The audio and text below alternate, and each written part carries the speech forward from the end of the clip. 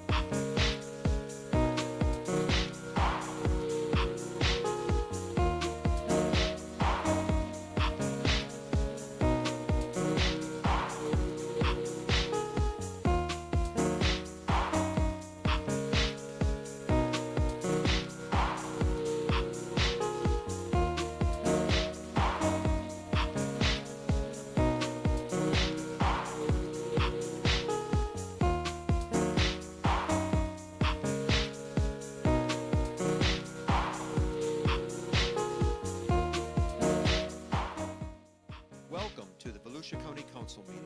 The meeting will begin in 5 minutes.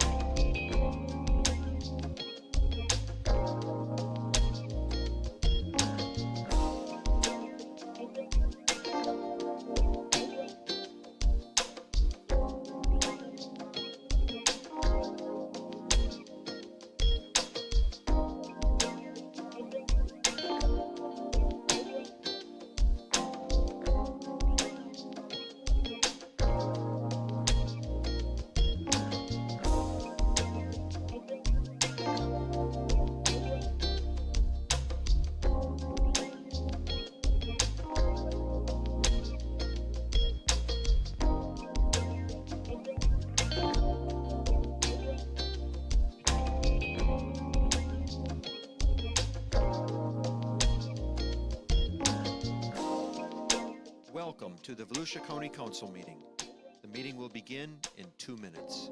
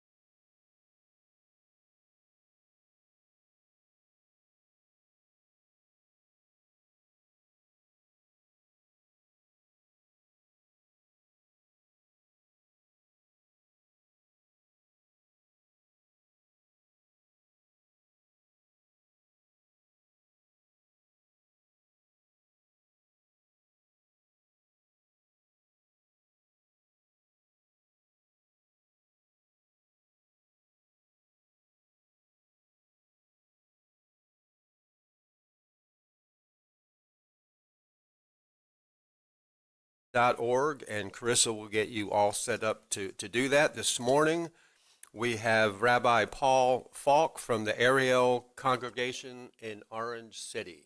If you would like to come forward, and please stand if you care to for the invocation and the pledge.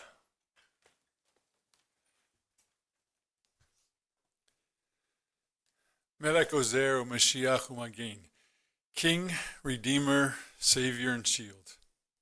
Father, we come before you first and foremost to just bless you for the opportunity to live in this place.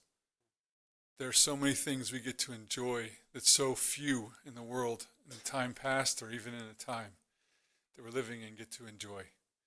We thank you that we live in this jewel of an incredible county and place where you've given us such incredible resources. We come before you too in regard to this meeting and the agenda going forward. We thank you for those who stood up to serve the community, who stand before us.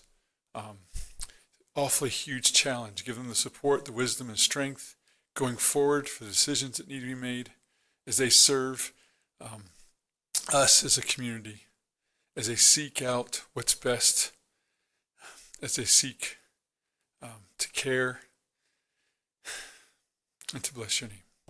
Amen and amen.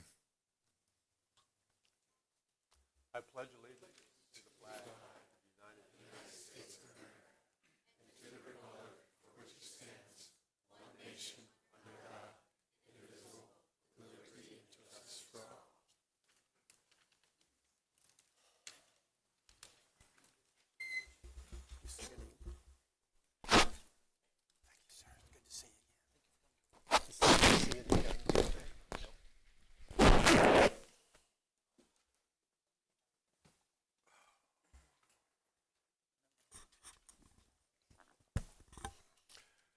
Carissa, would you call the roll, please?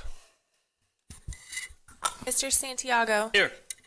Mr. Dempsey.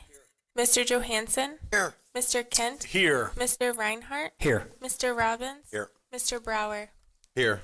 So we have a full dais and a quorum, and we will go to public participation. When I call your name, please come to the podium. There is a button on the left side of the podium that will allow it to go up and down. We need the microphone. We would like the microphone right at your mouth so that it can be recorded and everybody can hear you.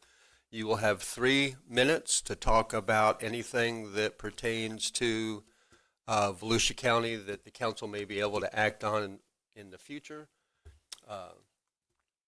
We have a large audience listening in, so if you would please keep your language acceptable to people of all ages, regardless of what's permitted to be said by our Constitution. I would just ask for your cooperation in respecting other people. And when you come up, please tell us your name and where you're from. You don't have to give your complete address for public safety reasons, but we would like to know where you're from so that your representative here in the dais knows who you are or where you are. First today is Martha Underreiner, and you will be followed by Lloyd Bowers. All right. Good evening, council members. Thank you for the opportunity to speak today. I'm Martha Underreiner. I'm a resident and the executive director of the Museum of Art DeLand. I'm here to ask you today to restore the arts funding that was previously approved in this year's budget and then unexpectedly removed. The funding was not a new request. It was planned for, promised, and relied upon. And when it was cut, it did not simply affect numbers on a spreadsheet. It disrupted real programs, real jobs, and real people in our community. Organizations made commitments based on this allocation, and contracts were signed, programs were planned, and staff were hired. The damage from lost funding is not theoretical, it is immediate and it is tangible. It erodes trust and creates instability in a sector that already operates with razor-thin margins. The arts employ educators, designers, technicians, and support staff. When funding disappears, local jobs disappear.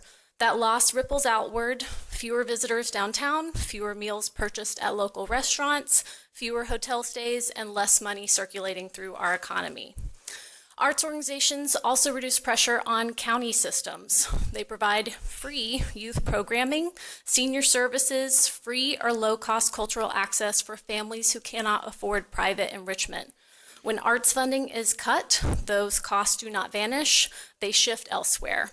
And these cuts fall hardest on those with the fewest options: students, working families, small nonprofits, and underserved communities. Access to culture is not a luxury, it is an equity issue. And I also want to speak plainly about priorities. The council is considering a major investment in a motocross facility, and I'm not here to criticize recreation spending, but I am here to ask and say that art deserves every bit as much respect, seriousness, and commitment as any large-scale entertainment or sports project. Arts organizations already exist. They serve this community daily. They shape economic development, workforce retention, tourism, and civic identity. They are a part of what makes our county livable and competitive. And restoring this funding is good for our county, and it's a matter of integrity. A commitment was made, and organizations acted in good faith. I urge you to reinstate the arts funding as originally approved and to stand by the value of arts and culture in our community. Thank you.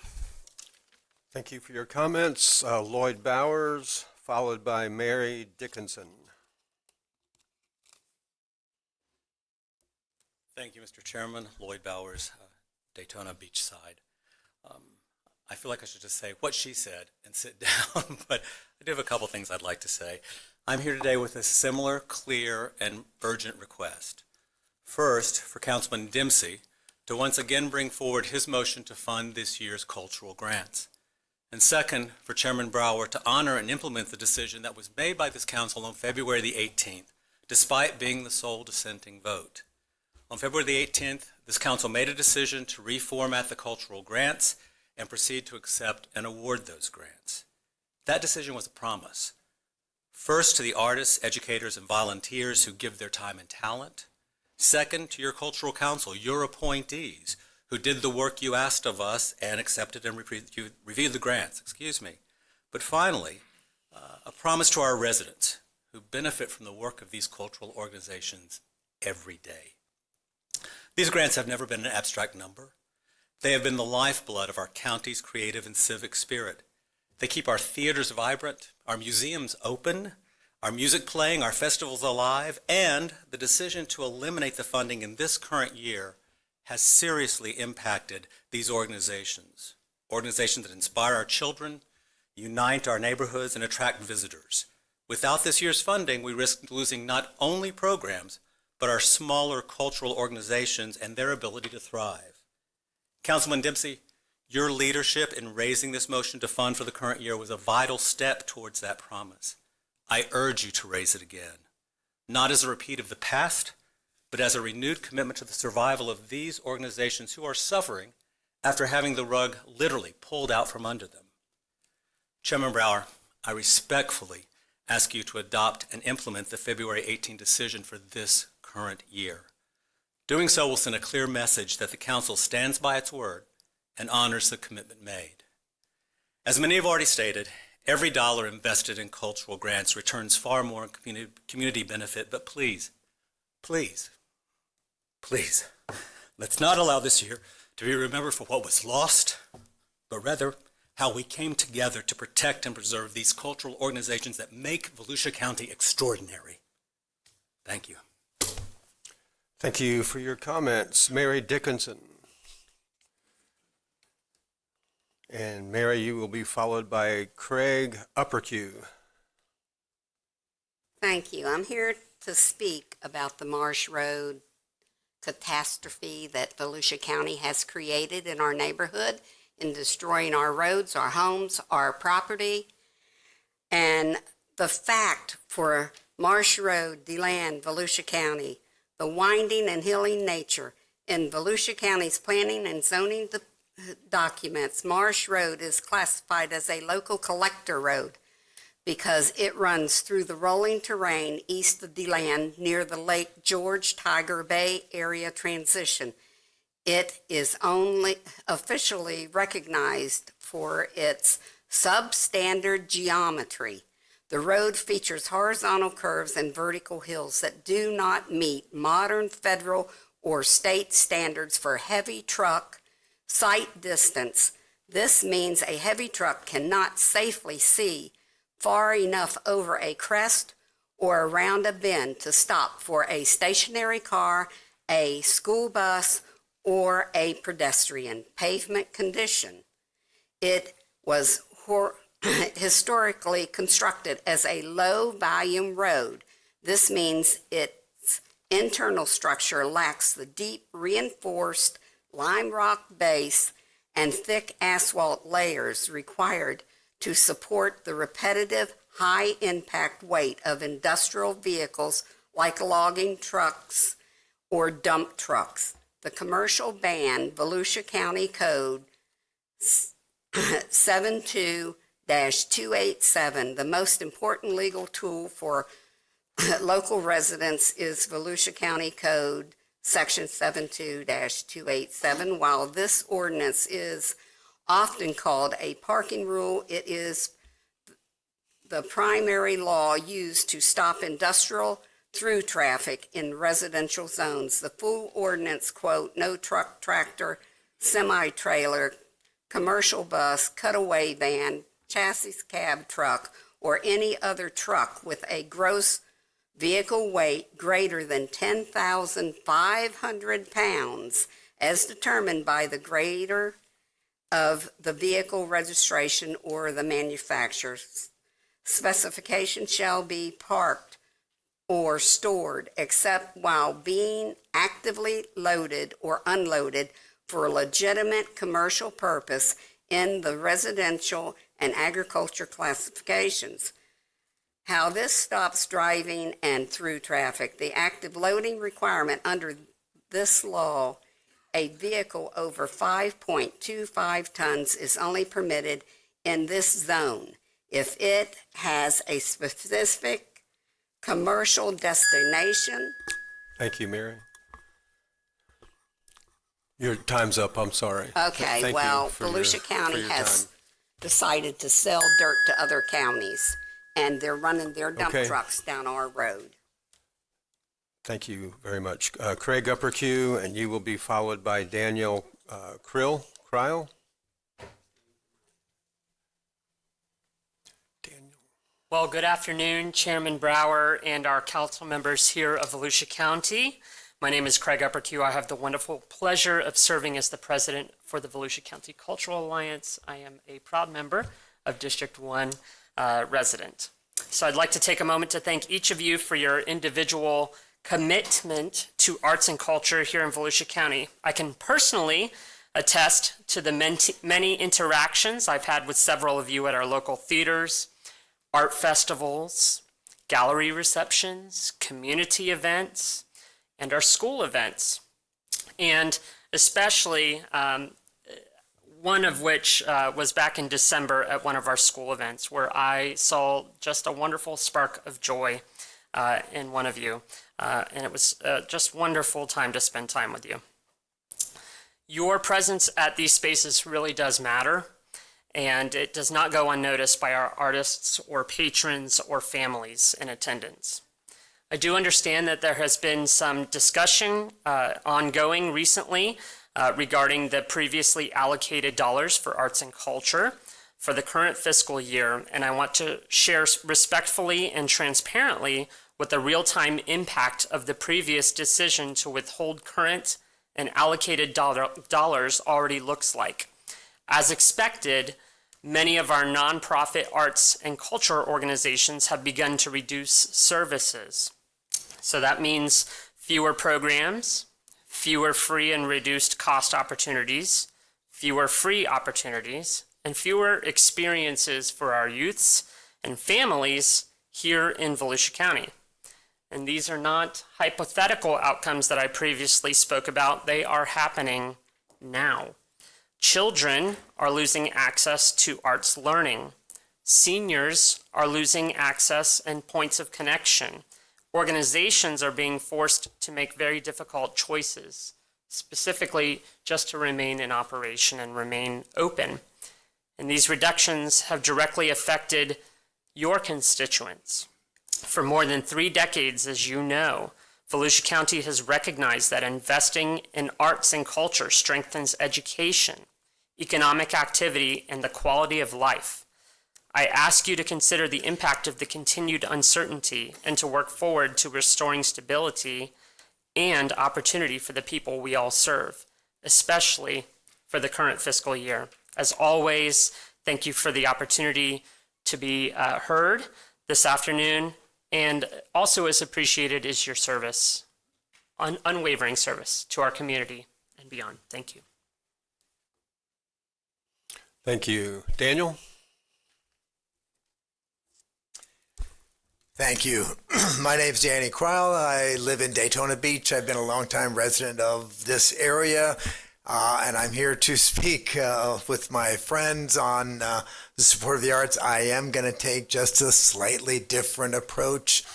I'm reminded of when I began my teaching career in Volusia County at T. DeWitt Taylor High School in Pearson in the late 1970s. I was not from Pearson, but that's where I started working. And I was having a particular difficulty making a decision about a project we were working on. And one of my colleagues looked at me and said, "Danny, it's time to fish or cut bait." And I looked at him very quizzically because I had no idea what he was trying to tell me, because I was not from that part of the country where I heard expressions like that. I think he sensed that, and he looked at me again, and he tried again with a more colorful suggestion that I do something or get off the pot. And finally he said, "Danny, it's time to make a decision. You've been studying this. You've asked all the right questions. You've talked to all the right people. You have all the information. it's time to make a decision. And in all honesty, that's kind of the way I feel about where we are with these arts grants funding. We've been coming, in rather large numbers for not just weeks, but for months. We've presented the information. We've presented the viewpoints that people have shared, our patrons, our friends, and we've made a case. And yet we're still having to make the case. I know this is a difficult decision for you gentlemen, but as was said, this was a decision that was partly made already. And it seems as though it's time to just finish this process. Please approve the grant funding that was all submitted through the process that you agreed to, and let's move on from there. As my friends have said, we do thank you for your service. We know this is not easy. We thank you for hearing us, and we will thank you even more when you've decided that, yes, we're going to go ahead and fund these arts grants. Thank you. Thank you for your comments. Cameron Vinson, not a new speaker here. I'm wearing boots today, so I don't have to lower it. Good evening. My name is Cameron Vinson, Port Orange, Florida. I am the Executive Director of Art House Foundation, and I'm the Vice President of the Volusia County Cultural Alliance. I'd like to thank you, Chair, Council, and staff for giving me the opportunity to speak today. As always, it's lovely to see you again. It's been too long. Before I begin, I'd like to note that several members of our Volusia County Cultural Alliance Executive Board are missing. They are currently in Tallahassee, Florida right now for Arts Day at the Capitol, and they are not only thanking our legislators for their continued support in arts and culture funding, but they're also working with them to come up with new and wonderful programming that at the state level can help provide Volusia County residents and tourists a wonderful experience when they come into our borders. As you probably figured, I'm here today to respectfully urge the Council to release the approved 2026 cultural grant funding. These grants directly support programs that serve Volusia County residents, children, families, seniors, artists, veterans, and underserved communities. They fund free public arts experiences, youth enrichment programs, downtown activations, and cultural events that enhance the quality of life and community connection. For many residents, these grant-funded programs represent the only accessible entry point to the arts. They provide safe, positive spaces for youth, support mental and emotional well-being, and bring people together across their neighborhood and generations. The economic benefits are equally meaningful. We bring people into town, they stay for the festivals, they spend their money. That money goes in taxes to support and better Volusia County. These funds have already gone through the competitive review process.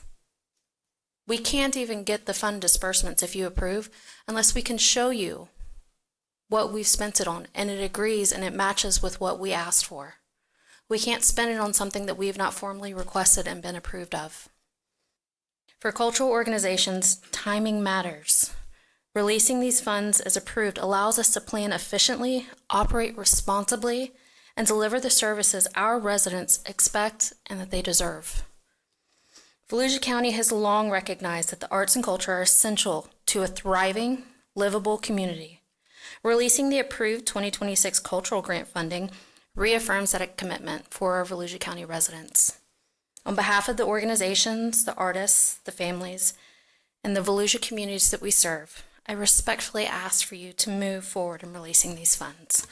Thank you for your time. I appreciate it and have a good evening. Thank you for your comments. Dan Polar?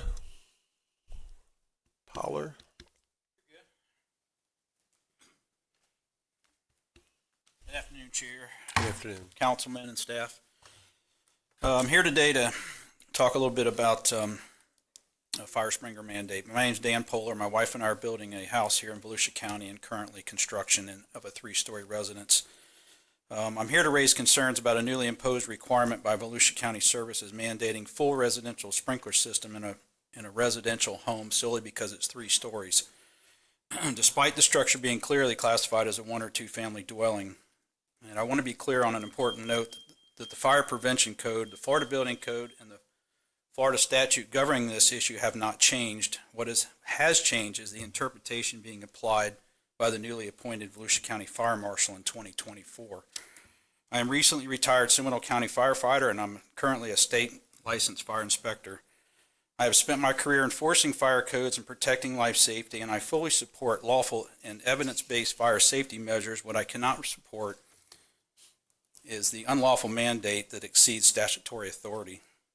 Under Florida Statute 553895, Section 2, the state of Florida expressly prohibits local governments from requiring fire sprinklers in a one- or two-family dwelling, including three-story standalone residence, unless the local government has adopted a more stringent requirement by ordinance following a very specific process required under Section 633-208, Section 8 and 9 Florida statute, and Volusia County has not adopted such ordinance.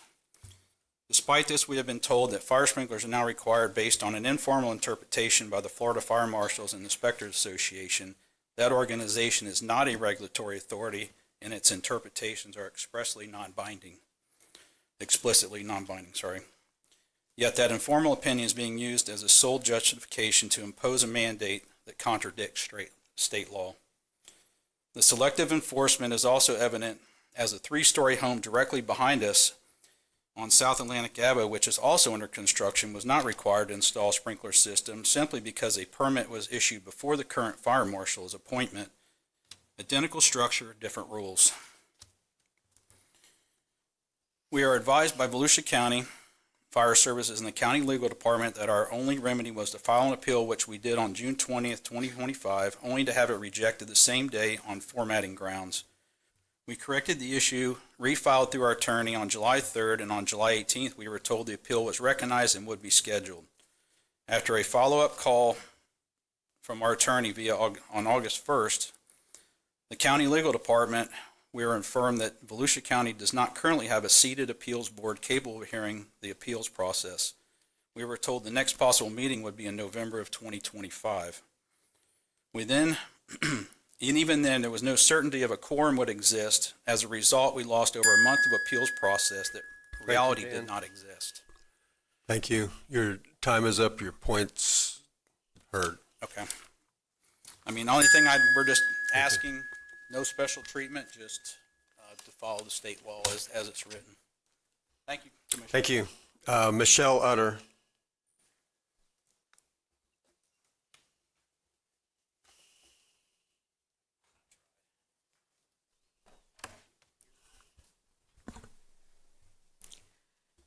Good afternoon, everyone. I hope you're having a good afternoon. I'm Michelle. I am in New Smyrna Beach right now, trying to get back into Port Orange. I am one of the unlucky ones that have worked at a hospital, have been terminated from a hospital because I've been injured by the Pfizer vaccine, the COVID-19 vaccine. And if anyone wants to look at my name, you could, Michelle Utter, and you can look it up. I've been on Governor DeSantis Roundtable, and I have extensive blood work and documentation that I am injured. And I'm also blessed because I have to see another specialist because I have another issue coming up. The blessings just keep coming. Jeff, I want to thank you for listening to me and caring about me, because not too many people that serve in government, whether you're city, whatever, they don't care about the constituents. More people care about infrastructure, roads, what have you, and I understand that's important, but we also have to care about the people that are left out on the streets after paying $20,000 for medications to stay alive. I've given up my savings, my 401ks, and then now it sucks, sorry, that you have to give up all your savings, living a good lifestyle, now having to live into housing that's through Section 8 or HUD. Although these opportunities are hard and rare to get into, they're limited where you can go. Most of them they don't accept certain vouchers. They're in unsafe neighborhoods. The crime rate is high, the drugs are high, and it's unsafe. Someone like me living alone with my disabilities and everything that I'm going through, I don't feel safe in some of these neighborhoods. There's not enough of these facilities to house people, and I know that we have to work on crime and things like that, but we deserve better than that. I know there's people that get hard places, or I can go to a senior living facility and live there because I'm disabled. I'm allowed to live there before I'm 62. I will do whatever I have to do, but for people, I have more of a heart for people that go through what I do now.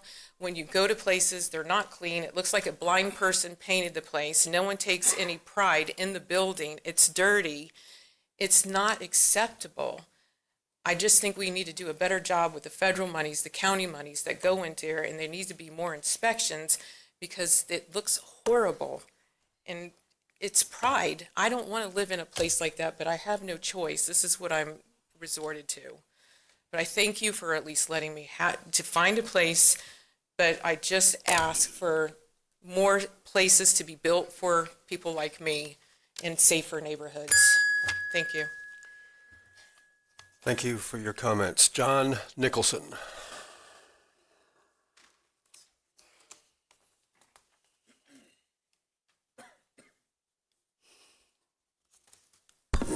John Nicholson, Daytona Beachside. Carrying on with what she said, you guys offered or gave $1.8 million to the city of Daytona Beach to create an unsafe affordable housing units. It's unfortunate. She could have gone to a very nice neighborhood if you had just put some regulations on the money you gave. Daytona Beach took that money, gave it to HUD Housing, and now the cops are there every single day. So she could have used that affordable housing that the county provided, but it's an unsafe neighborhood because you didn't look at what you were doing. So I ask you again to look at Clyde Morris Landing.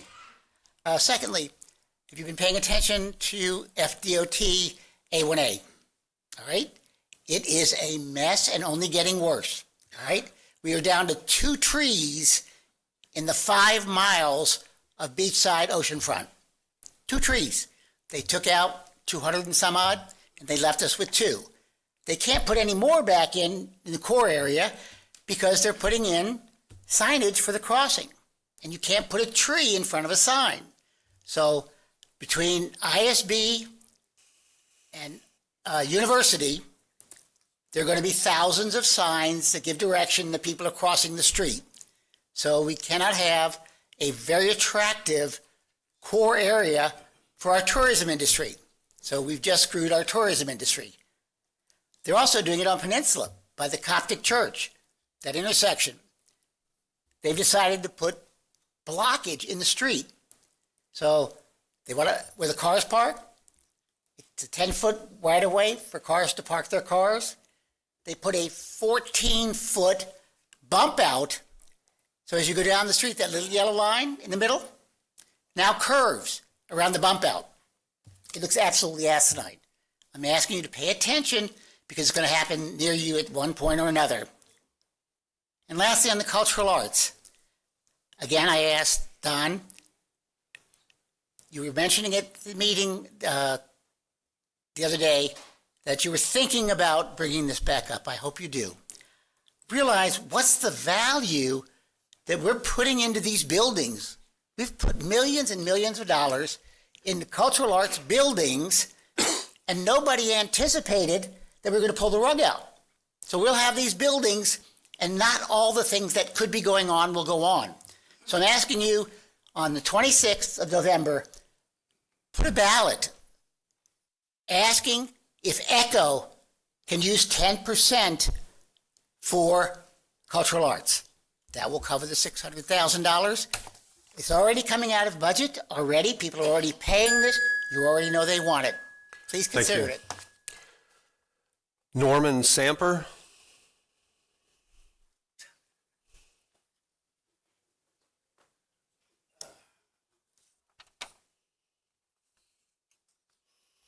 Good afternoon, gentlemen, ladies.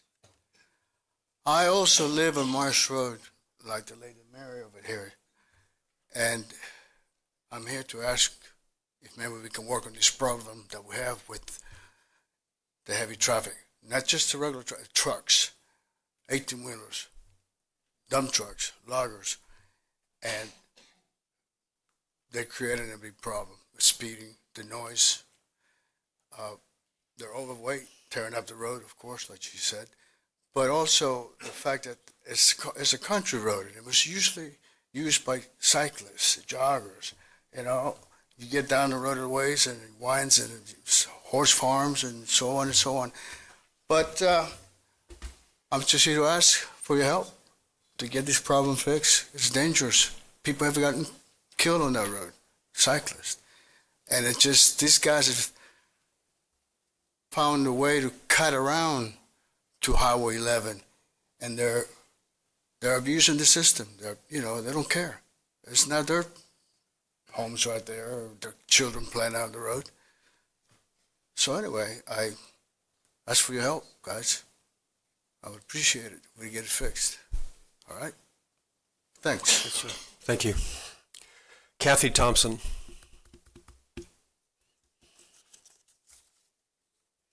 You'll be followed by Morgan Denny.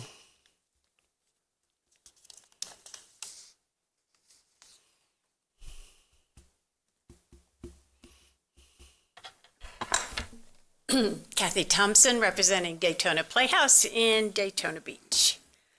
Why are the arts important? First of all, it is an economic engine. Nonprofit and cultural organizations and audiences generated $151.7 billion in economic activity nationwide last year. That spending supports 2.6 million jobs and delivers $29 billion in tax revenue.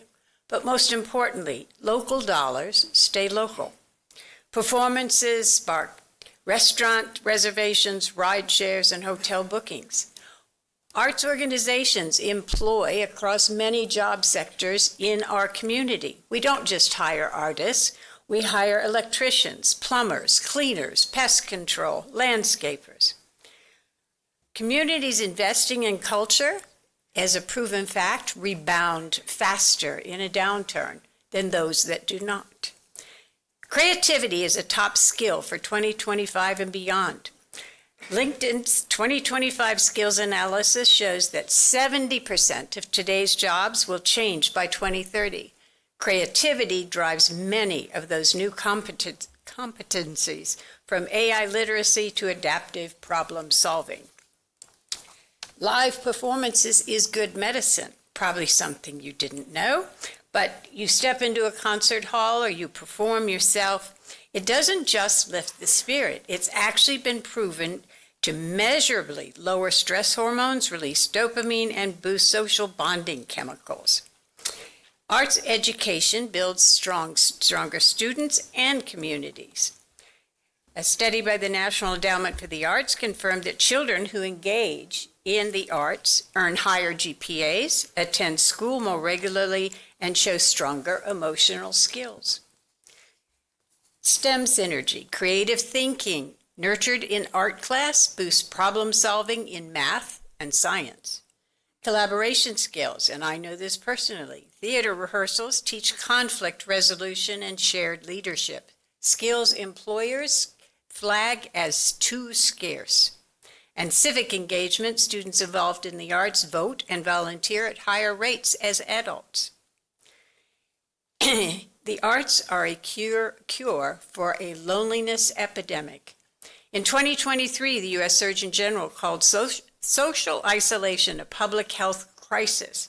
People who attend, create the arts significantly have higher feelings of belonging and trust than those who do not. Culture revitalizes downtowns. Cities from San Francisco to Jacksonville use cultural districts. You know what I'm asking for. Thank you for your comments. Morgan Denny, you will be followed by Diane Whiteacre. Morgan Denny, historic Mission City, New Smyrna Beach. This first picture is, it's not a very good one, but this first picture is it's a picture of the pipe that drains Mission City. Volusia County had to replace it after the dump trucks hauling fill dirt to Mr. Steitler's property caved it in 3 years ago. You can clearly see this ditch has to be 3/4 of the way full before it ever starts to flow. In heavy rain, Pioneer Trail is underwater. On the curve, someone's going to die. You can't see it at night. Volusia County has been informed of this, and you can see by the scum line where water stands during rainy season breeding mosquitoes. Next.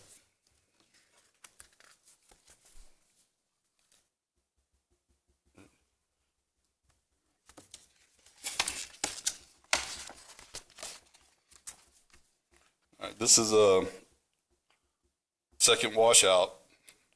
I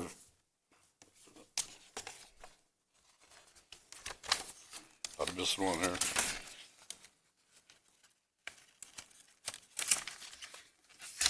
Oh, I'm sorry. Mr. Steitler has taken upon himself to put these pipes, and a lot of them, in the public right of way. The first washout after 3 days of rain, about 4.5 inches, is this here. Mr. Steitler's property is littered with these pipes, restricting the water flow. And every time he does it, he gets another bite at the apple. Next. All right, this is the second washout, about a month or so after the first one, where they've added rock. About 2 days of rain with 3.5 inches of water, and yet another bite at the apple, and there's the fence across the public right-of-way. Next.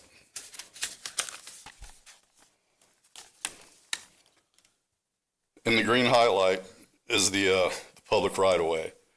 The arrows are what Mr. Steitler is proposing. And why would anyone ever push water 3 times the distance away from the natural flow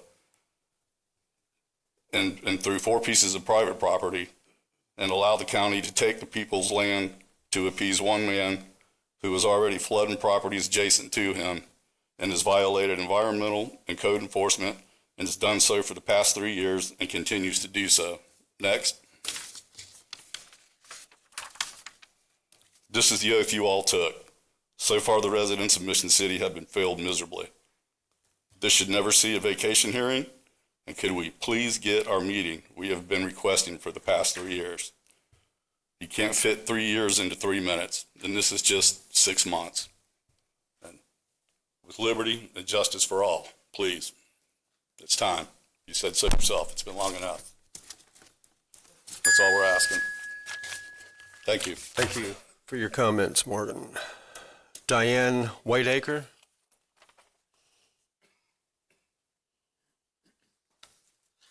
Hi, my name's Diane Whiteacre, and I'm one of those people that Mr. Steitler has blocked the water from flowing properly. And for 3 years since Hurricane Ian, we have been to this courthouse. We've met with you in meetings. We've come to sit in here.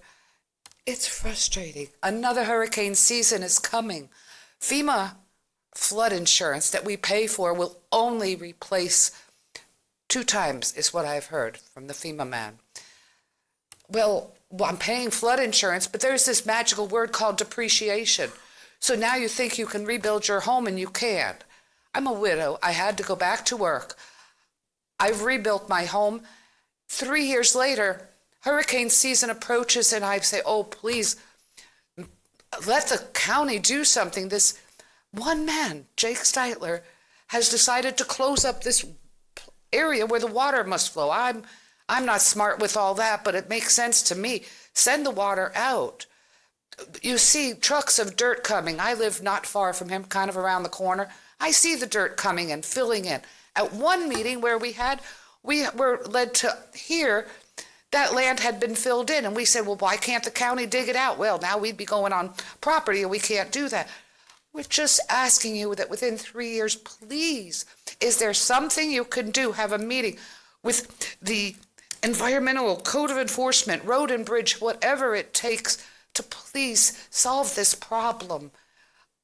Other people, my neighbor's a widow. She's been through the same as I. Every piece of furniture, garbage, every piece of clothing that was below 3 feet in my closet, soaked. The rainwater's so dirty that garbage. After the hurricane, everything in the bottom of our kitchen cupboards had to go out, soaked by filthy rainwater. Who knows, could mix with sewer after the storm. Every time we have a storm, we have the same situation where we're just holding our breath and praying it doesn't happen again. Please do something so that that water flows out and away from our neighborhood. That's all I have to say, but I thank you and hope that this situation is important to your heart, because we're just little people who live in the neighborhood, but it's really important to us. Thank you. Thank you for coming in. Kevin Szynski? Not even close?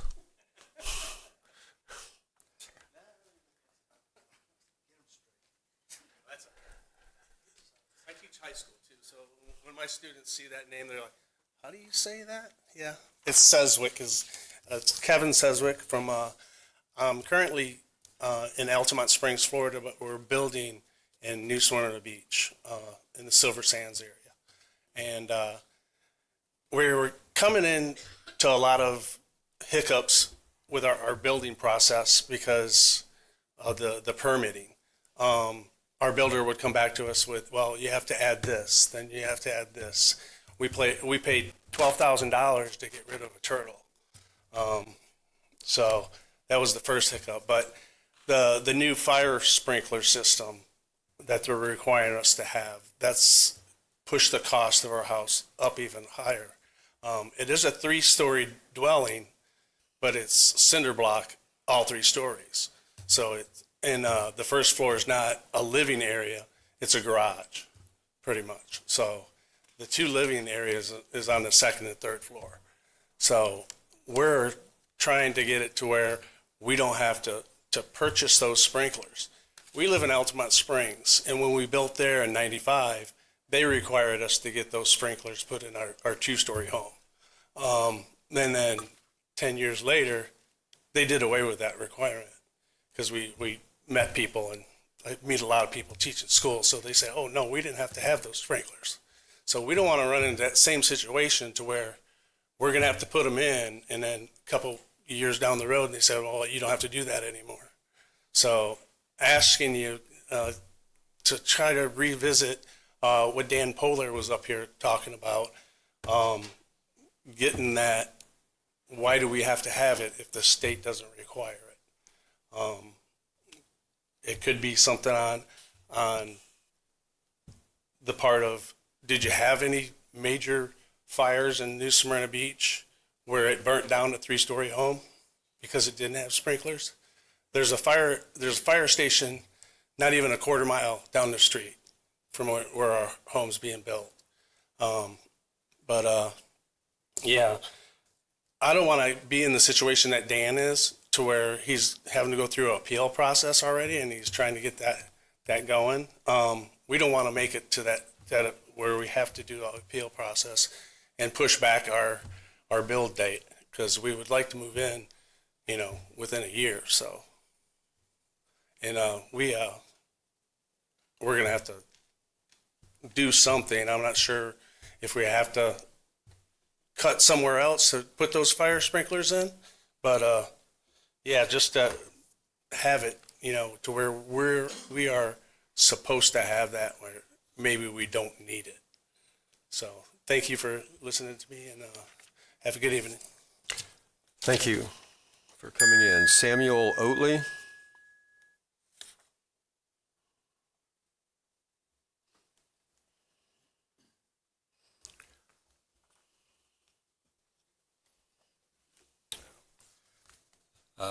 Hello, members of the Volusia County Council and staff. My name is Samuel Oatley, and I am from Ormond Beach. I have been a resident there for 26 years and have experienced the many wonders of our county. Much of these positive experiences came from the local art groups that have been pillars of our county culture for several years. Indeed, these groups were what largely inspired me to pursue my own artistic career in creative writing. The recent discussion about whether these groups should receive county funding has concerned me greatly, as many of these groups have provided wonderful experiences for both myself and others in the county. I'm sure everyone on the council have gotten long letters and emails giving extremely detailed arguments about why the arts funding should be continued. So I am not going to regurgitate those discussion points here. Instead, I'm going to give 3 brief examples of some of my positive experiences with these groups. Example 1, the Cinematique Theater in Daytona Beach, where when I was a teenager, my family would watch multiple movies from multiple different directors and creators, and would often spark many wonderful conversations about art, politics, and culture in general. I particularly have a fondness for the Cinematique because it actually reignited my love for jazz music when they showed the seminal documentary Jazz on a Summer's Day. Example 2, the Atlantic Center for the Arts in New Smyrna Beach, which was a haven for me and my fellow writers who went there to perfect our craft and get to expand our wings artistically. Many of my professional artists, friends, and family have attended there, not just over the last few years, but over several decades. Final example, the Pioneer Settlement in Barberville, whose recreation of pioneer Floridian life inspired me to learn more about that era of Florida's history and research the lost art of candle making, as many talented local artisans demonstrated that craft there. Those are just a few of the ways that these cultural groups have touched my life. I could give more examples, but I believe these instances prove the point well enough. These art groups have promoted artistic and personal growth, not just within me, but multiple residents of Volusia County. I hope that you take these experiences into account during any further discussions of arts and cultural funding, and that we work toward providing many more of these positive experiences to our fellow county residents, our visiting tourists, and everybody in the present and in the future. Thank you. Thank you. Ellen Wintermuth.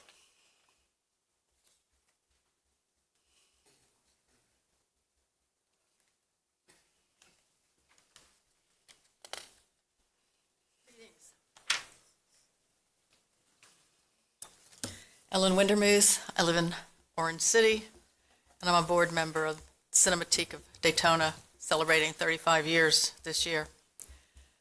I'm going to just reiterate what you already know.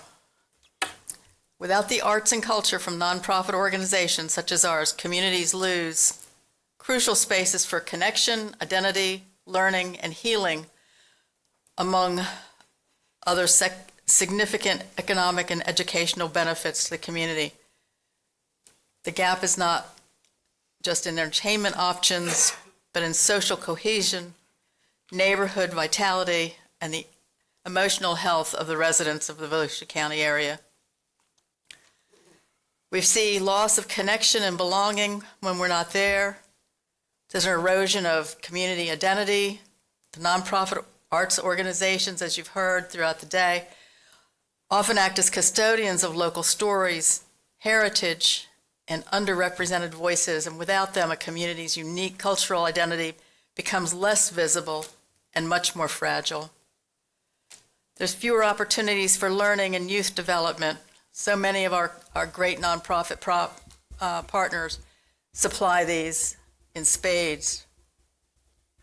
There's a decline in emotional and mental well-being. It's well documented. Regular engagement with the arts has shown to reduce stress, support coping with trauma, improve overall well-being, and when these offerings disappear, the low-cost support fades too.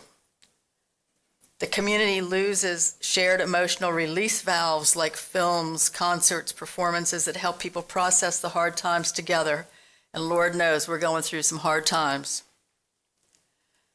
Its economic and neighborhood impacts, nonprofit arts and culture generate billions in economic activity and support millions of jobs. Losing events and venues means less revenue for nearby restaurants, shops, and local workers. I'd like to think that we contributed to Little Italy, 2 doors down from us, who are going to move 3 miles away because they want to triple the size of their business. Our patrons went there. Neighborhoods see reduced vibrancy and livability when arts and spaces and programming decline. For an organization like a small nonprofit like Cinematique, This translates into fewer places for thoughtful film, fewer conversations that build empathy, and fewer reasons for people to come downtown and feel proud of their community. I urge you to restore the funding, and actually, if you read my email last month, I urge you to increase the funding. It's not enough. Thank you for your comments. Wendy Anderson.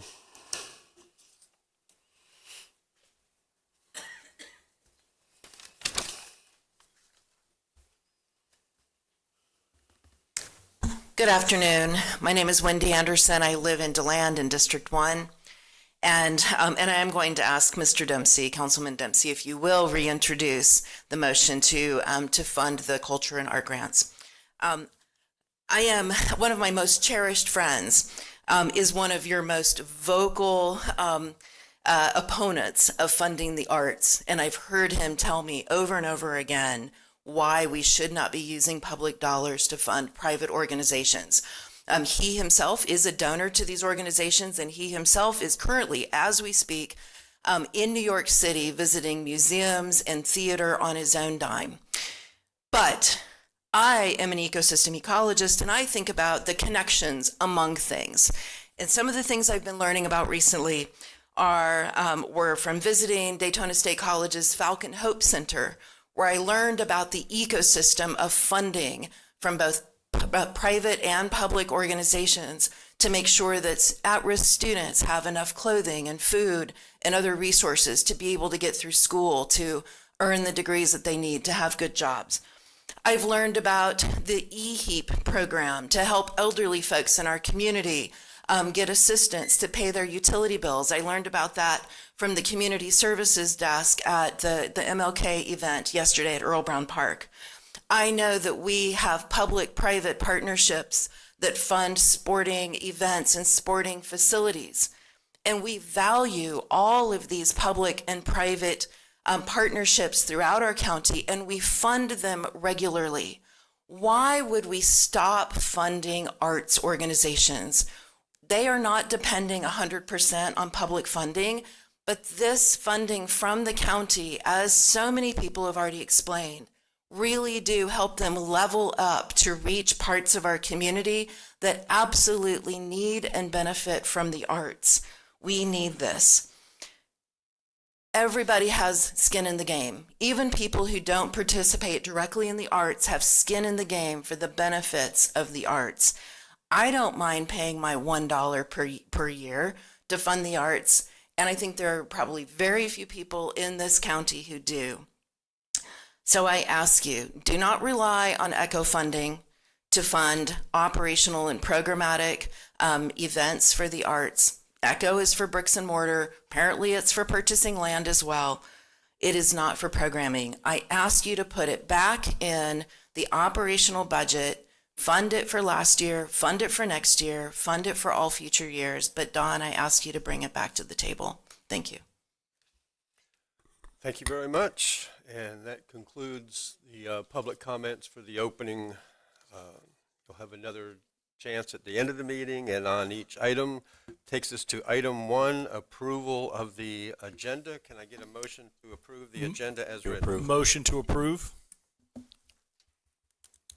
Second. We have a motion to approve by Troy Kent and a second by Vice Chair Matt Reinhardt. Any questions?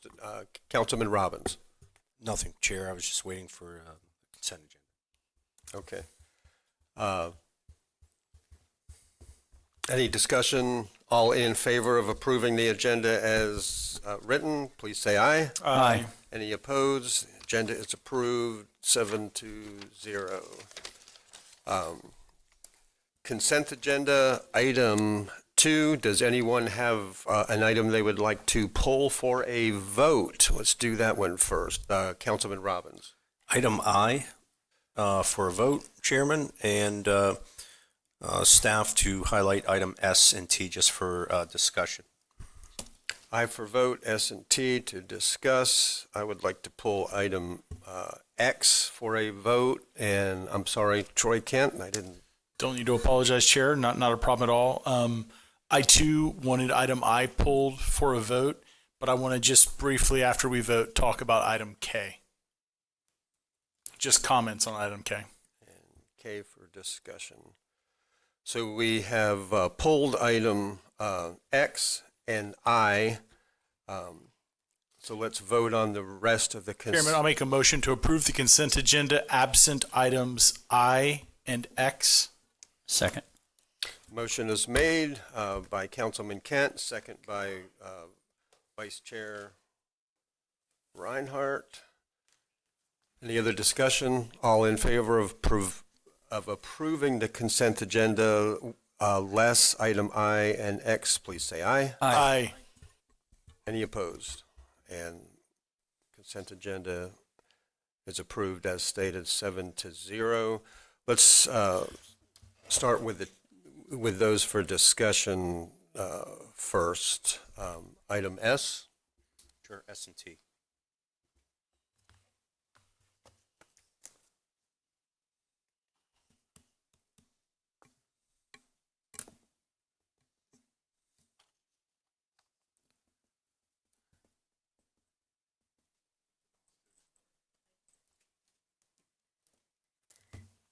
Donna Butler, Office of Recovery and Resiliency, Transform 386, and Ben Bartlett, Public Works Director. We're happy to answer any questions. Do you just want a highlight of the two I just want a projects? brief overview, just so the people in District 3, I know there were some folks here from in that Pioneer Trail area that some of this could be helpful to them for special working in conjunction with the city. Item S is a task assignment with Half and Associates for New Smyrna Beach's second phase, phase 2 of their stormwater master plan. So it's really significant for them, and we're really looking forward to getting the results of that. But the project itself in New Smyrna Beach is for the Corbin Park area, and it's a very large project. You can probably talk to it better, but I would guess it's probably New Smyrna's here. Maybe? Oh, they're not here. So it's a fairly large project, $6.9 million. $2 million of that will be coming from,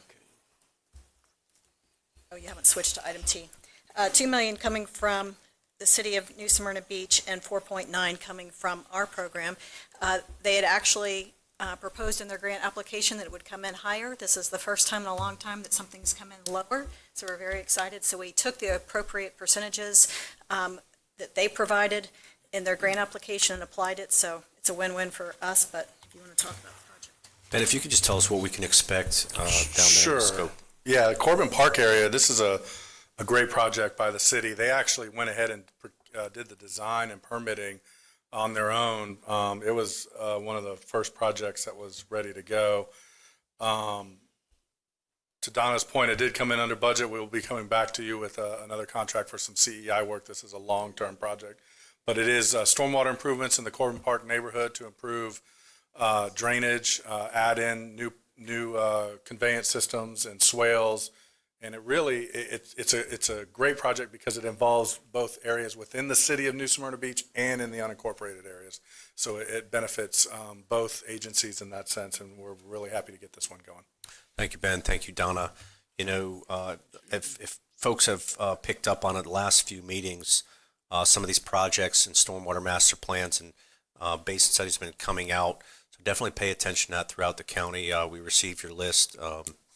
Thank you for your hard work and tackling this. It's a great undertaking. So. Don't go away. First construction project coming before you for award. I want to let you know that it took 9 months. They had the design ready, and I told this to the team at the stormwater meeting today. It took 9 months to get the environmental review complete. I just want you to know that we're not going slow, but you know, with federal dollars come some strings, and it takes us a little while. We are doing everything we can to shrink that time frame, but because it's a large project, it takes a lot of work. They're making us cross every T and dot every I, and that's using a consultant that knows what they're doing. So we'll keep pushing and get as many in front of you as possible. And just one last thing, because I saw some emails rolling about it. Ben, can you just briefly, 30 seconds or less, the need, because none of us like studies, right?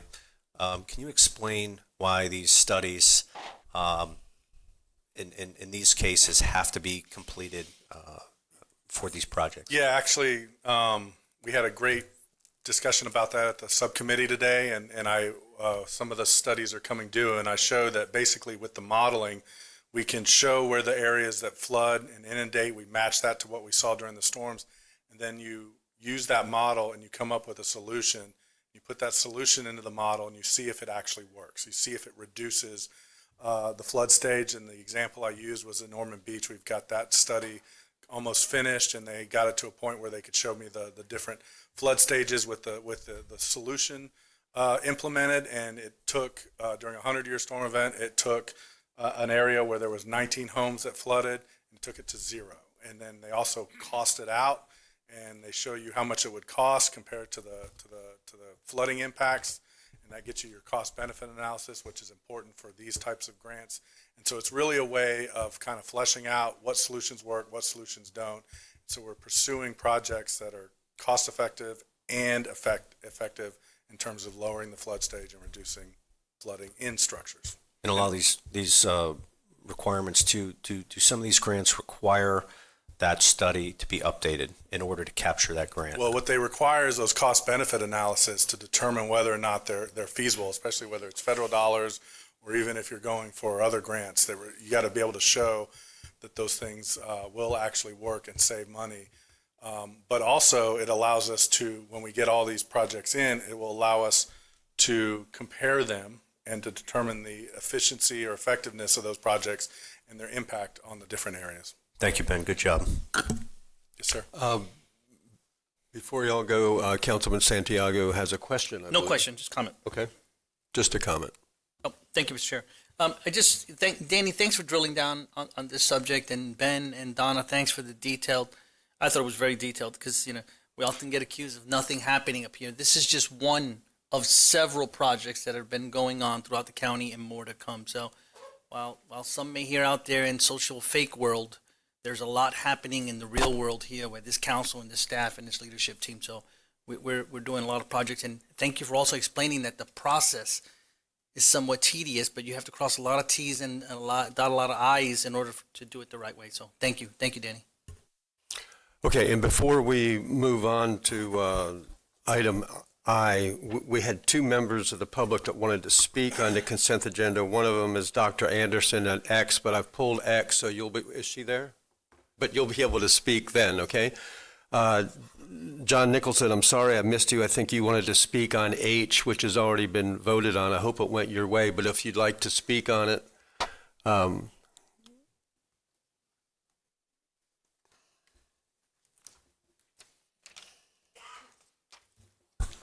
John Nicholson, the Town of Beachside. Normally, I like to speak on it before you vote. It makes it a lot easier. On H, the Ocean Center gets its funding from taxes on the hotel. As you know, it's a 6%, specifically 3 of which goes to the Ocean Center and 3 goes for advertisement, the CVB. Now, you're taking money from the hotels, and are you giving it to the libraries? Isn't that mixing apples and oranges? All right. Secondly, I absolutely don't want you to toss it out and throw it away. All right, which we have done in the past at the airport, at the Votran, etc. But if you're going to give it to the libraries, it's what I'm thinking. It's not the Echo Gallery that went around the outside. It's the art that is being put on the inside, which is huge. All right? That alleyway between the two buildings, the old one and the new one, is what? 50 feet high?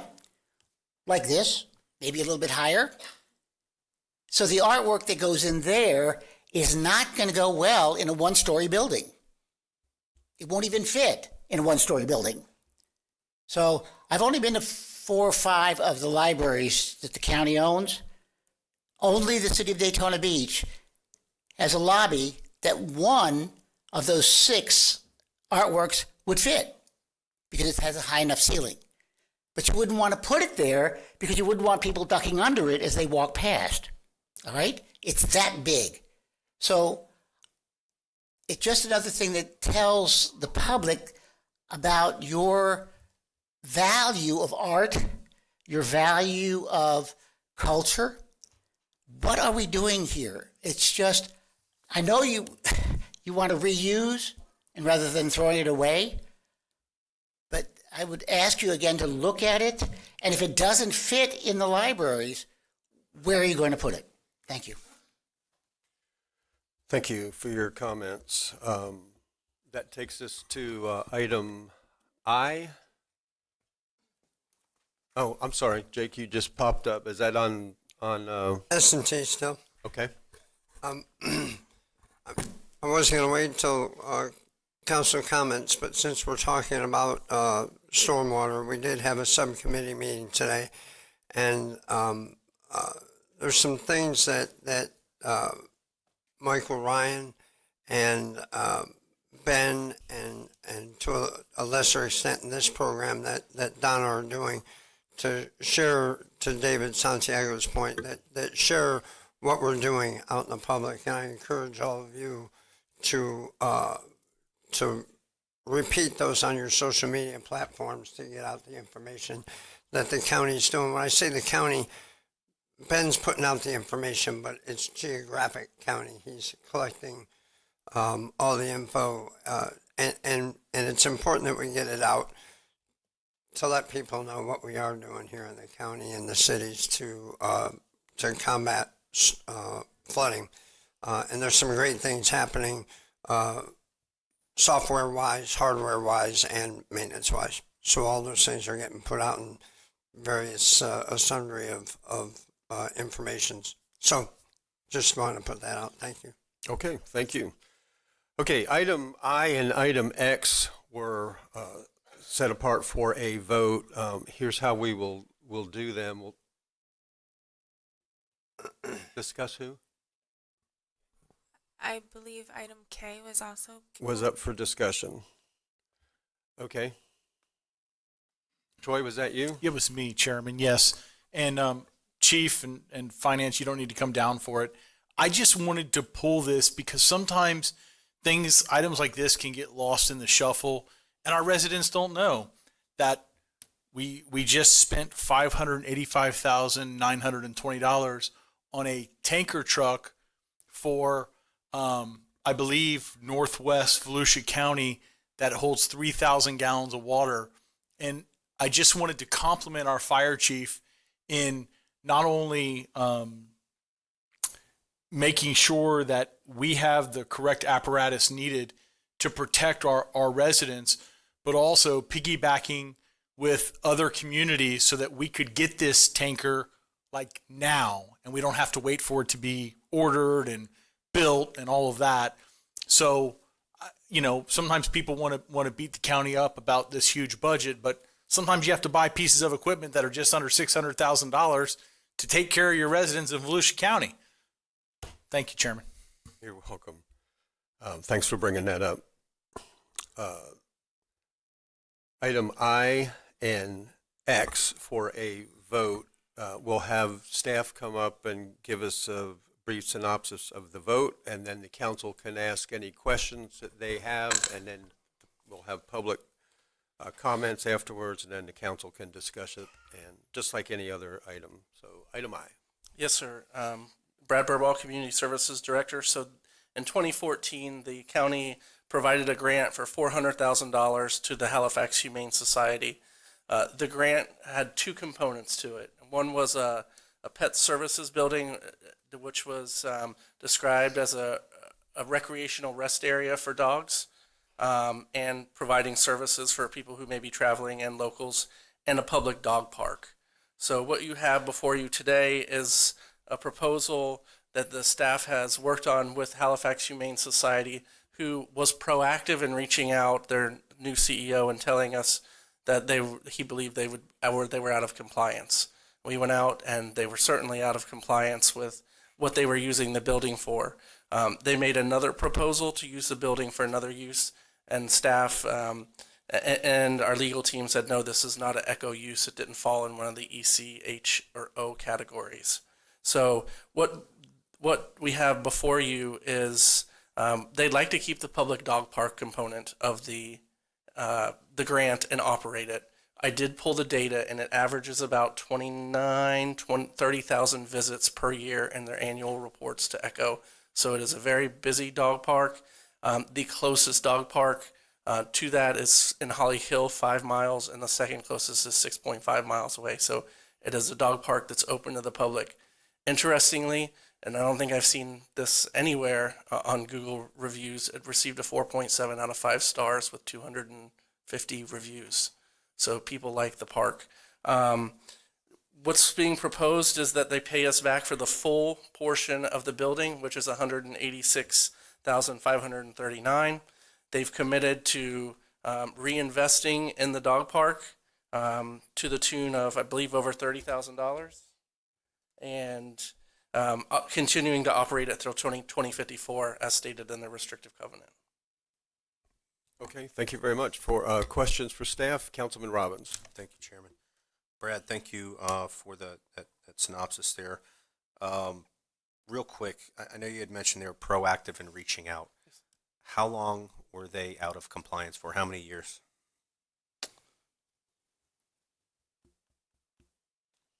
So I will say that the last, so it's at our last compliance visit, so it had been within less than 3 years. So is it 3 years? Is it 2 years? So I can find out. I'll pull the data for you. because what I'm looking for here, and I see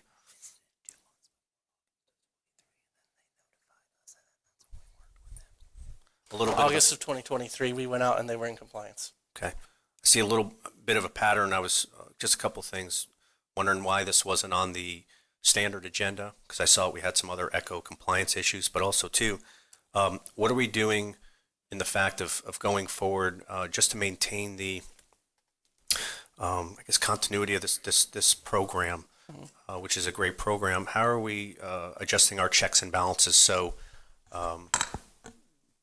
we can get these folks to stay in compliance, and then to probably most importantly is keep make our residents whole. It's their tax dollars. Yeah. Well, I think that our compliance program is working because everything that we've brought back to you since I've been in this seat has been full reimbursement of the taxpayers. So we have a compliance regime. So typically during construction of the project, our team visits 2 times per year, actual site visits. During the monitoring process, so after they have complete construction, we enter them into a formal 3-year monitoring process. So I say formal because when our team goes out to do compliance checks, let's say if they go to the Humane Society for their formalized check, which they notice the people, the CEO will meet with us or the president of the board will meet with us on site, and we'll do, kind of a walkthrough. However, we will also visit projects on the way to that site for informal visits and projects surrounding that site. So in addition to formal visits, we're doing informal checks on the projects as well. So that's an additional thing that we've added to checks and balances. I will say this is on the consent agenda because staff negotiated that with the Humane Society. They initially wanted to pay us back over installments, several installments like Lake City did, but we had promised them to put it on the consent agenda in hopes that it wouldn't be pulled if they paid us the full amount by March 1st. Well, I want to make sure because, and I'm hitting on this for a reason, is compliance. So they were out of compliance for up to 3 years, possibly. They proactively came forward, kind of turned themselves in. So I see a gap there. I want to know. I'm not going to get into the things why. It seems like we're on it now. I want our people whole. I want this money back in the program. Yes, sir. And I see $180K out of the $400K is going to be paid back. What's their due date? How do we enforce it? And then how are we going to get our money back and hold them to the coals, just like everybody else? Yes. It's nothing Yes, personal. Sir. So we would have found it. So if we went out in August 2023 and they were in compliance, that means we would have been back out in August 2026. So we would have found it in August, but they reached out to us in 25. So within our, and that is a requirement of the grant. We're thankful when individuals do that. It is part of their agreement that when they are not in compliance with the scope, they are supposed to reach out. So when we show up at a place and there's compliance issues that we didn't know about, it's already starting on a bad foot with us. So instead of that 3 years, Brad, can we shrink that to yearly? Is that what you're trying to tell me? we have 300. I would need to weigh in on that. Because then we're getting into more costs. So we can come back with, we have a compliance system that you guys have approved. If you guys would like that, that's something we can talk about, but that's going to start meaning add more people. So and more people's more cost, and it's something we'll have to talk about going into the budget season. And my only question, George, to that and follow up, and then I'll be quiet. But we see more costs on that, but we're losing on this end. So possibly by them not being into compliance and then us having to chase this money back down and recapture what was already ours. So how do we avoid this? What's the easiest way to do it? That's what I'll wait for council to weigh in on a plan going forward. That way we can tighten this up a little bit. Okay. Councilman Santiago for a question? Yes. Yeah, okay, good. Thank you, Mr. Chair. Brad, my inquiry lies more in the remaining funds and the dog park that they've agreed to do. Yes, sir. You gave some numbers on.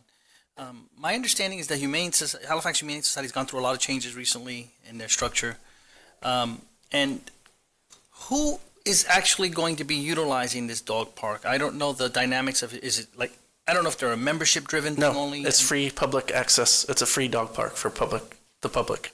And we do know that people from outside are going there? Yes, 30,000 a year. Okay. All right. Just want to make sure. Thank you. Thank you. And County Manager George Rechtenwald, I would just ask, can you refresh the council's memory? I think Danny makes a really good point. We shouldn't go 3 years and find out that, we've got several clawbacks on the agenda today. What is the current policy? How often do we follow up once we give somebody money? He just gave it to you, 3 years. 3 years once the project is complete, and during project construction 2 times. Now, they are required to submit an annual report, and in that annual report, we asked them, has there been any changes to the scope of services you've agreed to? So each year, they're attesting that they are still providing those services. So if they answer otherwise, it's a trigger for staff to go out as well.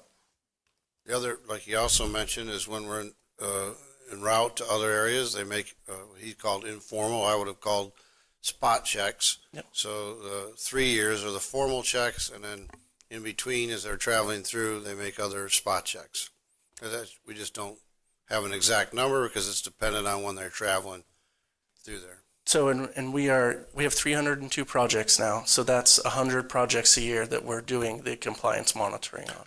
Would more frequent inspections maybe have prevented the clawback from the two houses that we're looking at today?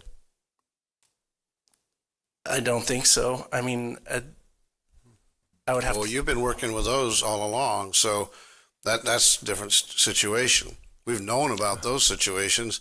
He's been working with them and trying to get them into compliance. So that's a different issue. Okay, Councilman Johansson. And Brian, a couple of questions. When's the last time they had a leadership change? 20 months ago. Executive director. Yes, sir. When did they tell us that they were not in compliance? As soon as he got hired. Okay, so there's the nexus, right? Guy got hired, wanted to clean out, make things right. He's made some operational changes that we're well aware of, and he probably took a look at all his programs and said, "We're out of compliance here. We need to say something." So, good on them for announcing. And he wants to make it right. What I guess I'm saying is, maybe in the past they were struggling to survive, and that was the thing, right? Somebody else's money is easy to let go when you're trying to survive. So, I appreciate what they did, and I think whether we go forward or not, this is one of what we have 3 of how many? 302. 3 of 302. However many there are. I mean, 320. Oh my God! Not that it's a good average, but we can't. there comes a point of no return for risk mitigation, and I want to make sure that we're not spending double the amount of money to make sure there are no lapses in eco compliance. I defer to you. In my case, if 3 years is enough with spot checks, that's fine. But we can't catch anything all the time. I just appreciate it that this executive director noticed there was a problem and announced it right away. So thanks for that. And it's incumbent upon them during the annual report and a requirement of their agreement to report any changes in scope of services provided as well. So but there's no punishment for not reporting other than they're not in compliance and you put them on double secret probation, right? Yes, sir. Okay, Councilman Robbins. Thank you, Chair. I just want to make sure, and just piggybacking off of Mr. Hanson real quick. So we're going pretty much on a pinky promise when they send in the reports. Hey, I'm not trying to be a joker, but hey, I swear, we're in compliance. What happens if they fib, which could have possibly happened? What are our protections? Well, we will find out when we do the 3-year check if they fibbed. And that, I will tell you, and I've shared with you, that kind of determines whether our approach is hard or soft with them. If we're finding stuff that's 3 years old, that's a problem for us. And so we're much more strict on timelines and getting us a plan as to what their plan will be for remediation, as using the restrictive covenants as a stick to say we will force you to sell the asset if you do not comply in a timely manner. So there are things that we do at the staff level to ensure that people take us seriously. Now, if they're lying on an annual report, I don't think we can prosecute them for that, but I'm not an attorney. So, but this is a good faith partnership that we've partnered with these people, and the expectation is that they operate in good faith with us. Okay, thank you. Yes, sir. And that brings in Attorney Michael Dyer. Thank you. Oh, and Mr. Johansson just stepped out. What Brad is describing are the current rules of the program. If you want to change those rules going forward for future projects, like have a penalty if someone non-complies or some other provision, you couldn't apply that now on a project that's already recorded, but you could do it for future awards. I think that's a discussion. That's a discussion you can have. You set those rules. Correct. Thank you.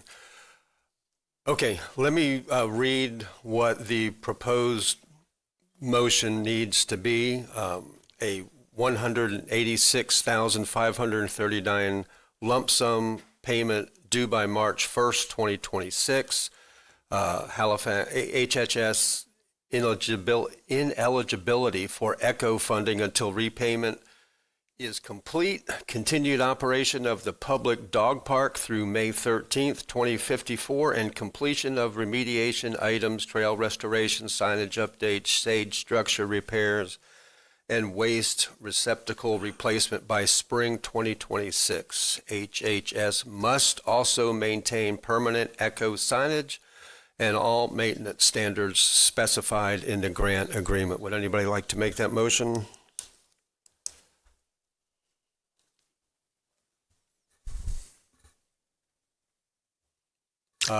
Councilman Troy Kent. I have one question, if that's okay, Chairman. Okay.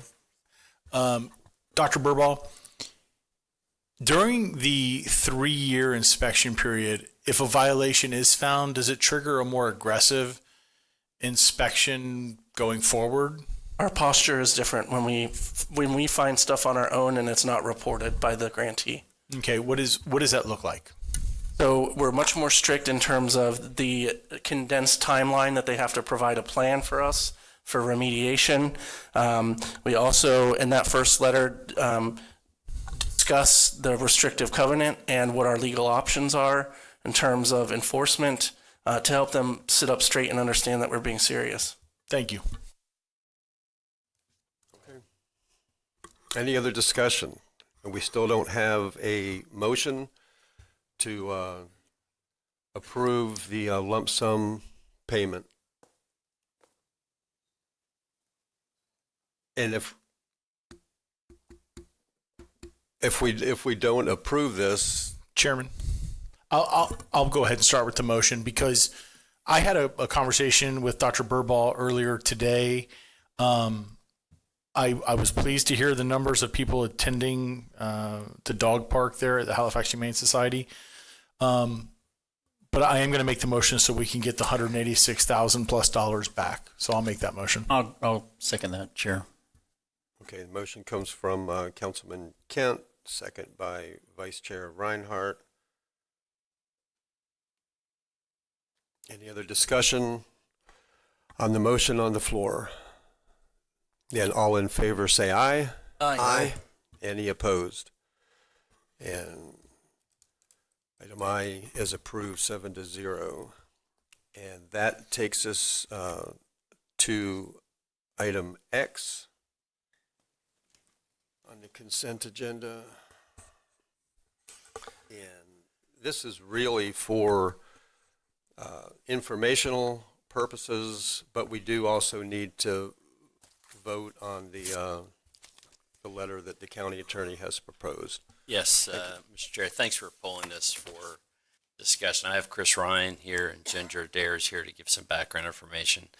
You had asked as a council to take a position at your last meeting on Senate Bill 718 and House Bill 479. They were identical at that time. It's the large water preemption bill. Much of water issues is a general statement. Much when it comes to water is preempted by the state. But this made it worse. There's more preemptions. And so these two bills now no longer match. The House bill was amended recently to be more favorable, but it still preempts. And Ms. Adair and Chris wanted to give you an update on that because the letter that was attached to this agenda was to oppose the bills, but they matched at the time. So if it's okay, if Mr. Ryan, Ms. Adair can just give some information to council, and we'll go from there. Good evening, Council. Chris Ryan, Assistant County Attorney. As Mike mentioned, back in December 3rd, both these bills were filed with the states. At the time, they're identical. Since then, 479 was referred to a committee on the 13th of this month. It was replaced with a committee substitute that essentially did away with the entirety of the original bill and now has a different level of preemption. As Mike mentioned, it's much closer to what we would like to see if we see any preemption. Obviously, we don't care for them, but it's much more palatable than what's in 718. Now, that bill removed the provisions preempting regulation of water quality, quantity, pollution control, pollution discharge prevention and removal, and wetlands to the states. It does allow, it disallows government to regulate wetland buffers within, greater than 15 feet from different locations, from various locations, 479, the one that was amended, has now been reported to its second committee, whereas 718 still has no upward traction. It hasn't gone to a single committee yet. That doesn't mean it won't. The assessment's still early. We have until the end of March. But it looks like 479 is primed to make a little more motion, and the vote to amend it was 11-5, so there was a decent amount of people who voted toward amending it to be less preemptive. So I'm here to speak on anything regarding the legislative process, if you'd like. Mr. Chair, if I could, Ms. Adair can give some background on how this would impact Volusia County. Good afternoon, Ginger Adair, Environmental Management Director. Just a little primer on our wetland code and our wetland buffers as it relates to this new bill, particularly the change to 479. Our comprehensive plan and our Chapter 50 minimum standards and our Chapter 72 land development code all have wetland buffer standards in excess of what the state standard is right now. Currently, the state standard is a 15-foot minimum and a 25-foot average from a wetland. So from me to you is the buffer. In our code, the minimum is 25 feet on all wetlands.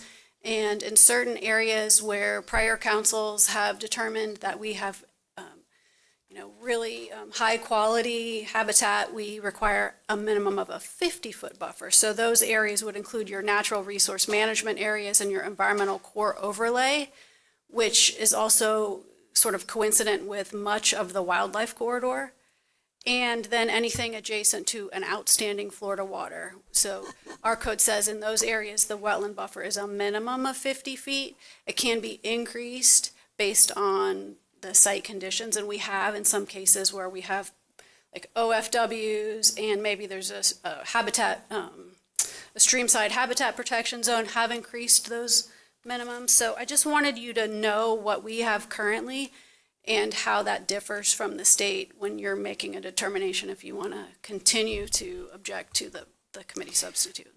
So, Mr. Dare, with the changes to House Bill 479 and the impact to or preemption on regulation of activities of wetland buffers, if that were adopted, how would that impact what we have on the books today? So there are multiple places in the comprehensive plan that refer to buffers that are in excess of those state requirements. So those comprehensive plan policies would have to change. That includes our future land use element. Our Osteen local plan has buffers that are higher than the state. The Farmington local plan, our conservation element, all of those have requirements that are, or policies that have increased buffers. And then we would have to make a significant number of changes to our land development code. So the letter that's attached to this agenda item was originally, based on feedback from council, was opposing these two bills. One question we had, and the reason why Mr. Dare was here, was would your staff recommend that you oppose both, even the bill, I always get it backwards, 479, excuse me, that it has a smaller preemption but still preempts? And I think the answer, if you have any questions, Mr. Dare can say that your staff would recommend opposition to both. Okay. That's important to know. We have two people. Are these questions for staff, Jake? Okay. Jake Johansson. Ginger, real quick, what's the science behind our buffer requirements, the 50 and the 25? Why 50? Yeah, that's a great question. The science actually says, the research that's been done in our area says that if you want to protect wildlife, the optimum buffer from a wetland in our part of the state of Florida is 300 feet. Obviously, that's difficult when these buffers get applied to, single-family lots, commercial lots. I wasn't here when we adopted the 25 and 50. I think that was sort of a compromise between what the optimal would be if you're trying to protect wildlife and something that still protects those property rights of the people that own these lots. The 50 certainly was intended to provide an additional buffer for those areas that are just very valuable wetlands, part of the area that we have decided that we want to protect to a greater degree than maybe the urban areas. And this might be a question for you, Mike, or the staff. So we're talking a lot about wetlands, but 718 has more than just wetlands, right? Septic to sewer, LID. That one would have been no pollution control, no stormwater rules, no wetland protection, no water quality protection. It would have severely impacted our ability to even comply with the state rules about water quality. Right now, they're asking us to make improvements to water quality that we wouldn't be able to make if they preempted us from being able to regulate water quality.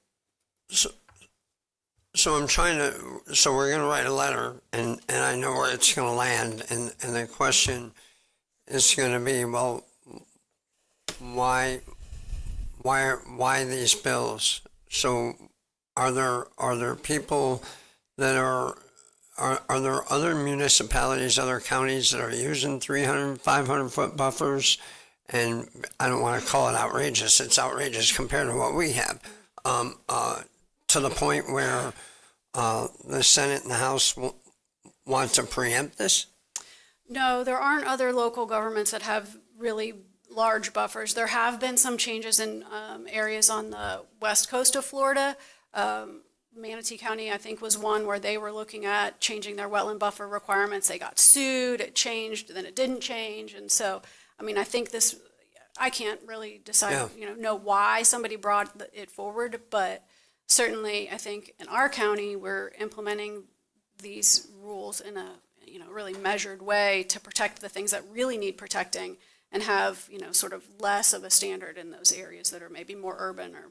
Right, because at least from my perspective, and Councilman Robbins has brought things forward as well, that our goal is to decrease regulation when it doesn't make sense. When it does make sense, and we've had these wetland conversations before, then we want to keep them. I just want to make sure that as we send this letter, everything we're doing is based on science, not just we picked so-and-so because that was a good number. Because then we don't have a leg to stand on up there. We might actually be part of the problem, right? That's caused the preemption. I want to make sure we're not.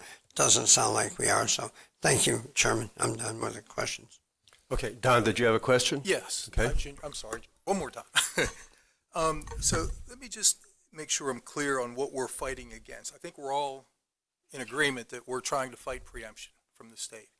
And what they're looking to do, I guess, is to control our water quality, our water quantity, our wetlands, and including any delineation and pollutant discharge prevention or removal, correct? Yes, that's the 718 language. Okay, so that's what we're basically fighting against, right? Am I right? Yes, sir. So they're trying to preempt us from any activities that would affect the hydrology of our land, correct? Yes, and water quality. Yeah. Okay, so they're trying to preempt us for that, and they're also going to try and preempt us about commercial water wells on our property, correct? I don't know that answer to that. Is that right? Commercial water wells? Well, it says here they're going to try and regulate our water quality and quantity. So they would be trying to control our commercial wells to keep us from drawing the water out. Well, I think, and you guys help me out, it's more about us being able to regulate commercial water wells. So already right now, the water that we withdraw is regulated by the state through our consumptive use permitting. Right. I think it's more about us being able to regulate other people in the commercial water wells. Right, so they would be preempting us. Correct. Okay.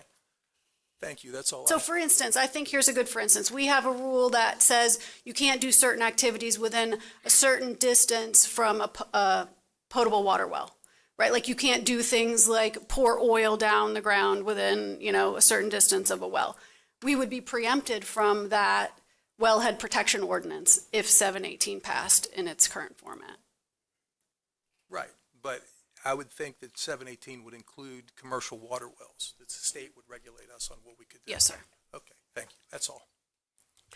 Okay, Michael Dyer? Yes, sir. So I think you have a couple of options. One is do nothing. That's always an option available to you. Do not send a letter. Wait and monitor the situation. You could oppose both bills, relay your opinion as a council. In the past, it would be a letter sent on behalf of the council by the chair. Or you could say that, listen, 718 was so broad, I oppose that. As much as I don't like preemptions and House Bill 479, it's better than 718. I'll support that. I think you got a variety of options. Council session will end in March, so we're still early in the process. Councilman Johansson, do you have a question for Michael? I guess another following question. What have the FAC lawyers weighed in on this? Yeah, thank you. I should have said that. I am not aware of FAC or the Florida League of Cities saying that they, I do know they have not agreed to House Bill 479. I did check on that Friday. I think they're still monitoring it. I think they were speaking against the original bill at the time. Yeah. I'll have more to say about that when we come to discussion, Mike, as well. Okay, let's go to the public, and then we can decide what we want to do. Dr. Wendy Anderson.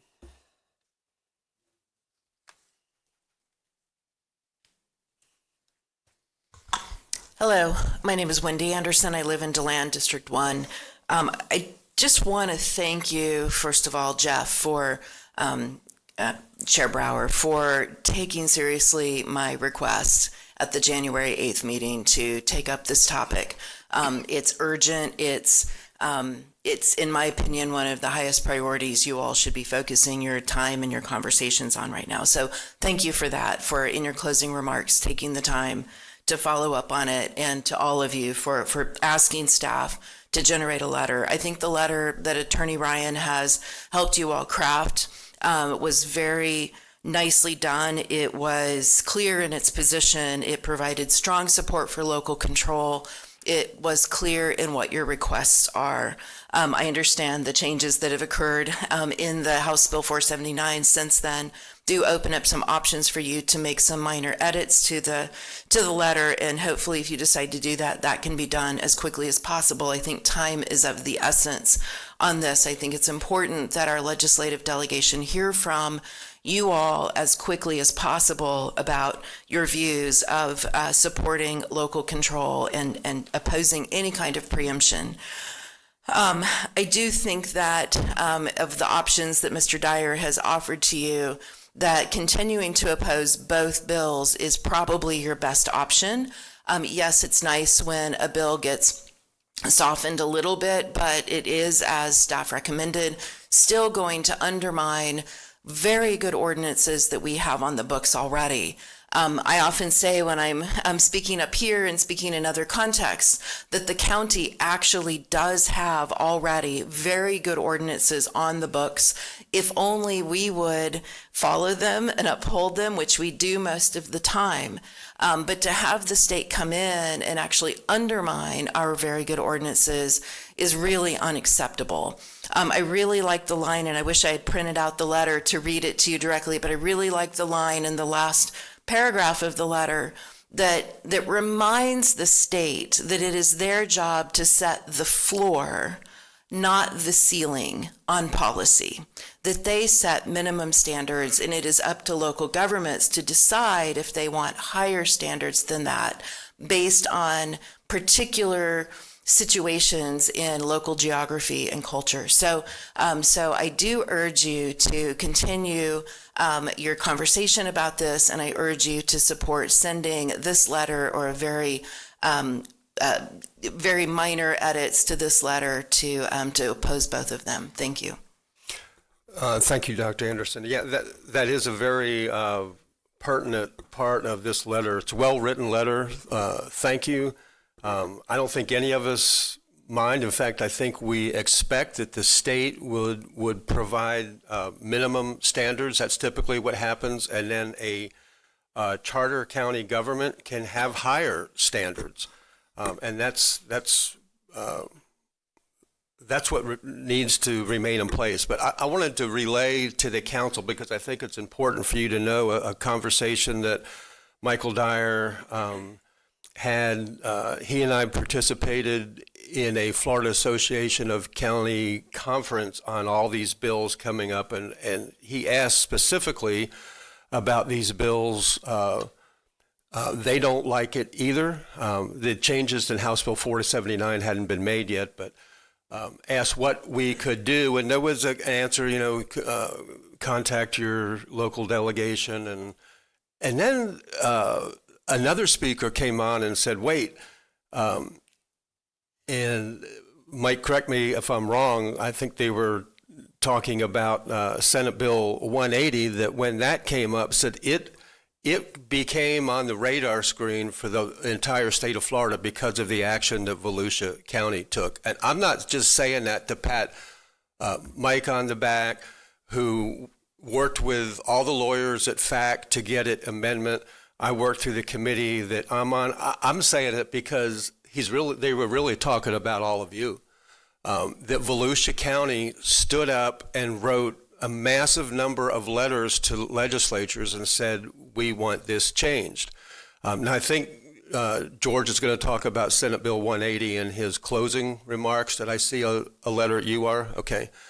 Because that's a whole nother animal. But what's important, I think, for the council to keep in mind is that the lobbyists in Tallahassee really depend on us letting the legislatures know directly, not just by lobbyists, what we want, and our constituents, that they need to reach out. And when Mike asked, which ones, their answer was all of them. Send it to every state senator and legislature. I'm really happy with the letter. I think, though, that the council needs to decide today, do we say anything about 479? I think we definitely need to oppose 718. Do we reference 479 at all, that it's trending in the right direction, or just oppose it? So those are the decisions I think we need to make today. Councilman. And I should have added before, if you do elect to oppose both, we would generate a letter on House Bill 479 that's largely the same, but tailor it to that bill. A separate letter and just a House member? Yes, okay. Sir. Okay, Councilman Dempsey. Yeah, I am strongly in favor of writing this letter regarding 718, and I'll just wait to maybe hear other input from y'all on 479. But I do want to highlight something that's been the topic of conversation over the last few weeks, I guess started by me. But Ginger pointed out that part of 718, the very thing we're fighting against, is the state's ability to regulate our ability to regulate water quantity or quality. But looking at these conservation easements that we're doing, Ginger said 718 would limit our ability to control commercial wells. 718 would affect our ability to control our hydrology of our land.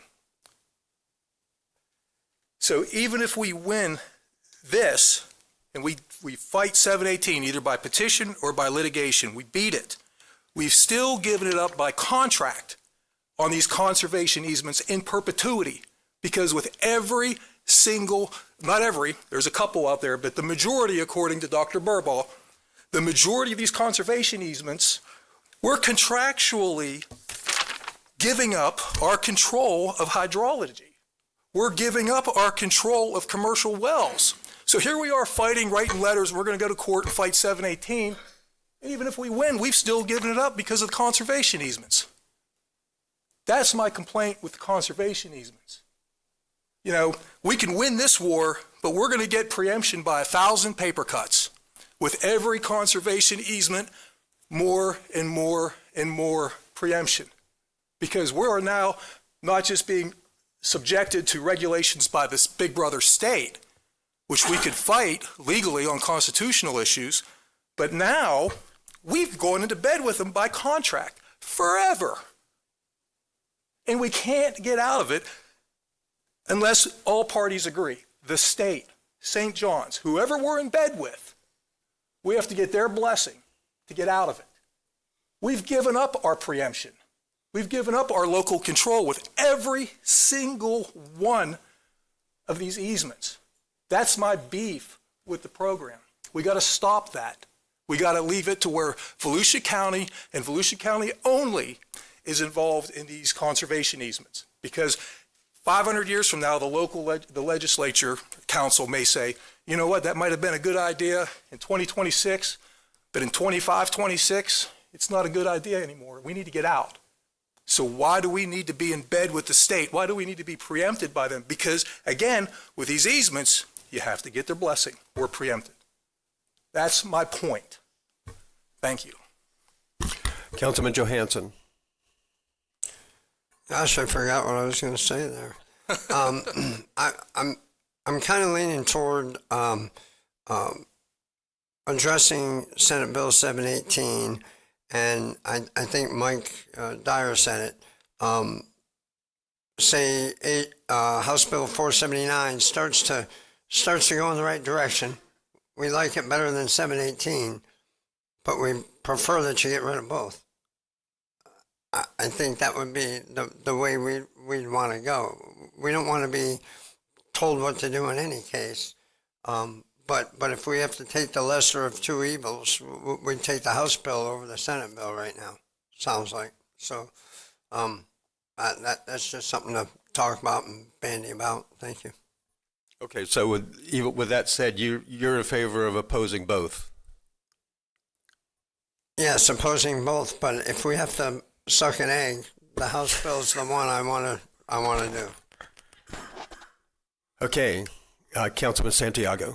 Thank you, Mr. Chairman. I just want to, Don, your comments made me think of a question. I was hoping you'd go there just to kind of close it out. I'm curious that if that bill does pass, would it preempt our contracts that we've done there, specifically to the wells, or do we know how it would affect it, if possible? Generally, it's not going to, well, I'll let Mr. Ryan start. Yeah, actually, the bill 718 has a carve out that says it doesn't apply to an interagency or interlocal agreement between the department and the agency, water management district, or local government conducting programs relating to or materially affecting the water resources of the state. So there's kind of a carve out for that. There's the answer. That it? Okay. Don, I just wanted to say that you bring up a really good point, and I think we need to discuss it and decide. I know why we do it, because it saves us some money if we get money from the state or from St. John's or whoever to buy land, so it makes our money go further. But is it accomplishing the goal that we want to accomplish is what you're saying. However, and I think we need to have that discussion, and I'd be glad to put it on the agenda so that we can discuss it. But it's outside of the decision we need to make right now, that we need to decide if we oppose both these, just oppose the Senate bill, and half-heartedly, I agree with Jake that we should just oppose both of them at this point. That's just my feeling. Anyone else?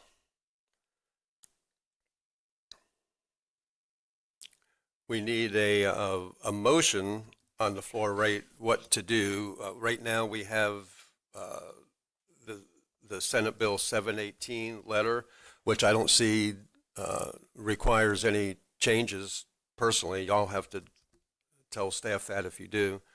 And I think we need to also give them directions of, do they also write a letter about House Bill 479? I'd like to make a motion that we ask for relief from House Bill 479 and put some language up front that says, although we're aware that the House bill softens up 718, it still doesn't meet the needs of the county. Okay. Motion made by Jake Johansson, second by Councilman Robbins. I like that.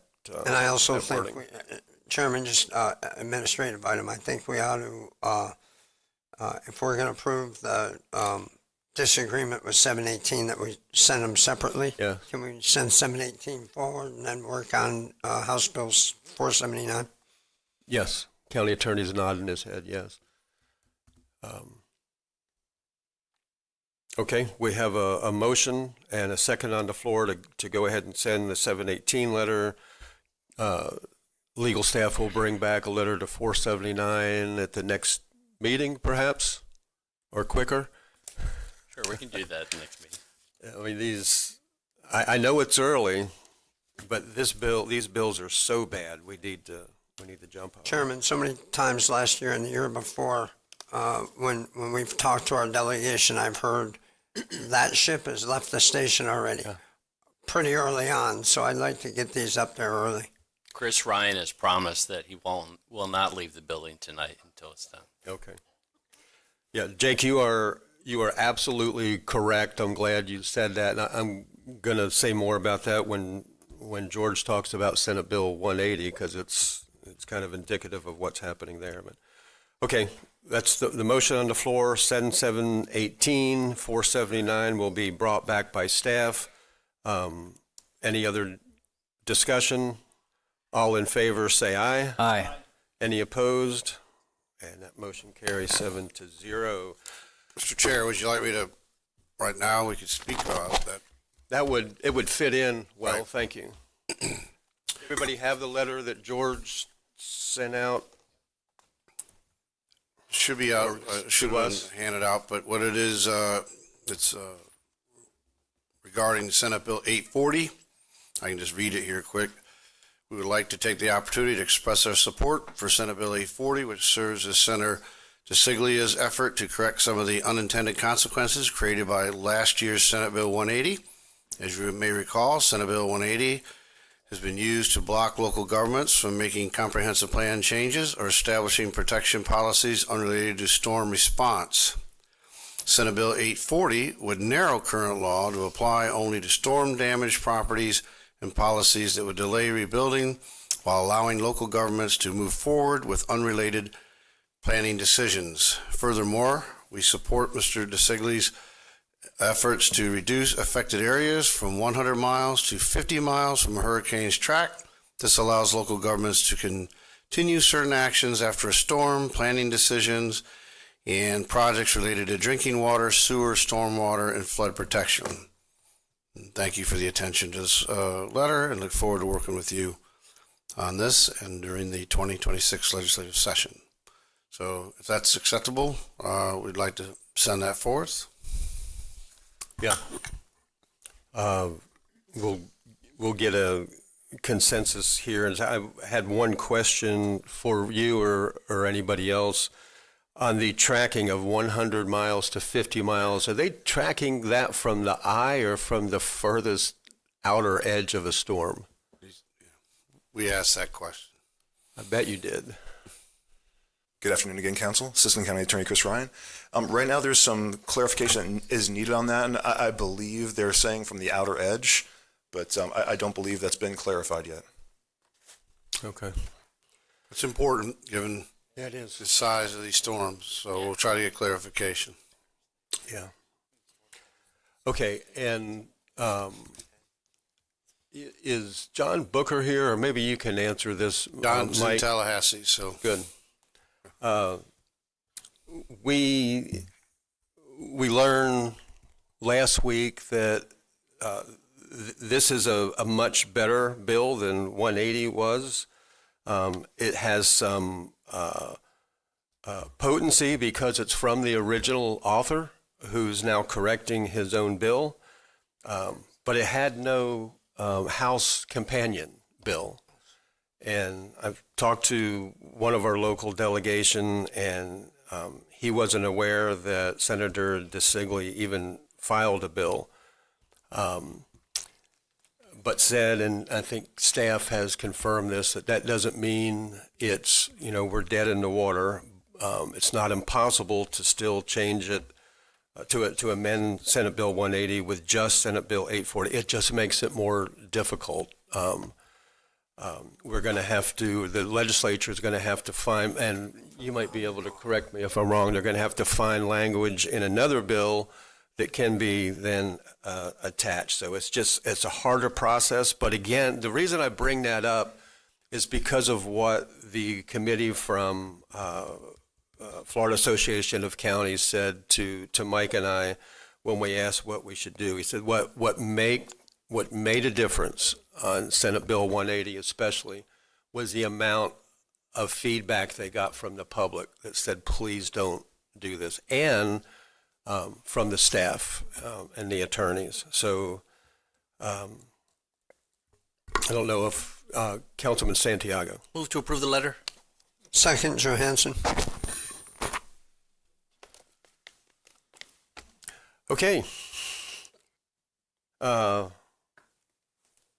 All in favor of sending this letter, please say aye. Aye. Any opposed?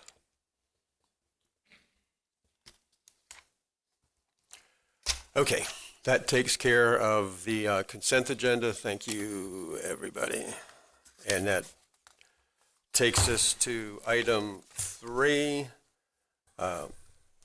approval to rescind ECHO grant EH 1201 and authorize release of restricted covenant upon full reimbursement of the $485,000 from Heritage Preservation, Inc.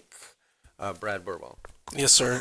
Brad Burball, Community Services Director. So this is a voluntary request from the Heritage Preservation Trust, which is a nonprofit organization. We helped them, I believe, in 2009 and 2012 buy 2 historic homes.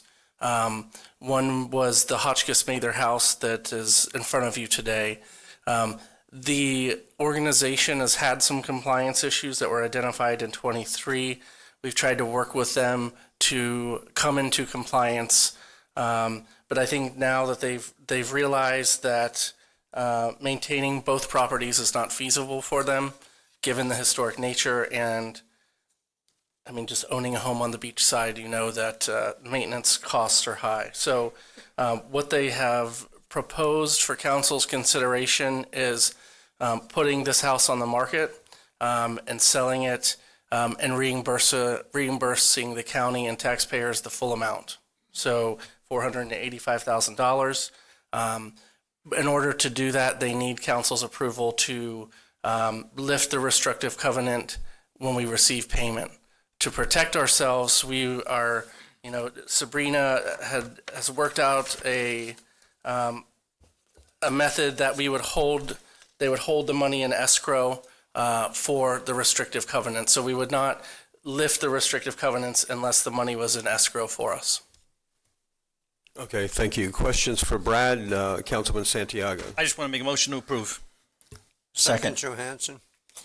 A motion to approve the rescind by David Santiago. Second was by Councilman Johansson. Don Dempsey, do you have a question for staff? Brad. Yes, sir. Brad,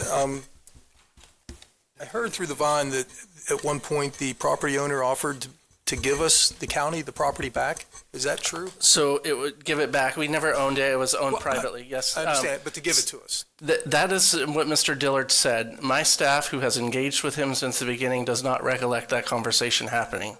It might have happened previous to Daniel being in the seat, but Kendra Hively, or Peterson rather, was in that seat, who's now my ops manager. And so neither one recalled having that conversation with Mr. Dillard.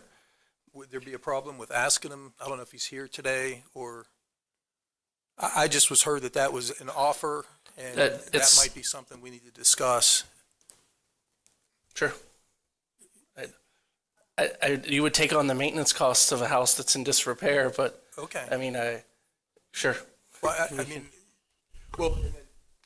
secondly, is there any superior liens on this house that we'd be subordinate to?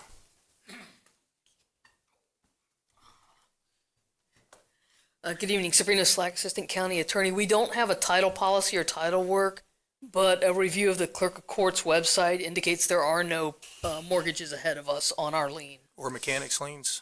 Mechanics liens aren't typically recorded, so I don't know. I don't have a title policy. Okay. So But there's no judgments, so. There are or there's not? There are not judgments ahead of us on this. So if they had a lot of work done by contractors and a lot of materials supplied, but they didn't pay their bills, there would be a lien on the property, a mechanics lien. If the contractor went and got a judgment, yes. There's no recorded Clerk of Court judgments prior to ours in time, but I don't have a title policy, so I couldn't swear have we to done it a one way or title the search? Have we done a title search to see if there's any superior liens? We have not, because I don't have authorization to move forward with a foreclosure action, so I wouldn't incur the cost of a title policy search at this point. They are in the process of potentially selling it, so they will get title work done, and the title company would then prioritize our lien. Well, is our lien superior to a mechanics lien? It would be in time, so our lien would be under priority. So if ours is recorded prior to a lis pendens and a lien by a mechanic, yes. Because if this property is in such disrepair that it only sold for $400,000 and they owe us a lot more than that, we just. Well, I don't know what it's selling for currently. That's what it sold for in 2000. I'll let Mr. This was our portion of the purchase in 2000, I believe. The house is selling, well, was listed for over $1 million, and the price now is just under $1 million, $999, I believe. And they're into us for $500,000, basically. Yes, sir. And my concern is if it only sold for 400, we're going to be out 100, roughly? No, I don't follow. Our Echo lien is $485,509. That's all our money. The restrictive covenants state that we would have given them up to $500,000. We only actually gave them $489,509. So that's our But complete my question, my question is, if it's in such disrepair that it only sells for 300, let's say, then we're out the 185. So there's a board member here who just as with any foreclosure sale, our lien is only secured by the value of the property. Right. So whatever the value of the property is the security of our lien. But we, as with any person who has a lien, we could go after personal judgment for the balance. So I mean, we have remedies and options. But as we sit here today, our lien is that amount, and it's the property is the only thing that secures our lien, if that's what you're asking. It is, and you're confident that we're the superior lien over any other lien holders or title?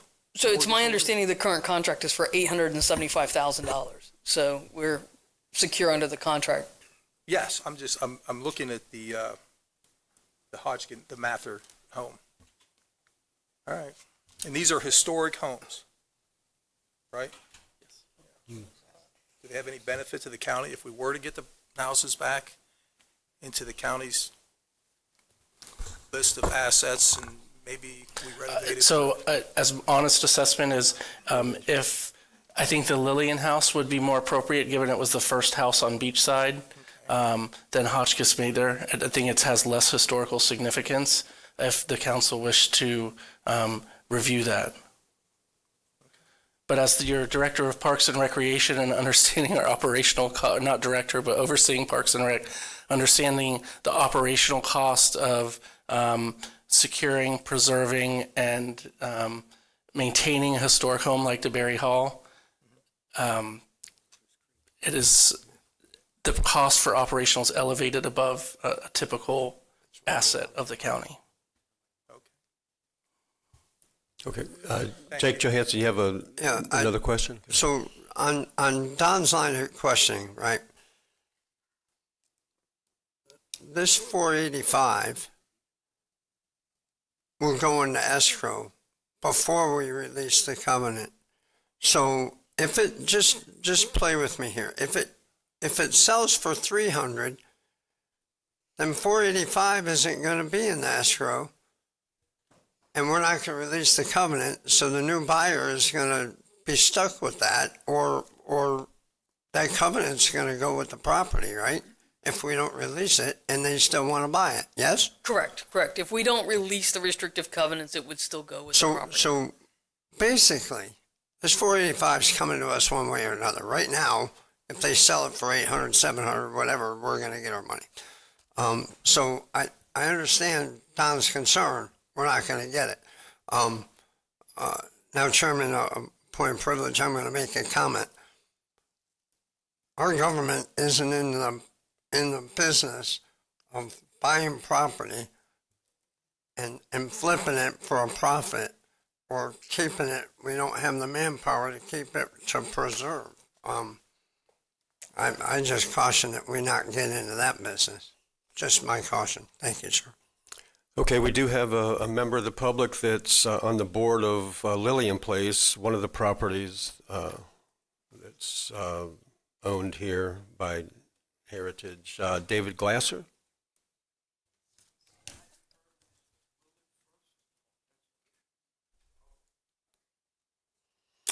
I only have one card to speak. Is there two of you going to speak? We have two members of the board that are here, myself and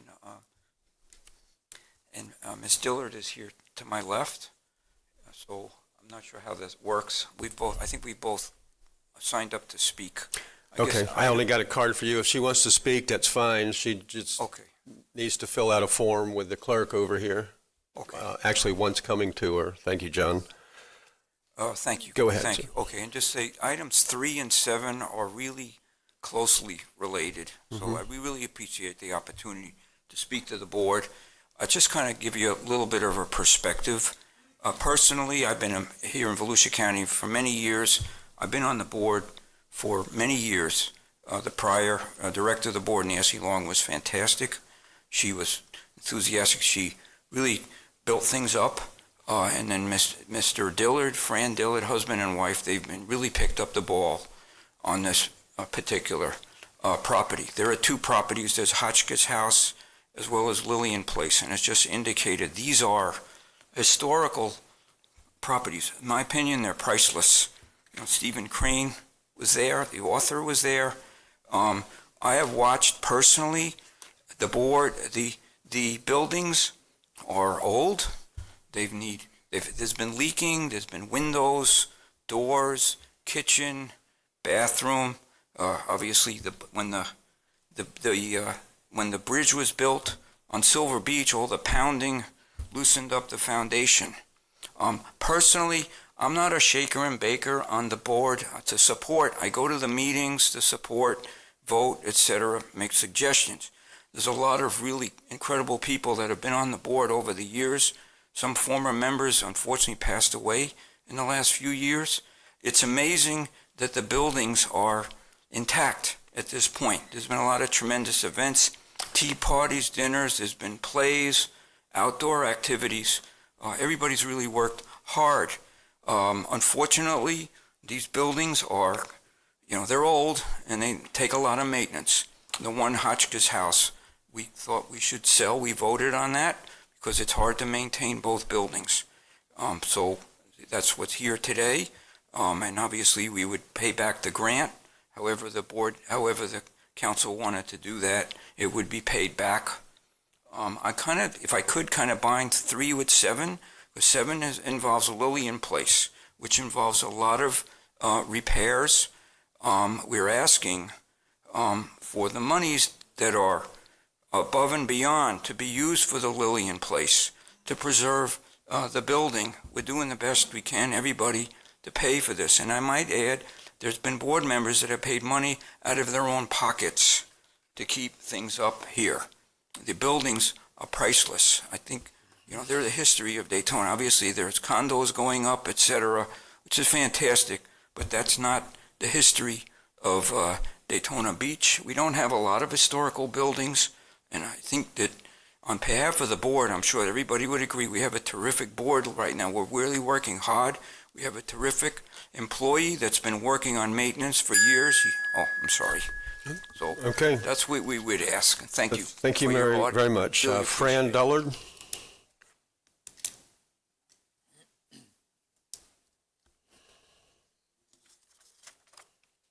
Hello, I'm Fran Dillard, and I'm on the board of directors of the Heritage Preservation Trust. My husband, John Dillard, is the president. He can't be here. He just went through a cornea transplant, so he's recovering from that.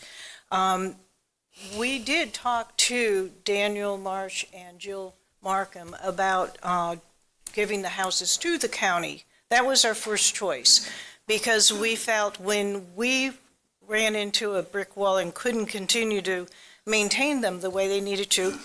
In addition, we weren't able to get the money we needed to do some of the bigger projects, like fix the railings that blew down, that they would be in good hands with the county, that they would be protected. We were told that there was no guarantee if we gave the houses to the county that they would continue to maintain them and protect them. And they gave us some other options, and one of which was we could sell one or both. So we met again and realized that we could sell Hotchkiss House and take the proceeds from the sale after the grant was paid off and use that money to continue to maintain Lillian, which is what we're trying to do at this point. Okay.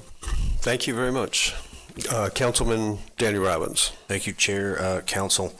This question may be directed at you, Chair. Maybe you would know, and Mr. Reinhardt.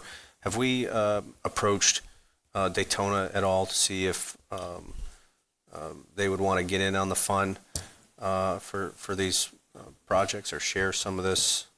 Because I know the only reason I say that, just west on Orange Avenue, the old bridge there across from the stadium, there was an old building there that they were able to save. I don't remember exactly how they did it, but just maybe food for thought.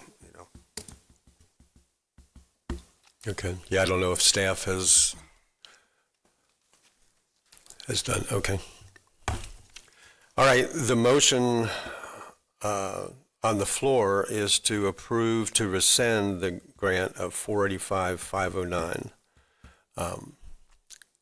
If I may make this request so we don't have to bring this back, but when the county approved this in 2012, it was the first of its kind of the emergency historic stabilization grant.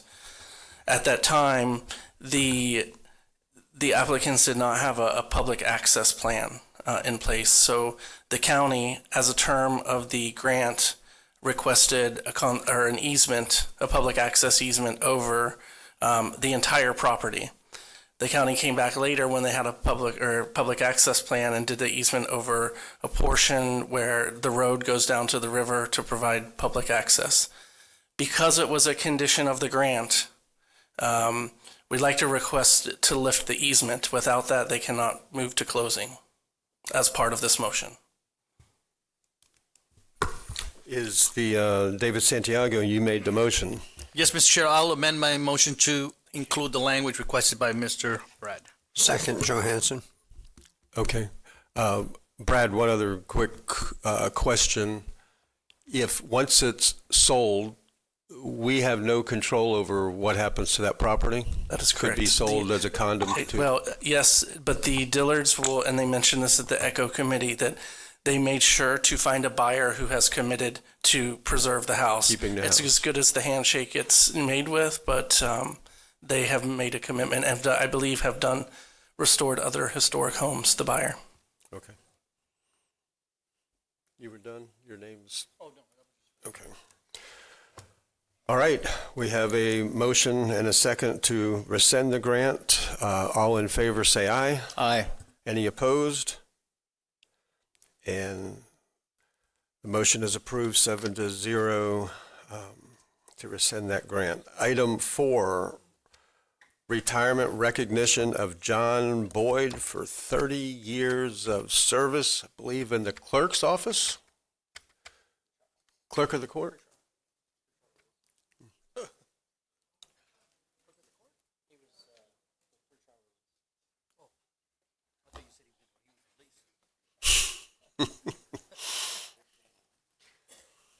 Hi, I'm Mark Weinberg. I'm the court administrator. John, this is John, our recent retiree. So we're here to recognize John for 30 years of meritorious service to court administration and pretrial services, and congratulated him on his recent retirement. He's not old enough to retire. I know, right? I do want to tell you just a quick story about John.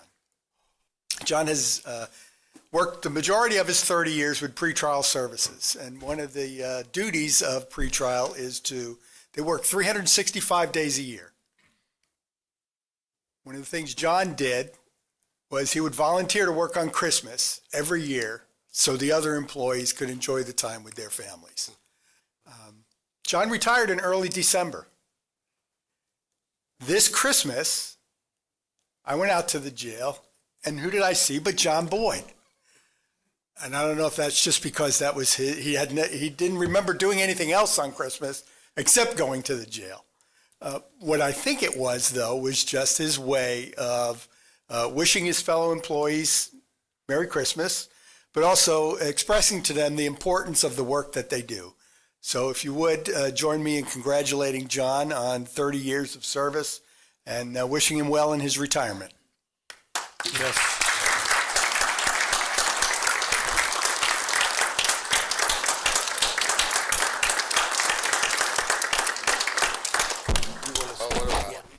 Well, he can go ahead, then I'm gonna. Thank you, everybody. Then I'm gonna tackle. You know you're going to hear from Councilman Reinhardt, so if you want to go first, go ahead. Oh, it's been a heck of a ride. I can't appreciate everybody. Mark Weinberg's been incredible. We have a great team in the county. We do a great job. It's been awesome. No regrets. But I'm glad to be done. I bet 30 years is a long time. Good. Vice Chair Matt Reinhardt. Thank you, Chair. John, it is an absolute honor to have worked with you. Many, many years coming down to booking. And one thing, consistency would be a key word with you. Always making people smile.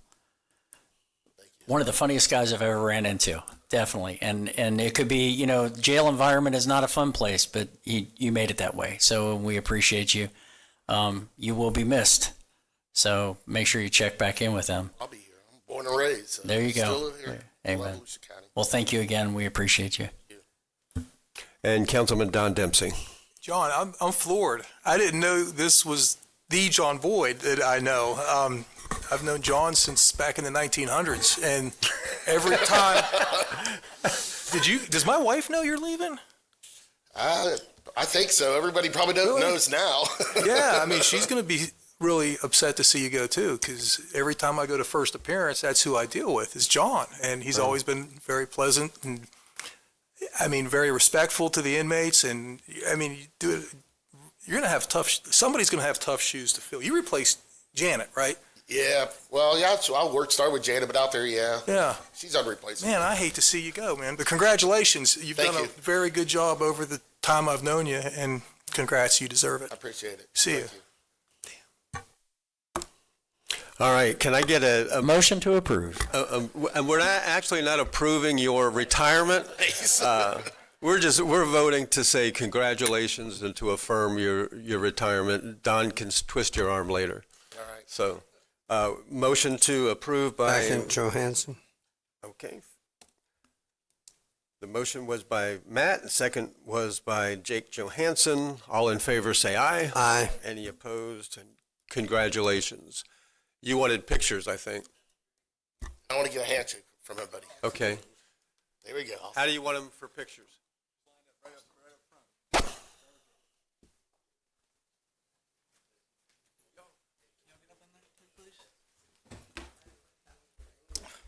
Is that a gold watch he just gave you? Yeah. Congratulations. Congrats.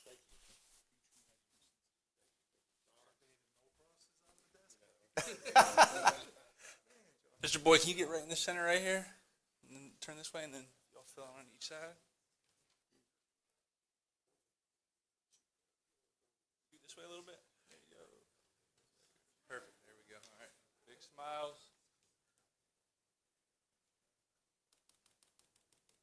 Perfect. Thank y'all so much. Appreciate it. Take care.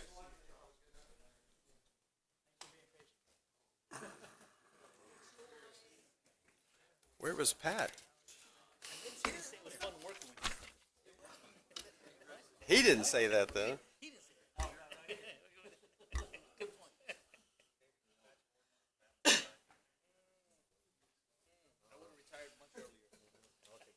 Yeah, no doubt.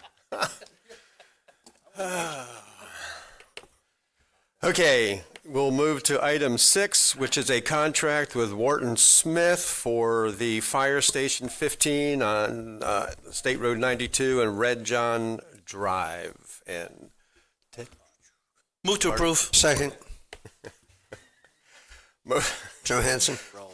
Motion to approve by David Santiago. Who was the second by? I think there was 3 of them. Johansson. Had a hell of a speech. Okay. Second by Jake Johansson. Job, Ted. And any questions for staff? No public input? Any comments? All in favor say aye. Aye. Any opposed? Great job, Ted. Great job, Ted. Look at all these He firemen. even got an applause. All these firemen here to argue with us. Ted's presentation is the one that put it over the edge, guys. Yeah. I want Tad's job. Yeah. He gets to announce all the vacations. Item 6, Echo Strategic Plan Presentation, Discussion, and Direction. Yes, sir. So one of the recommendations for the from the consultant is we used to have the ECHO Advisory Committee chair come and not co-present, but support on behalf of the advisory committee the work that we're doing. So we have went back to that practice. It's of inviting the committee chair. So I have Reggie Santilli here, who is our chair of our ECHO committee. Council, she's going to comment on the item. If you'd like to hear it before or after from the chair, it's up to you. Yeah, she can just make it part of the presentation. Okay. He just took half of your 3 minutes, so. Go ahead. Good evening, Council. My name's Reggie Santilli. I live in DeLand, and I'm the chair of the ECHO Advisory Committee. I'm speaking today on behalf of the committee regarding the strategic planning process and a review of the Vision 2040 recommendations. The committee review was comprehensive and documented. On October 9th, 2025, the committee engaged in extensive review of all 5 goals and 30 strategies that comprise the strategic plan's final recommendations. Staff explicitly stated on the record that what we reviewed is not going to change between now and council. The goals and strategies will be the same. The meeting transcript, the approved minutes, the video recording document, the committee discussion on all the goals. No requests for additional reviews were made. At no point during the October 9th meeting did any committee member request that the final plan be placed on future agenda for formal review, discussion, or vote. No concerns were raised about the review process or the adequacy of our opportunity to provide input. At our January 6th meeting, 2 weeks ago, no committee members raised process concerns or requested additional review. The committee received complete documentation. ECHO staff distributed the complete strategic plan document to all committee members on October 29th, 2025. All committee members had access to the full plan more than 2 months before tonight's presentation, and no concerns were raised. The committee formally acknowledged the process. On January 6th, the committee unanimously approved our 2026 work plan, which included the action items to continue the implementation of recommendations that would be approved by council from the ECHO 2040 strategic plan. The vote acknowledged the plan's progression to council for your consideration. While I respect that individual committee members may have different perspectives, the official meeting record demonstrates that the committee fulfilled its advisory role in this process. We reviewed the final recommendations, we provided substantial input, and we had opportunities to request additional review if we felt it necessary. I'm confident the strategic plan reflects both professional expertise and community input. We appreciate the county's consideration of the Vision 2040 strategic plan. Okay. Thank you. Thank you. Questions for staff? Councilman Santiago. Thank you. And before you sit down, because I had a question for you too. Thank you. Brad, you first, if I may, Mr. Chair. Yes, sir. You know, it's interesting you gave the update because today I read an email from a member of your committee that basically contradicts almost everything you said. Brad. Yes. Did you read that letter? Yes. Yes, okay. Sir. Am I accurate in describing he basically is saying that you're lying and you're lying? It's a mischaracterization of the process. The truth. Mischaracterization. Okay, nice way to say it. Thank you. I used the liar word. Okay. Is he saying also that it's a mischaracterization of your comments too?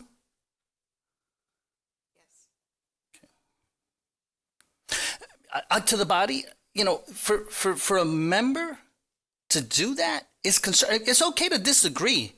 It's okay to disagree with the outcome, but for a member of a body that we appoint that is a reflection of us, I've always said that people we appoint, to outright lie and call these two individuals and probably the remainder of the committee a liar is very concerning to me.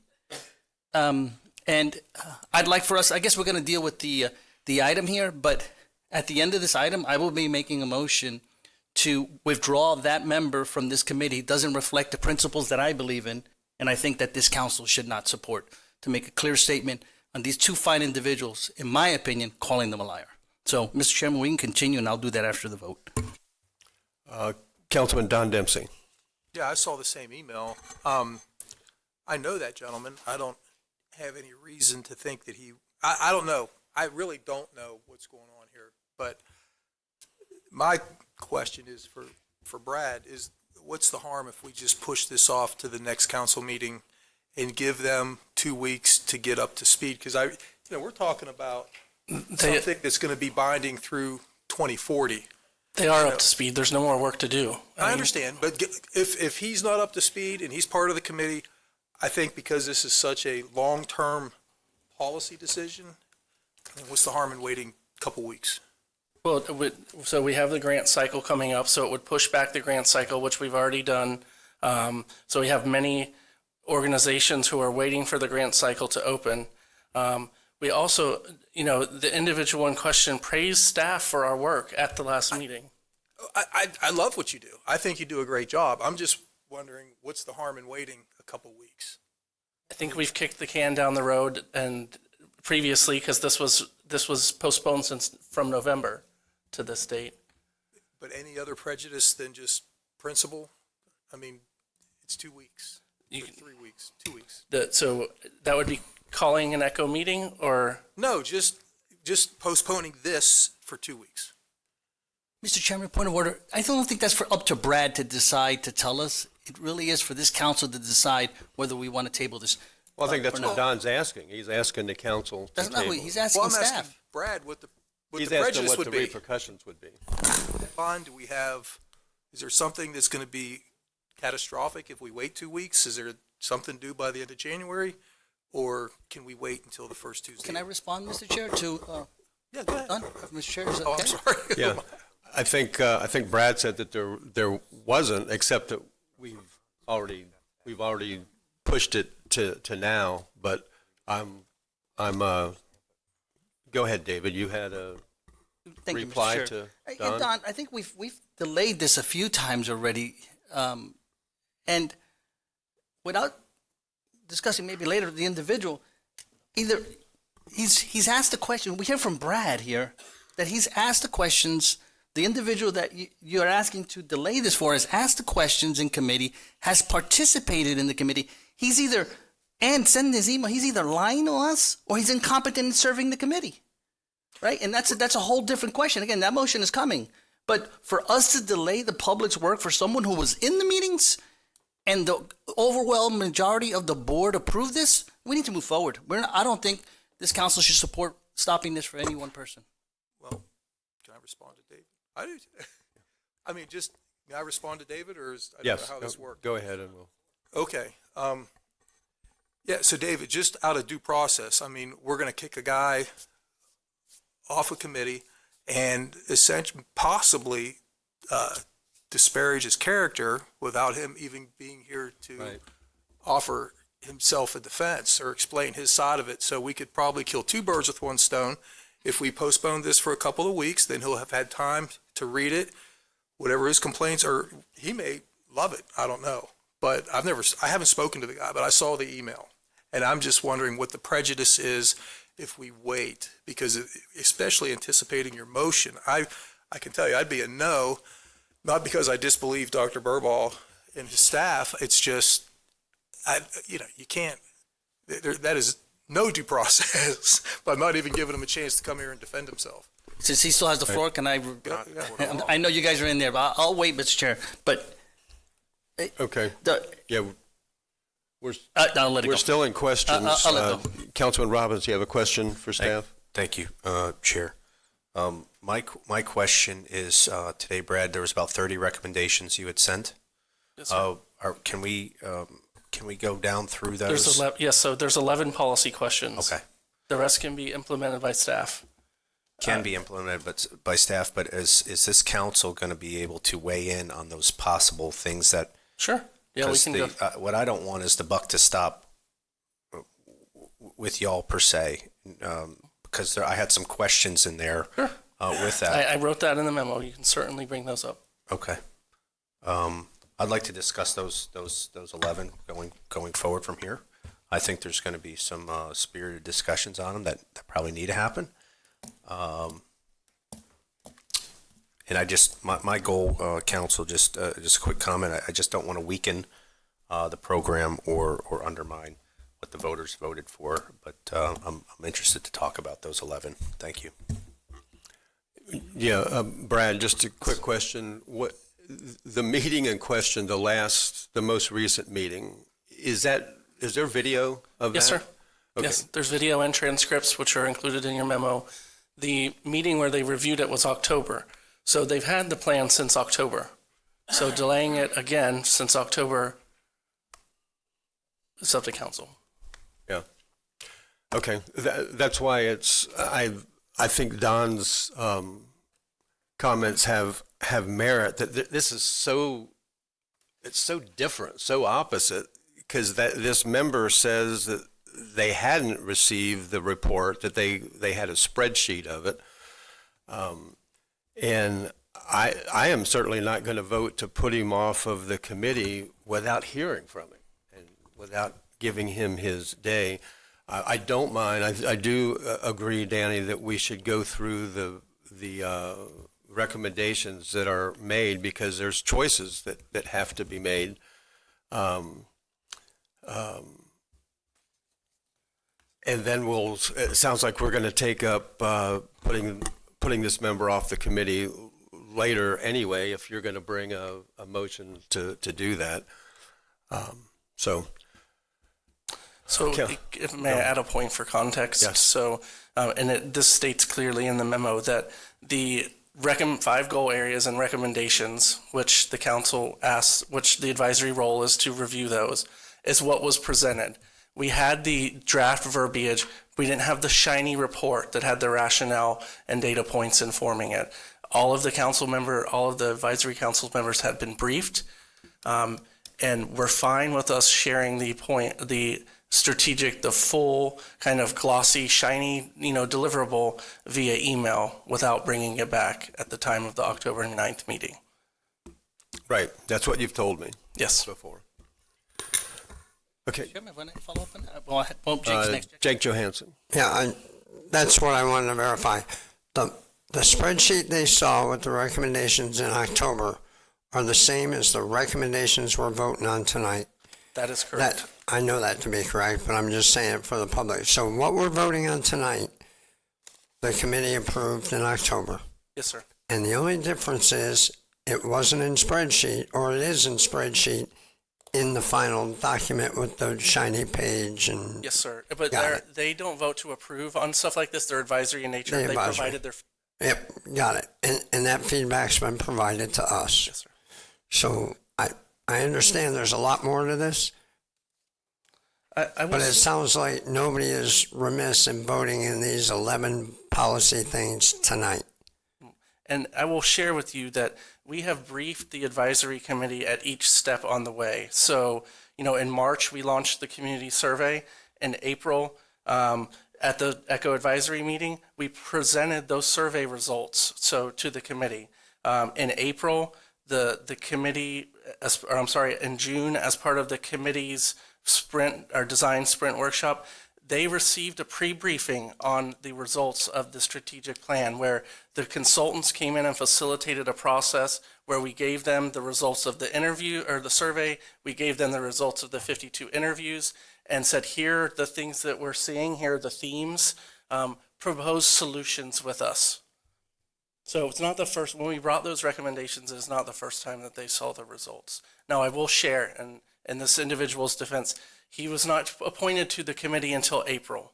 And so having come in on the back end of the process, we've tried to brief him as much as possible, but this is just part of the inevitability of reappointments based on elections. Okay. Councilman Santiago. Thank you, Mr. Chairman. And the individual in question, they were participating in these meetings since October? No, since April. But I mean, I got you in April. Yes. They were not appointed in October. So we reappoint ECHO in March. So if you're elected in November, when you come in January, you reappoint your ECHO people and Flush Forever in March. Okay, but the question here on these recent votes was done just a few months ago. Correct. And he was on the board. He was involved in the pre-briefing. So when we brought the consultant in and they shared all of the results with us, he was involved in that. So he was in all those meetings recently? Yes. Okay. And Mr. Chairman, and to my colleagues, the reason I guess you can call it just a drastic matter, I am personally sick and tired of all the misinformation that goes on in this county. We have to take a stance and say it's unacceptable. I believe Brad, Ms. Santilli, I believe you, right? And that's why I want to take the drastic measures.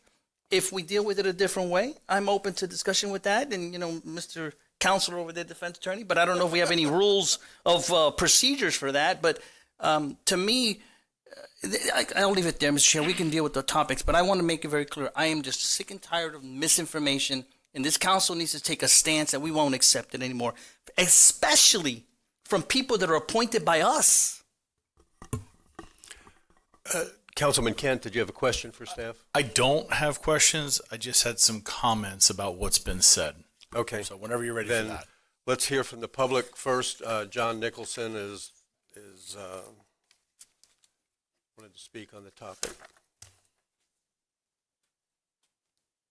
Did you have another one for this item, Carissa? Yes. Go ahead. John Nicholson, Daytona Beachside. One with this gentleman. To be honest, David, his view is an honest view. If he doesn't feel that the procedure fit his concept of gaining knowledge about everything that happened before him, it's his fault, but it's nothing that should be kicked off the board for. That's an honest view, and people have a right to their honest view. Troy says it all the time. We may not agree, but... So, secondly, I again want to bring up and explain why I want you to put on the ballot the ECHO, all right, for the $600,000, all right?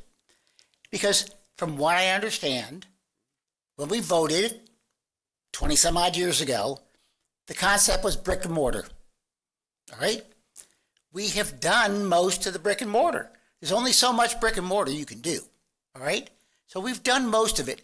And if I'm not mistaken, we've gone to 2 grant cycles because of the amount of money that we have and the number of requests that we have. It's not divulging it. So we have extra money.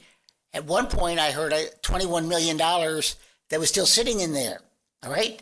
So if we have 2 cycles and we have basically done all the brick and mortar that we can do, the idea of having the buildings not being used does not make sense to me.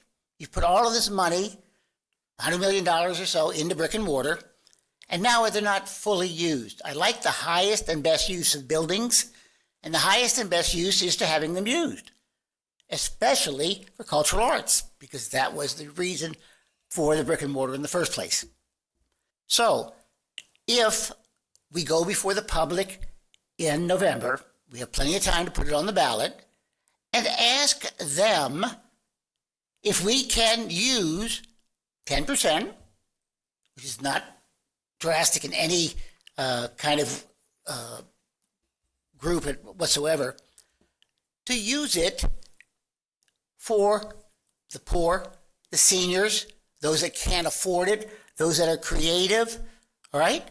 All these things that they can't be used for right now, but we've asked the art community to make it available to children, to make it available X, Y, and Z. Whatever we've requested, they've done it. There are people like myself that cannot afford it. You guys can, $120 for theater, not a big deal. For me, $120, 4 or 5 times a month is a lot of money. So I'm asking you to see if you can change it on the ballot. Thank you for your comments. Greg Gimbert.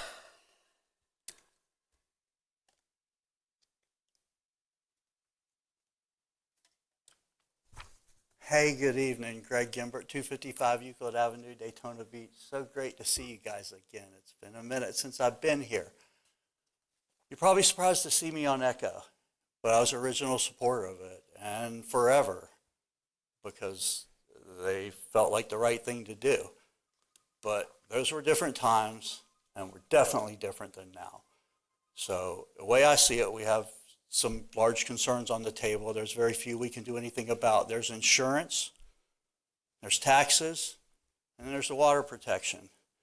And the only thing you can really do anything about tonight right now is the taxes, and the legislature's not. So with all due respect of all the things you consider doing, I want to ask you to consider doing just one more, and it doesn't negate anything you may plan to do or others may propose. I want you to put them on the ballot for repeal. Repeal of Echo and forever. There's a good case to say Echo is great, but we kind of can't afford it right now with the inflation and everything else. Forever, we've got more than 30% of our land in government hands in one form or another, which is about two times too much for me. We ain't enough money to buy it all. If you want to protect it, stop changing the zoning. We can't buy it all. It's crazy. We should stop. We've already overbought, and the taxation is oppressive. I'm not saying it's going to change the world, but it will help. And it's the only thing you can do. Well, not the only thing. You can sunset the CRAs. With the water pressure we have, we really don't need to gas development with tax dollars when we're not sure we can afford the water for the next one. So that's it. Thank you for the opportunity to participate. Good night. Thank you for your comments. Okay. We don't yet have a motion on the floor. If we want to have a motion to go through the 11 items, or the motion that Don talked about to table it. Does anybody have a motion that we Motion can to discuss? continue with the 11 policy decisions. Second. Okay. Johansson. Councilman Johansson makes a motion to continue with the policy recommendations, and the second was by Vice Chair Reinhardt.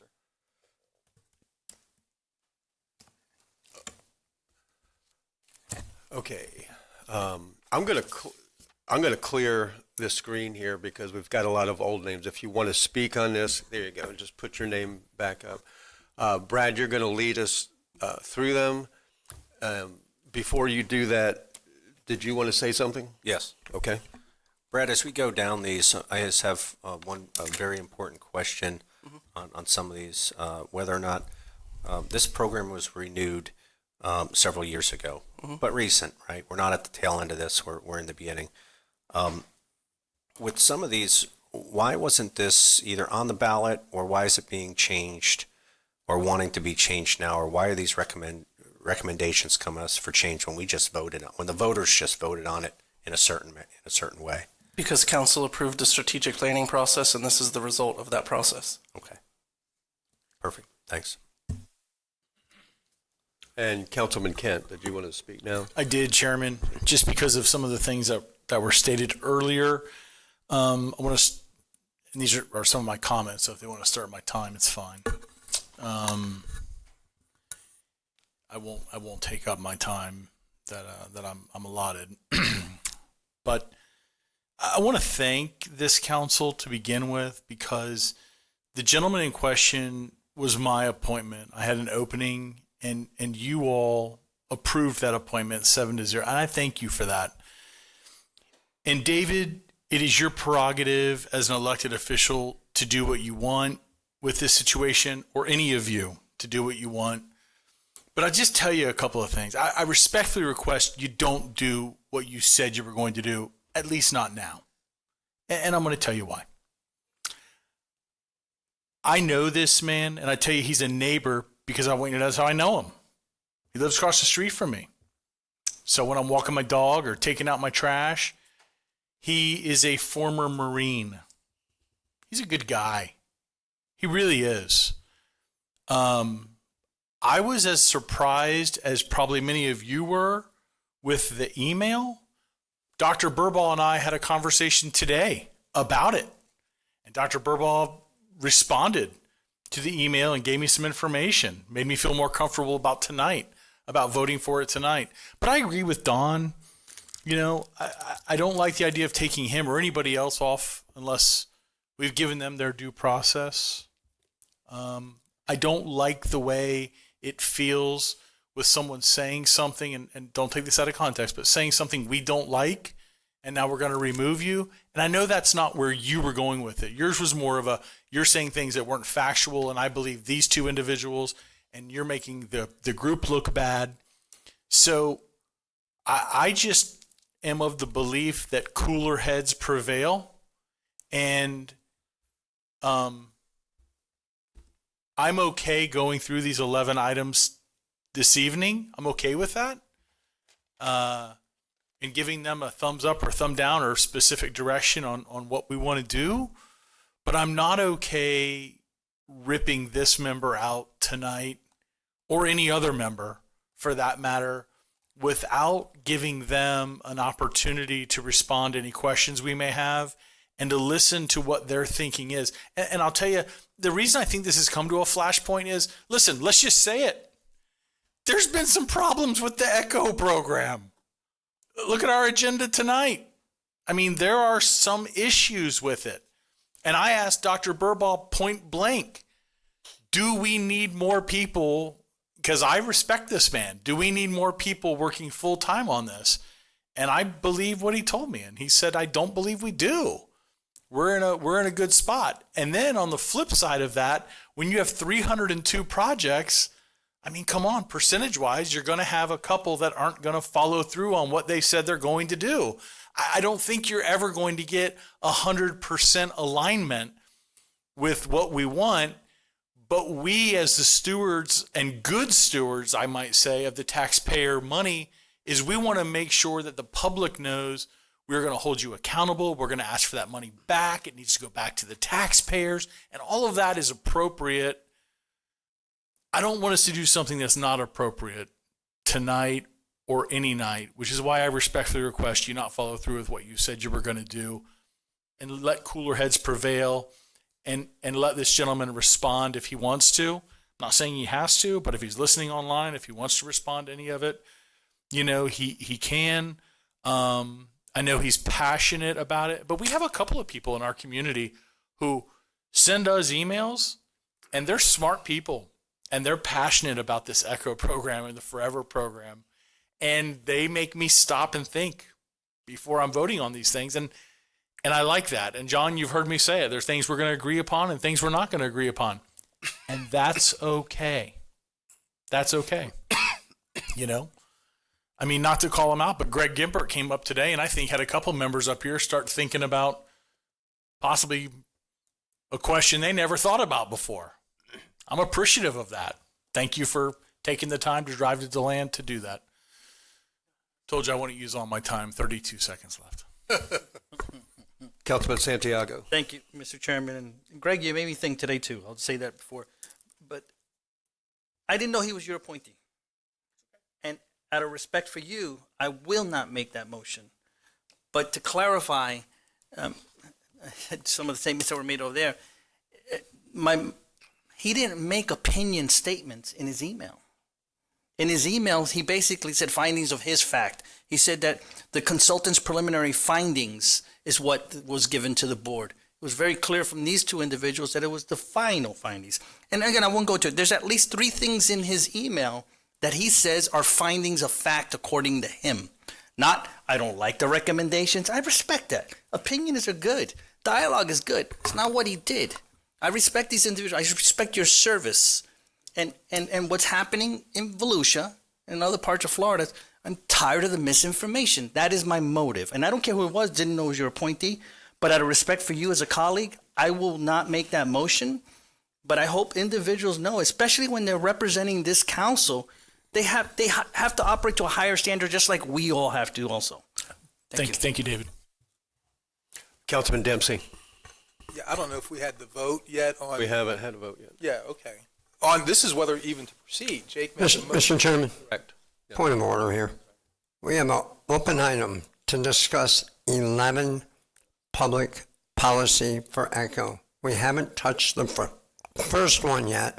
We've been talking for 20 minutes. Point of order. I request that we start with public policy 1 and go through all 11. And then in council comments, we can talk about this some more. Jake, We don't have the vote for that yet. So first I'll call the vote for the motion on the table, which is to go through them, because we don't know if the council wants to go through them or not. There's a motion and a second to go through all 11. But it hasn't Without been a voted vote. on yet. And then we'll vote on each of the 11, however many Brad wants to bring us if the council. Call the approves it. question. Council approves it. Did you want to speak to that issue, Don? Speak to the issue of, I don't see the harm in waiting 2 weeks. That's my point. This guy, even a broken clock tells the right time twice a day. This guy might have really good points to add that we haven't thought about.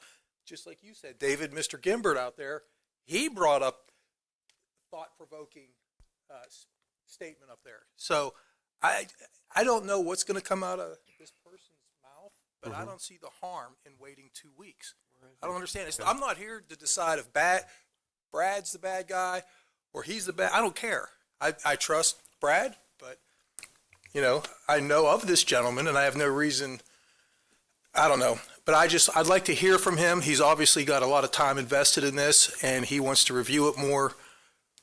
I don't see the harm in waiting 2 weeks. People continue trials all the time for a month or so because of different things that come up. This guy wants to review everything and give his input, and I don't see the harm in it. So I'm a no on Jake's motion to move forward and just ask that we reset it for the first Tuesday of February. Okay.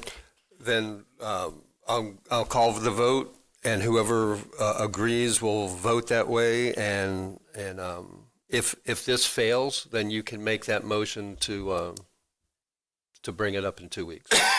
Okay. I think Chair, that's can a you mind proper just way to repeating handle it. can you repeat the motion for us?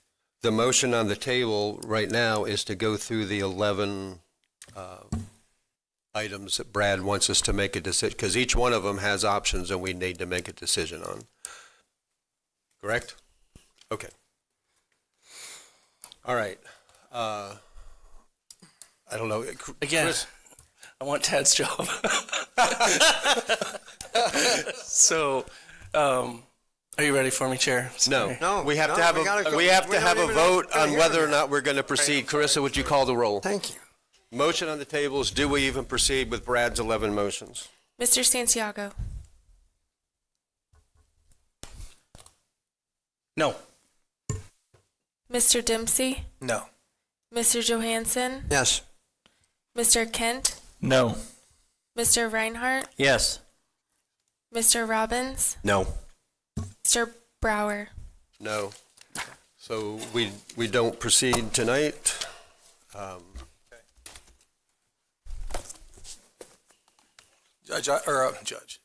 Chair, I make a motion that we.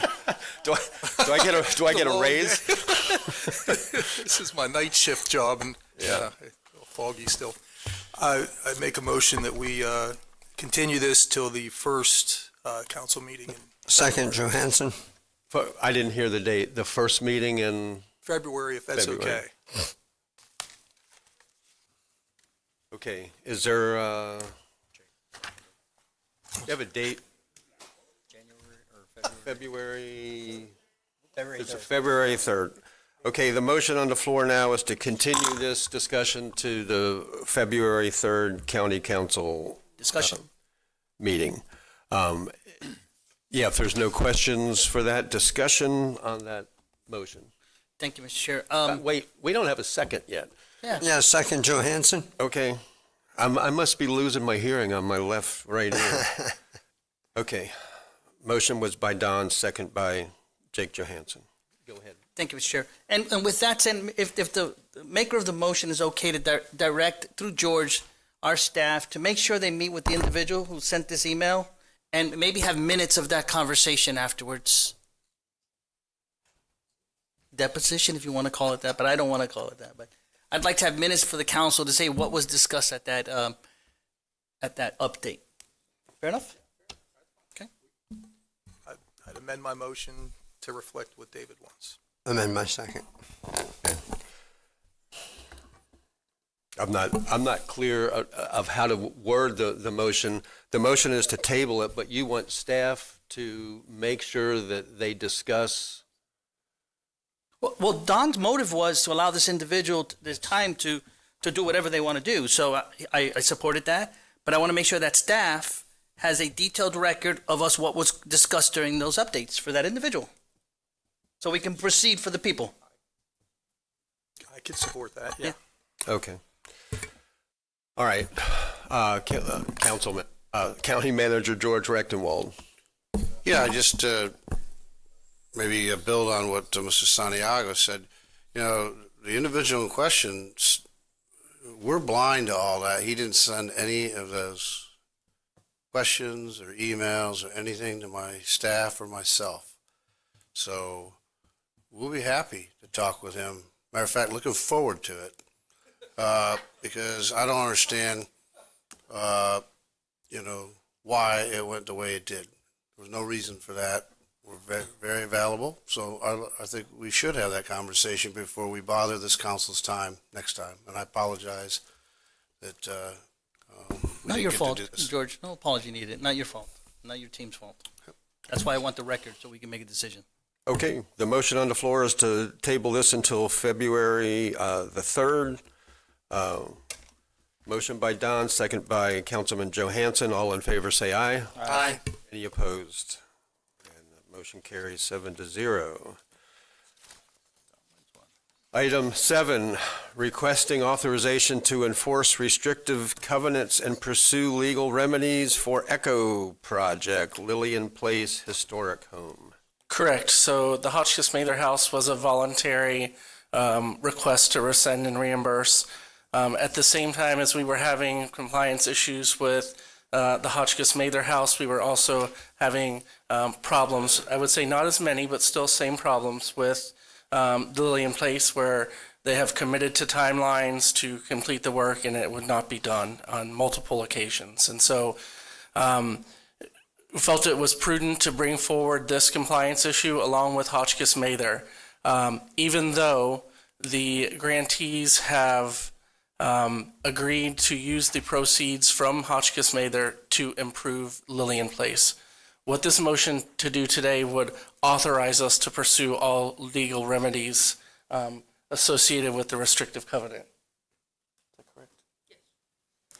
So it would allow us to, the question was asked at the ECHO meeting, could this lead up to us foreclosing on the house and forcing them to sell it? And yes, it could. That's what we're asking today, is to start that process. The Lillian House representatives will ask for additional time based on their plan to use the proceeds from Hotchkiss Mather to improve Lillian. So, Motion to approve. Second. Okay, we have a motion to approve enforcing the restrictive covenants. The motion by Troy Kent, and the second, I believe, was by Vice Chair Reinhardt. We have a motion. Any questions for staff before we go to, there's several members of the public that want to speak on this. Any questions first of Brad? Okay, then I'll call your name and just come forward. You have 3 minutes to discuss item 7. First is Melissa Thorne.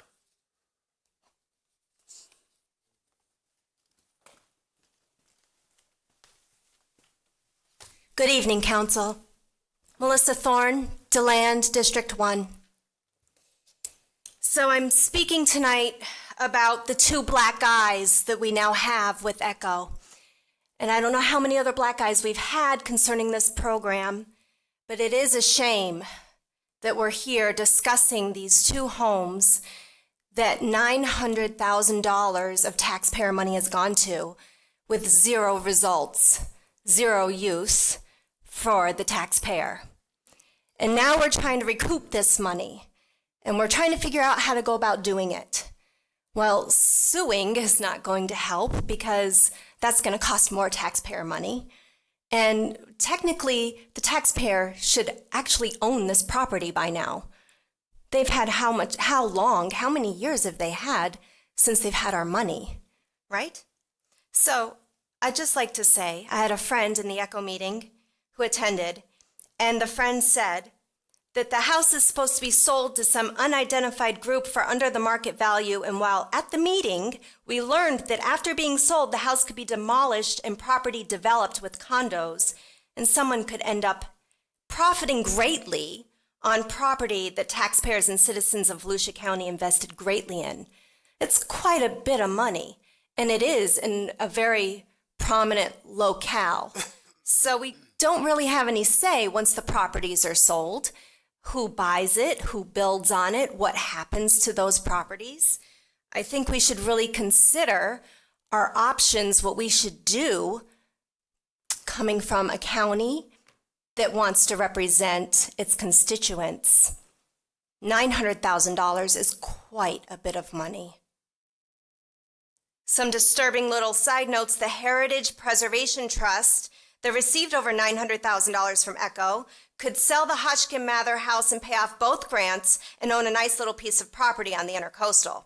That is zoned for condos. And to think, if the 20-year rule was in place, as it is now for new grants, they could wait a few more years and have both homes on the Intercoastal free and clear. Just a few thoughts. I do appreciate you gentlemen. Have a lovely evening. Thank you for your comments. John Nicholson.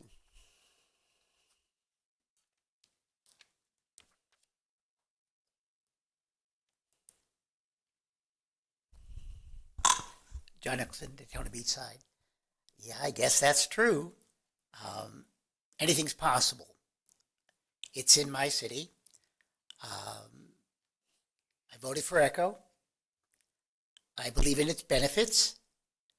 I believe in the wording of ECHO: environmental, cultural, historic, and outdoor. Outdoor, Don. So when we look at these things, all of us have an issue that we would back, all right? One of them is historic.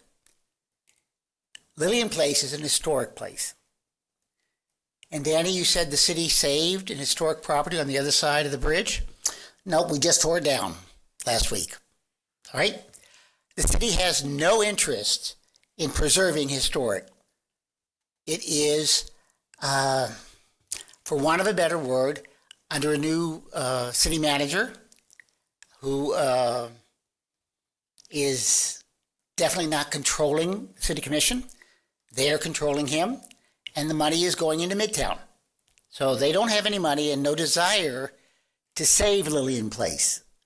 So if you guys decide to come down with a hammer, which is what it sounds like Brad wants to do, the city's not going to do anything. It doesn't have the backing. Because the way we redistricted, we basically have no representation on the beach side. All right?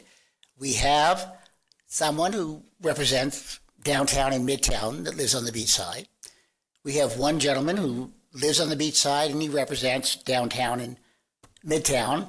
And then we have a third one who is city oriented. She doesn't know what she's doing, but she wants to represent the whole city and doesn't want to represent beachside alone. So we basically have no one who's pushing for beachside in which Lillian Place exists. So without you, it has the ability to be torn down. All right?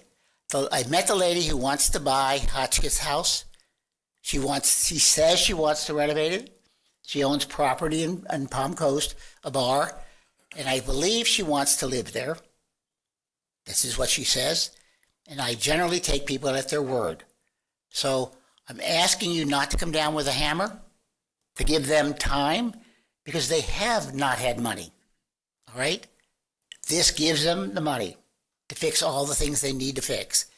And if they don't, then you come down with a hammer. But don't put the pressure on them to where they feel they have to sell the property, or that they do something stupid and don't fix the things appropriately and with character of the house. Thank you. Thank you. David Glasser.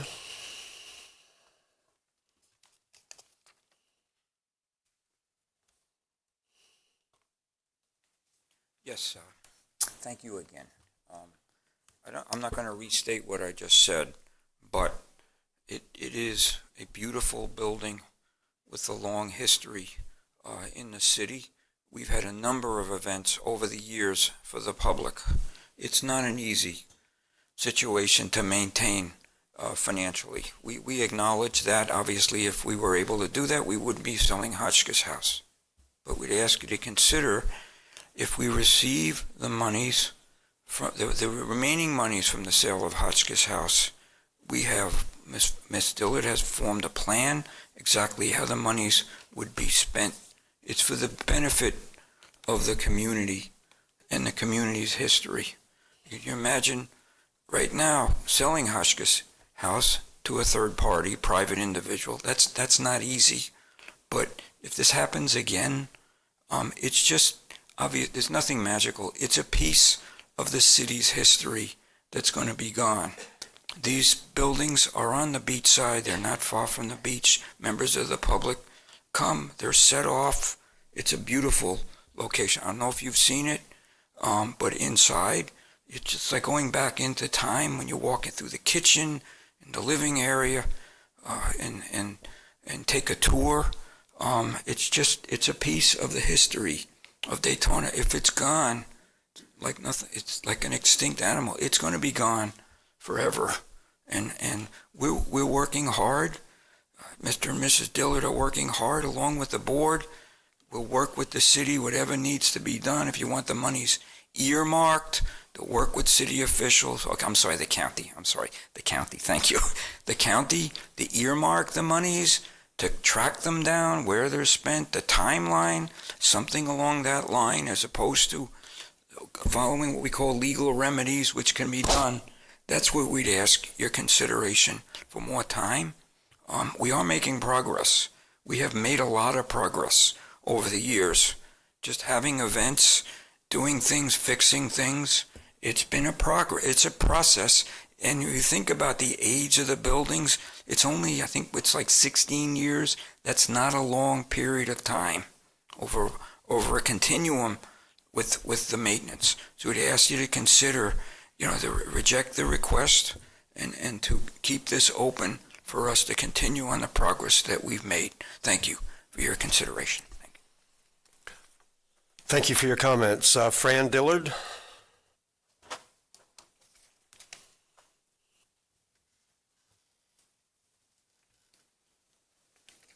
Fran Dillard, Ormond Beach. First thing I want to say is Lillian Place is 143 years old. There is always going to be something wrong. The second thing is we don't have a history of noncompliance with Lillian Place. We met with Daniel and Jill in April. We got a notice in May. We replied to that notice as to what our plan of action was to correct the issues at Lillian Place.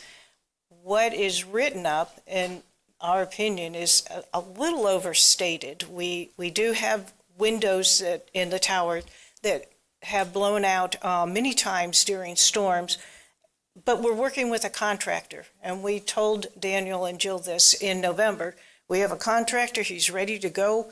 As soon as this property Hotchkiss closes, every bit of that money is going to go into stabilizing Lillian, not just fixing what ECHO has written us up for, but to establish accounts for capital improvements that we know we're going to need in the future.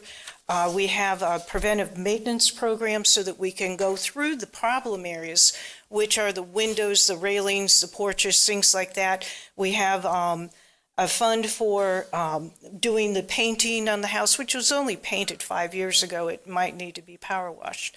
The other thing we want to do is put a fence up. When the bridge went in on Silver Beach, the Orange Avenue Bridge went in, they took down the fence. So we are overrun with homeless. We have a guy that constantly goes under the porch and shoots up. It scares our volunteers. A fence around the property, we would be able to do that to keep the property secure and to keep our volunteers safe.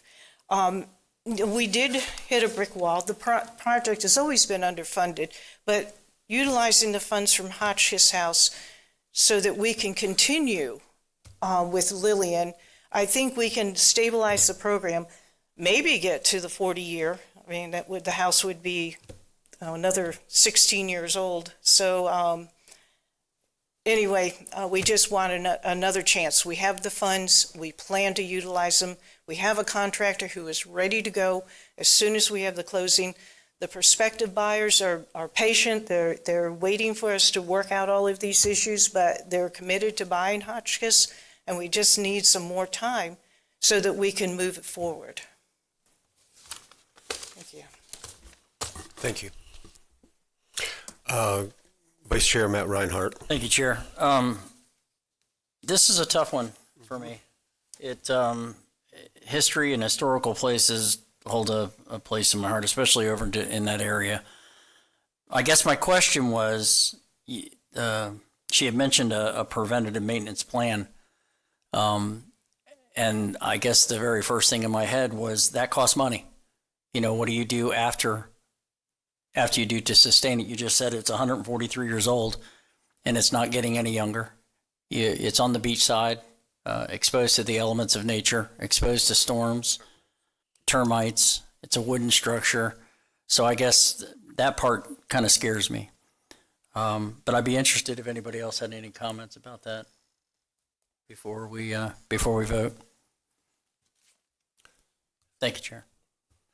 If I may share 2 points of clarification. So they did propose a plan to, rectify the situation at Lillian. The plan was not fully executed until 2027, so another 2 years a year out of compliance, and that's why we brought it to council. Okay. It's an additional 27 years they have on the restrictive covenant, so 2053. Okay. Councilman Dempsey.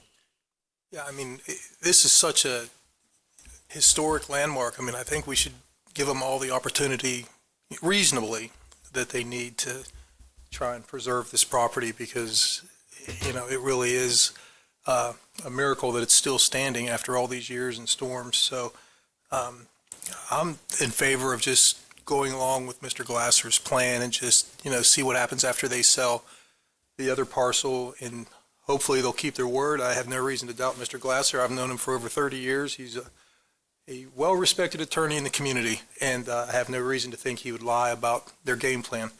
So I would like to go along with their plan and let them go ahead and sell the other property, use it for Lillian, and see if they can get it back into good shape. So it'll be something for generations to look at and admire, hopefully. Thanks.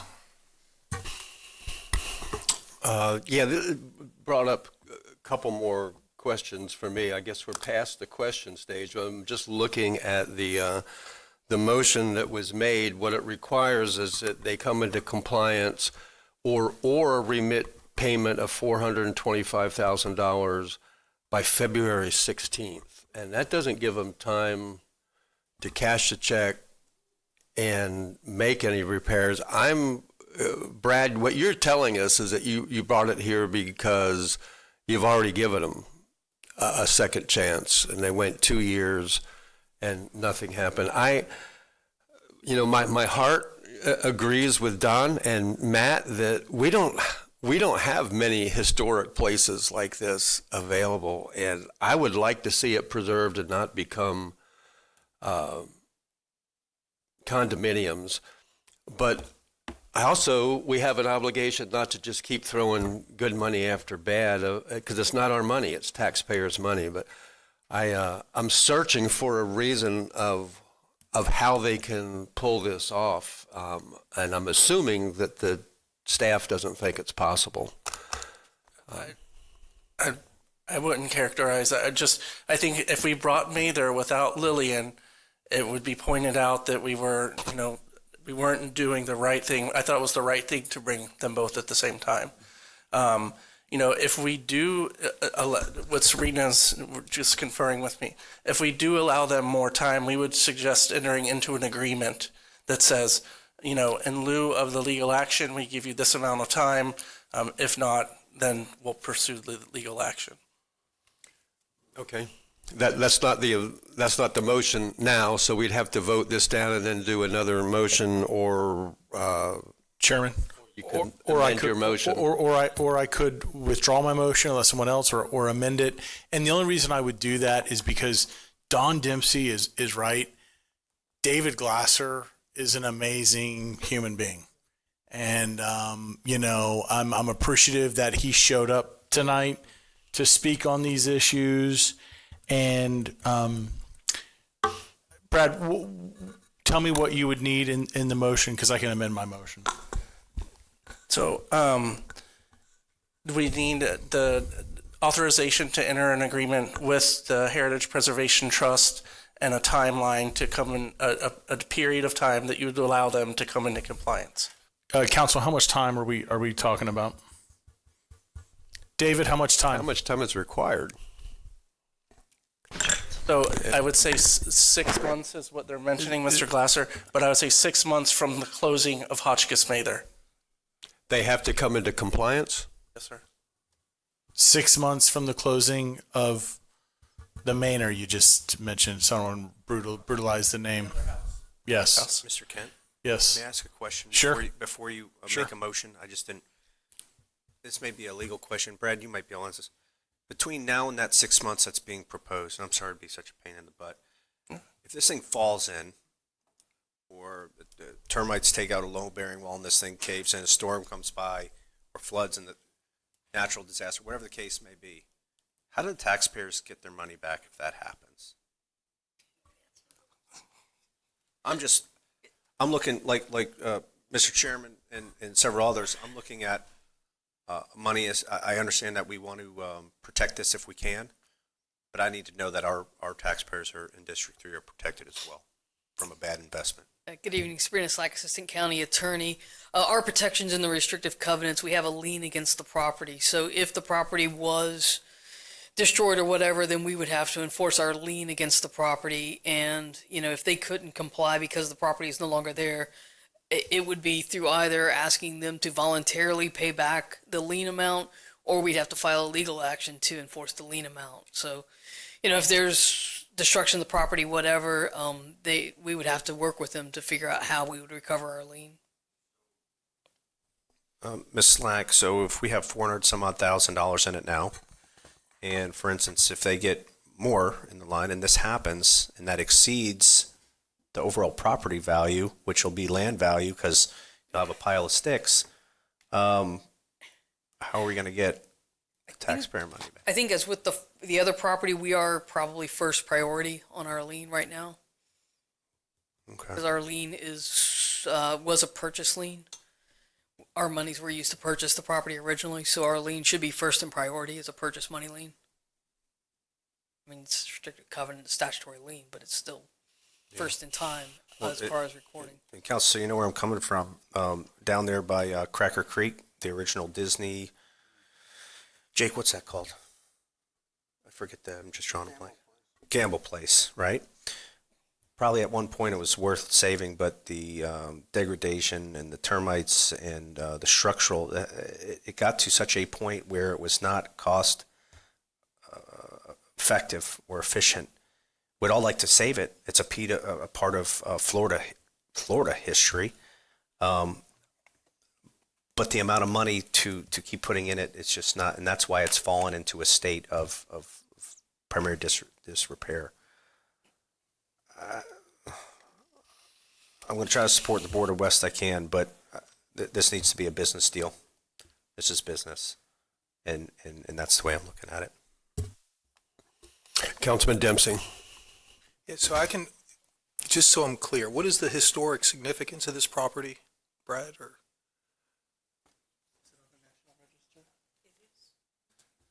So it was the first house on Beachside in Daytona Beach, and it's on the National Register of Historic Places. And how much land is there? Does it sit on? Just under an acre is what Sabrina and Ms. Dillard are conveying. And we have no best guesstimate of what it would be if it was just land? If everything collapsed? I mean, an acre on the river, I think, would probably go for more than $425, based on my.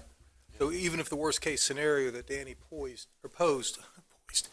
whatever he posed, we'd still be covered to get our money back. Yes, I believe so. Well, best Let me guess. qualify. Educated guess. Yes, sir. All right, that's all. Thanks, guys. Councilman Santiago. Briefly, Brad, remind me, what happens with this 6 months if we approve this? What? It allows them, so we can move to legal action as reported in the agenda in February, so next month. It allows them 6 more months till we move to that process to either come into compliance. Which means what? They'll continue to provide, they will make the repairs and continue to provide access and events for the public. It's all about public access. How much in repairs do they still have approximately in dues or expenses?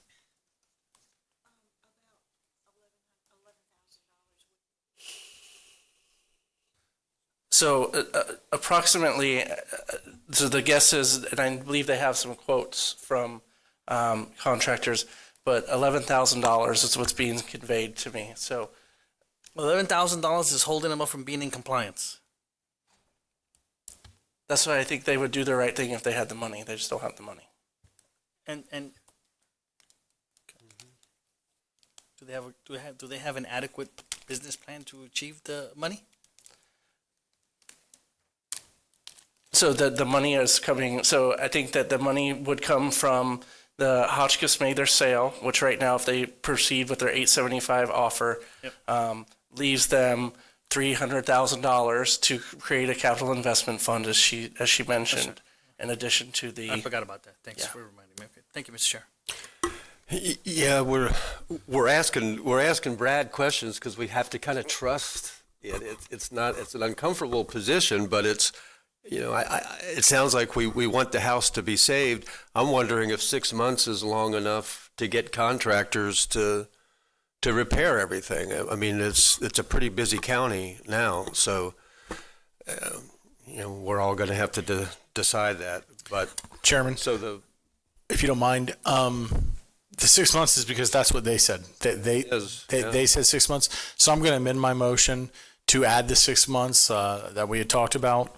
Actually, that they had mentioned, so that they can get the other house hopefully sold and then get this one in compliance. So that's my amended motion. So basically, we're giving them, and Matt, you made the second. Would you still second it? So basically, we're amending item 7 to postpone it for 6 months before we lower the hammer. And pardon me? It's only been 140 years. Yeah. So I hope you're successful. If this, I don't know how the vote will go. I'm going to call the vote here in just a second. I'd have asked for more time than 6 months, but that kind of scares me. But that's the motion on the floor, is to postpone to delay this for 6 months before we enforce the restrictive covenants. Carissa, would you call the roll, or did you want to say something else? Time clock starts when the closing happens for Hotchkiss Mather, not from today. Correct. Okay. Good. Mr. Santiago, Mr. Dempsey, Mr. Johansson, Yes. Mr. Kent, Yes. Mr. Reinhardt, Yes. Mr. Robbins, No. Mr. Brower. Yes. And the motion passes 6-1. Go get it done.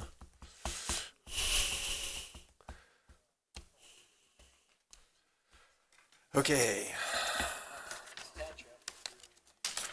It's time for vacations?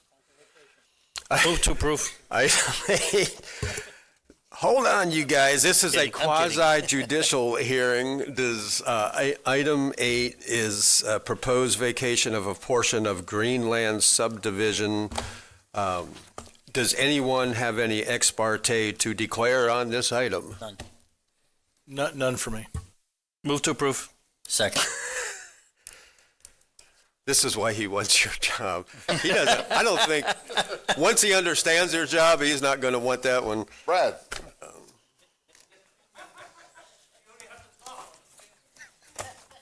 David Santiago makes the motion to approve. Who was the second? Vice Chair Reinhardt. Any questions for Tad? No? Any comments? All in favor say aye. Aye. Any opposed? And that motion also, that vacation is approved 7-0. Item 9 is also a quasi-judicial hearing. It is a vacation of a portion of W.H. Poser's subdivision. Does anyone have any ex parte to declare? Motion to approve. No. Councilman Robbins makes a motion to approve. Don't be so smug, Tad. Is there a second on, and the second is by Councilman Vice Chair Robbins. Any questions? Comments? All in favor say aye. Aye. Any opposed? And that vacation is approved, also 7-0. Item 10 is also a quasi-judicial hearing, and it's for a proposed vacation of a portion of a Poinsettia Park. Does anyone have any ex parte to declare on this one? Motion to approve. There is no ex parte. Councilman Robbins makes a motion to approve. Vice Chair Reinhardt makes the second. Questions for Tad? Discussion? All in favor say aye. Aye. And that vacation is approved 7-0, and he never uttered a single word. I had a question for Tad. Tad, how's your night going? Good? Better than Brad's. Item 11 is public hearing for MedTrans Corporation doing business as Shands Care Certificate of Public Conveyance. Good morning. Good afternoon, sir. Good evening. It's evening. Good evening. Certificate of Public Convenience Necessity Air Transport for MedTrans UF Health Shands Care. It's outlined in the agenda item in front of you. We have staff in-house, internal as well as MedTrans and Shands Care, if there's any questions. Move to approve. Second. We have a motion to approve by Councilman Reinhardt. Second was by by David Santiago. The second was by Vice Chair Reinhardt. Yes, sir. Any questions for he or staff? Danny stepped out. And there's no questions for him. Any comments, debate? We have one member absent. We'll ask him when he comes in. He's out of the room, but we'll call for the vote to approve this. All in favor say aye. Aye. Any opposed? And it's approved 6-0, so regardless of what the seventh vote does, you're approved, but we will get his vote. Item number 12 is also an open public hearing, ordinance 2026-01, amending the merit rules in the county's code of ordinance. Councilman Reinhardt? Yes, sir. Dana, we all got your receipt of your letter regarding the email. Thank you very much for clarifying that. I think everybody up here got the same email regarding a citizen that had concerns over that. I did try to explain the same scenario. We've had merit rules. I've been with the county for 30 plus years. So it's there to protect its staff. I know this. We have a great, robust system as far as a grievance procedure. That's explained in it. So thank you very much for clarifying that. I appreciate that. Mr. Chairman, move to approve. Okay. Second. We have a motion to approve by David Santiago, second by Vice Chair Reinhardt. You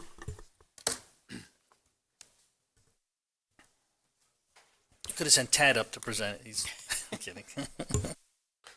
I'm checking to see if I have one question. I think it was actually answered by your response.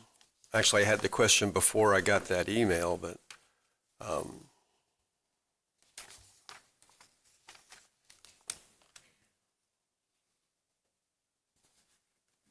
okay. Nope, I'm good with it. So we have a motion and a second to pass. Any questions, comments? All in favor say aye. Aye. Any opposed? And that passes 6-0. Is he coming back? You see, Tad, you're not the only one that can do it that way. She did just as good.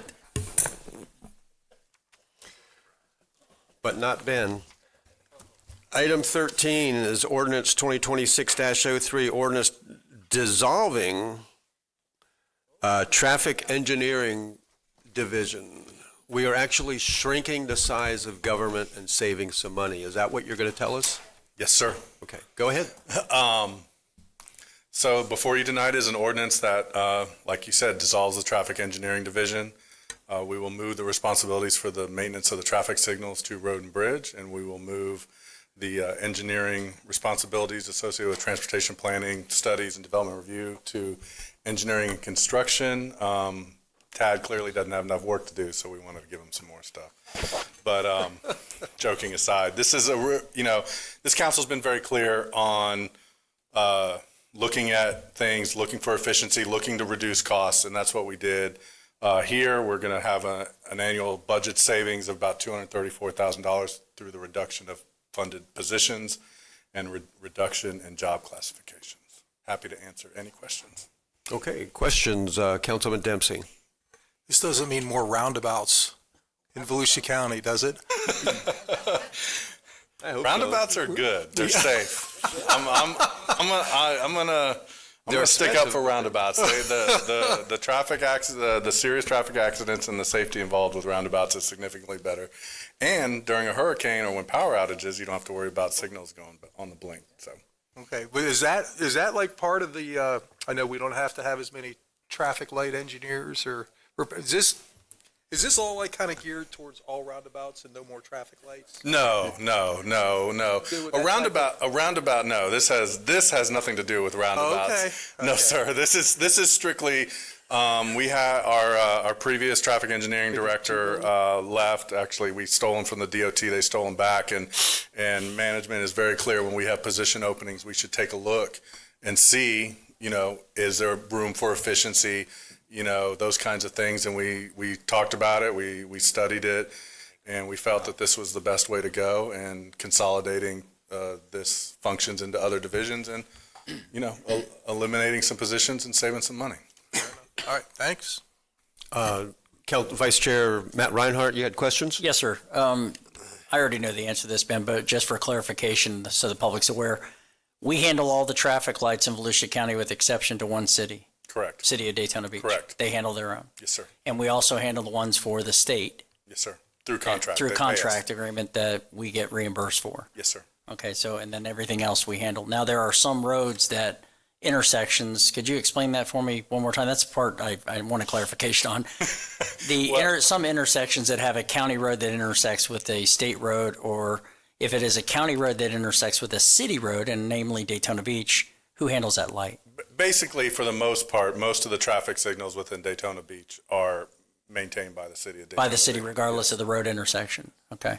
And same would apply if there was a state road that ran through the city. They would take care of that as well. The state contract. So we're outside that, yes, sir. that bubble of Daytona. And even on the state system, the state's still responsible for timing and things like that. Timing of that, yes. Yeah. Okay, thank you. Thank you, Chair. Councilman Kent. Thank you, Chairman. And Ben, not that you need me to stick up for you, but I'll just say, and it didn't matter if it was a council, didn't matter if it was a morning meeting or an afternoon meeting. When I left my sweet little Ormond Beach and came over to the big city of DeLand and got off, I believe, on exit for State Road 44, I was always at that stoplight for at least 5, maybe 10 minutes. And since that roundabout, I have yet to have to stop. It is constant all the way through to DeLand. So your roundabouts, you've got me sold on that one anyway. And it's not even finished yet. No, sir. And I'd love to take credit for it. That is a state project, but we were, yes, sir. Correct. Yeah.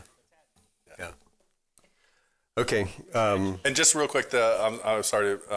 That is an annual savings, so that's a reoccurring savings that we're going to see from this. All right. If somebody made a motion, I didn't write it down. Motion to approve by Vice Chair Reinhardt. Is there a second? Second by David Santiago. And we've already had questions. Any other discussion? Half of us love roundabouts. Well, maybe all of us, but Don. All in favor say aye. Aye. Any opposed? And it is eliminated 7-0. Before I go further, Danny, I need to get back with you on item 12, amending the mayor rules. Vote 6-0. That's not the way it works. 6-0 to approve it. And then also for the public hearing for MedTrans Corporation, the vote is 6-0. And it's now 7-0. Okay. Item 13. go. Been waiting for this all night. Item 14, discussion of backyard chicken regulations. That's right. Carol McFarlane, Planning and Development Services Director.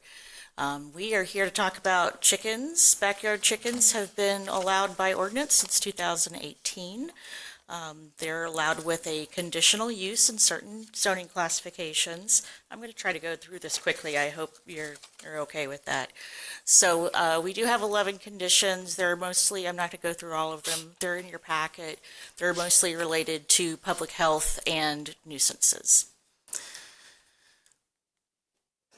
The specific request from council is to look at the minimum lot size that allows backyard chickens. So what we find is that the one of the conditions is that it be on a quarter of an acre, 10,000 square feet, 10,890 square feet. And what you see in yellow there is that several of the zoning classifications that their backyard chickens are allowed, they actually don't meet that. The minimum lot size for the zoning classification is less than 10,890 square feet. So we have a lot of properties that are in the right zoning, but if they're built to minimum lot size, they don't meet the criteria. So we did a little bit of research into municipalities in adjacent counties. 7 out of 16 of the municipalities in Volusia County have backyard chicken regulations. Only 2 have a minimum lot size requirement. The rest default back to the minimum lot size of the zoning classification. Since 2018, we've had a total of 3 conditional use permits for backyard chickens. I think 2 of them actually never finished going through the process. They didn't pick up their placard. We've had at the same time period 62 code cases related to chickens. Almost all of them were related to having a rooster, and the roosters are terrible. I can attest to that. So, council, we're asking you some direction on where we go with this ordinance. Whatever we end up doing today, we would have to take to the PLDRC for additional workshopping, and then it would come back to the council. It looks like you need answers to 4 questions on Yes. this. I have. So you have what? I had a question. Okay. For questions, Vice Chair Reinhardt. Thank you, Chair. And I'm good with all these. Can a requirement also be, you know how the county has a program there at the fairgrounds, the training and whatnot, in order to, can that be accompanied into this Absolutely. as a requirement? So right now, it's the UF, the IFAS class. IFAS. So that is a requirement now that you provide like a certification from that class. So that's something that's required now. If you want that to not be a requirement. All right. I'm getting a little bit of no. I'm good with this, gentlemen. If I'll yield to Mr. Santiago, then I had a comment, Chair. Did I, Mr. Chair, if I may? Yes. Did I hear that they're required to take a class to have chickens? Yes. Yes. For me, Mr. Chair, I'll just, can we, I'll ask a question and make a big statement. Can we just say, in any residential property, we can just do that? It's permitted and not worry about lot sizes? There's certainly a lot that we can do to limit those. We can allow it in a lot more zoning districts. We can remove the minimum lot size altogether. Right. So if you I mean, have it in your zoning, you can. To my colleagues, I mean, this is unincorporated Volusia. I said, if it's a residential property, let them have it, right? By right. By right, there you go. And I don't think people should have to take a class either.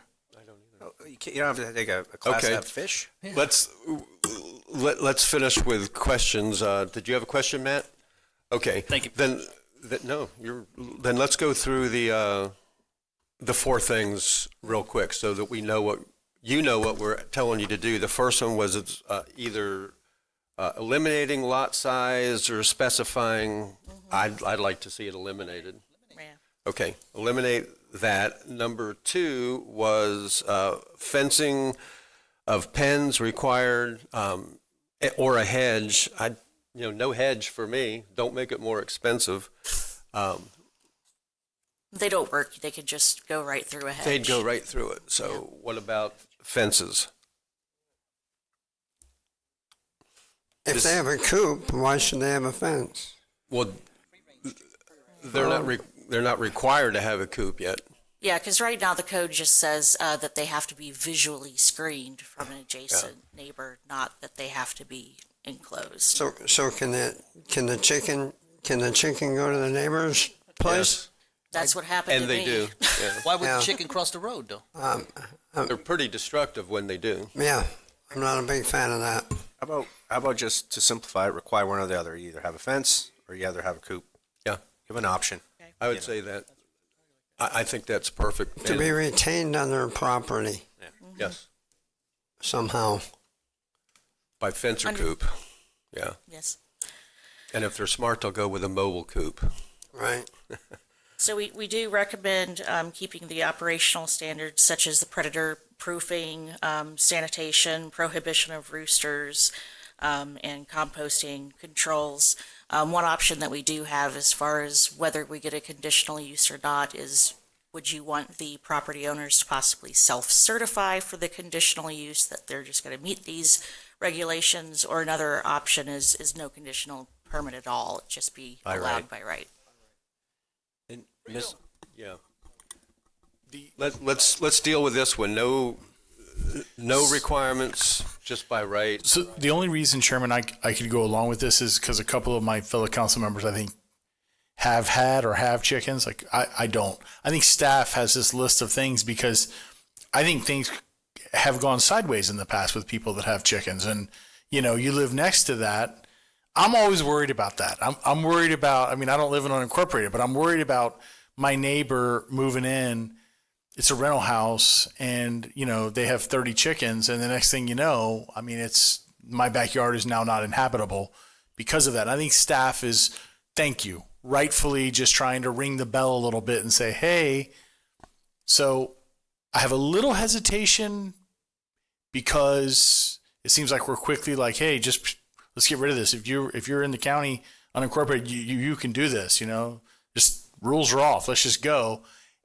I just say, I don't want this to come back and bite us. I don't want us to have these chambers filled with people going, whoa, what you did was wildly out of control. That's all. But I started this and I'll end it with, I've never had chickens, and some of you, I believe, have. And if you're comfortable with this, then you could get me there. Yeah. Matt, your name is up first. Thank you, Chair. This item was brought, I think it was the May 6th, I brought it up due to a constituent that had asked for this. And I think we're only limiting it to the 5 chickens, correct? That's the limit right now. The limit the is 5, right? And also based on the property size and whatnot. Well, no, I mean, that's up for consideration. I mean, Yeah. like if you had a half acre or more, you know, maybe you would want more chickens. I Yeah, guess that's if you have more property and we had either a coop or fencing requirement, then they could have more. 3 eggs a day, Exactly. breakfast. So, I'll wait to hear what Mr. Robinson. And this is in urban areas, Yes, this is right? unincorporated. This- Unincorporated. So the rest of it is All right, Councilman Robbins. Thank you, Chair. I'd like to try to follow the same methodology like we did for the sheds, right? Let's not overcomplicate this.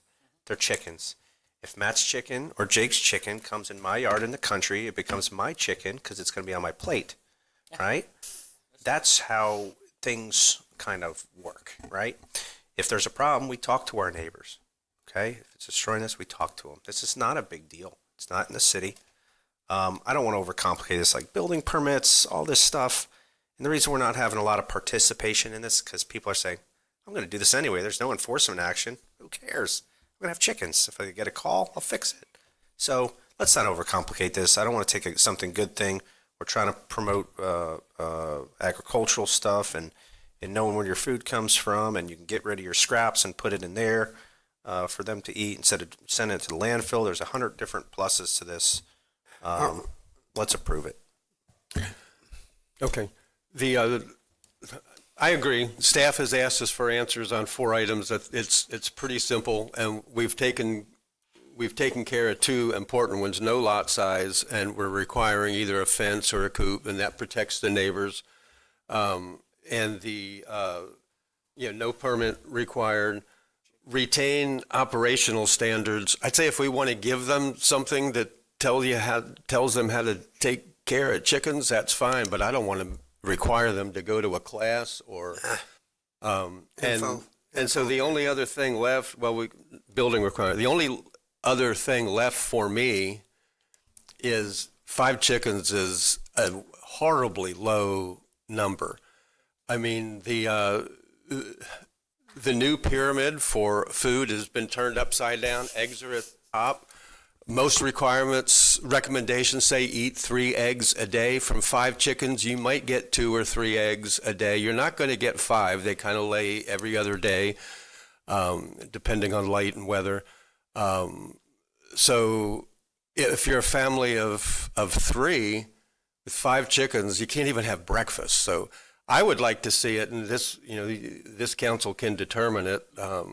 At least, yeah. I was going to say 10. I just heard Danny say 20. I'd love to say 20. I was trying to make sure it would pass here, but I would like to see the number of chickens change since they're confined and not going to be a nuisance to the neighbors. And if they are, the neighbor will wring their necks. Is that against the law? Well, can they call animal control? Okay. So numbers, Don Dempsey. Yeah, I don't know if you guys have ever been next to a facility that has a lot of chickens. They smell. Oh, it stinks. Terribly smell. So I saw that you had a section in there about sanitation. That's the only thing. I mean, we don't want roosters because we don't want them crowing and waking the neighborhood up all the time. Same thing. We got to think about just unsanitary coops because it can smell bad if they're unkept. So I'm not necessarily in favor. I'm okay with roosters necessarily, but the neighbors may not like that. Same thing with having a chicken outfit right next to you that's not kept clean because it reeks. That's the only thing I'd like to maybe discuss. Either limit the chickens or require that they not emit odors that, infringe on the neighbor's quiet enjoyment of their property. Is that something code enforcement could handle? Maybe. If that was a complaint? Yeah. If that was a complaint. I'm saying if it was, I'm sorry, Chair. It's just, I just threw it out there just to see what y'all, I'm glad to hear you at least acknowledge that they do smell. Oh, if you have a lot of chickens, it smells bad. If you have 10, that's why I said put them in a mogul coop where you move it every day. You never have to clean it, and it doesn't stink. We've had 200 egg birds. Nobody knew we had them. Okay. They don't smell because they were moved. I think the thing just to, when you're dealing with a code like this, it could be any subject, is it's got to be enforceable. So you don't want to put your staff in a situation to go out there, determine whether something stinks. Do a smell test. So that's why you have number limits and the size of the coop requirements, because you're trying to address it from an objective way, more specifically, rather than entirely subjective. Correct. Councilman Santiago. Good counsel there, Mr. Dyer. Why don't we? I think Don's point is valid because it could get that way. Raising a number, I'm just going to propose another idea. An acre or more can have 10 or more chickens. I think under an acre, stick to the 5 or 6. But I'm just, How are you going to enforce any of this? Well, I get you, so.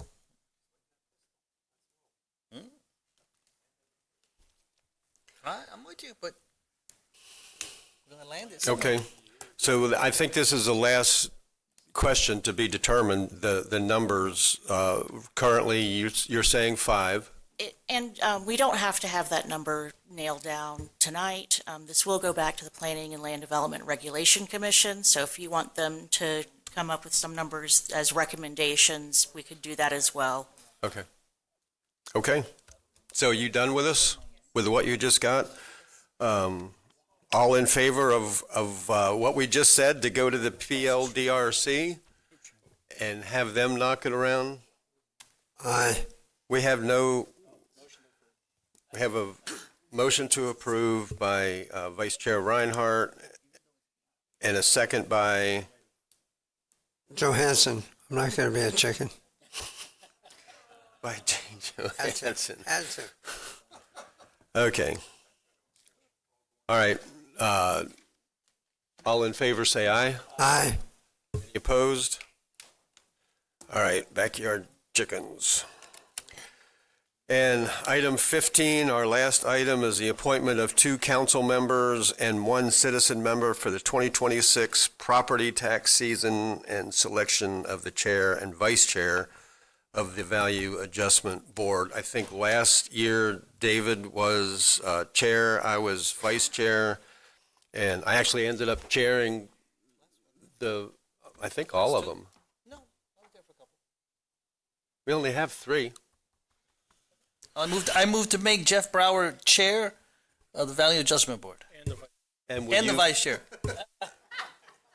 And you'll be vice chair? Yes, sir.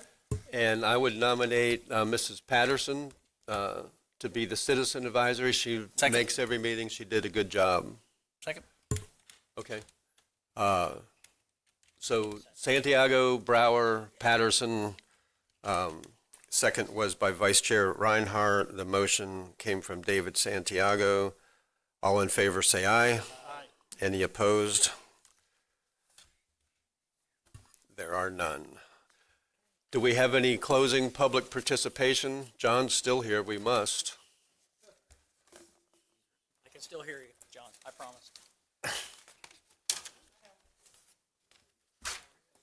Okay. First up, John Nicholson. You may speak on any item that concerns Volusia County. Please watch your language. I went to school. Couple of things. One, David, I'm glad you're here. Reefs. All right. I know you're talking about it. I've seen the documentation, and you still don't have a policy on reefs. Apparently, you don't like reefs, or you don't care to look into them. But the idea of replacing the sand year after year, when the city of Daytona Beach took out its cement steps to replace them with breakaway wood, first hurricane up, they went. And so we went 8 months without our tourists being able to get off the boardwalk. That doesn't make any sense, all right? It doesn't make any sense that these people have to lose the beach every time there's a storm, when we can prevent that, all right? 20 years ago, a guy from Cocoa came up, because he was a surfer, came up with this plan, put a V-shape reef off the coast, and it adds not only land, but it protects the property upland. It lowers the insurance costs. There are a lot of benefits. It stops the runouts, so nobody dies, okay? So, and it costs $5 million a mile. So I came up with a plan, because we already do reefs, with a previous city manager, and we would get them for free. Our city manager decided no, because he can't control it, not to do it. But I'm asking you to think about the problem with hurricanes and the damage to the upland is the force of the waves. So if you break that force, then you don't have a damage to the upland. That's what the islands do on the intercoastal that saves mainland. It breaks the waves. So I'm asking you to look at that. Secondly, I was hoping at your meeting you'd discuss core responsibilities. I still don't know what all of you consider core responsibilities. I read history, and back, I think in Turkey, it's 7,000 years before Christ, they had a civilization that was interested in art and all of the cultural things that we now are deciding that are not of value. So what is the core responsibilities? Jeff brought it up. One person spoke about it, and it was dropped immediately. So personally, I think we need to know what you all think core responsibilities are, and I think the public needs to know because they can build on it. If it's soft sand and they don't know what's going to happen, they can't build on anything. So I think we need to know what core responsibilities are. I want to bring up half-penny sales tax. $500 million from Time's tourists up. is a lot of money. Okay. Greg Gimbert.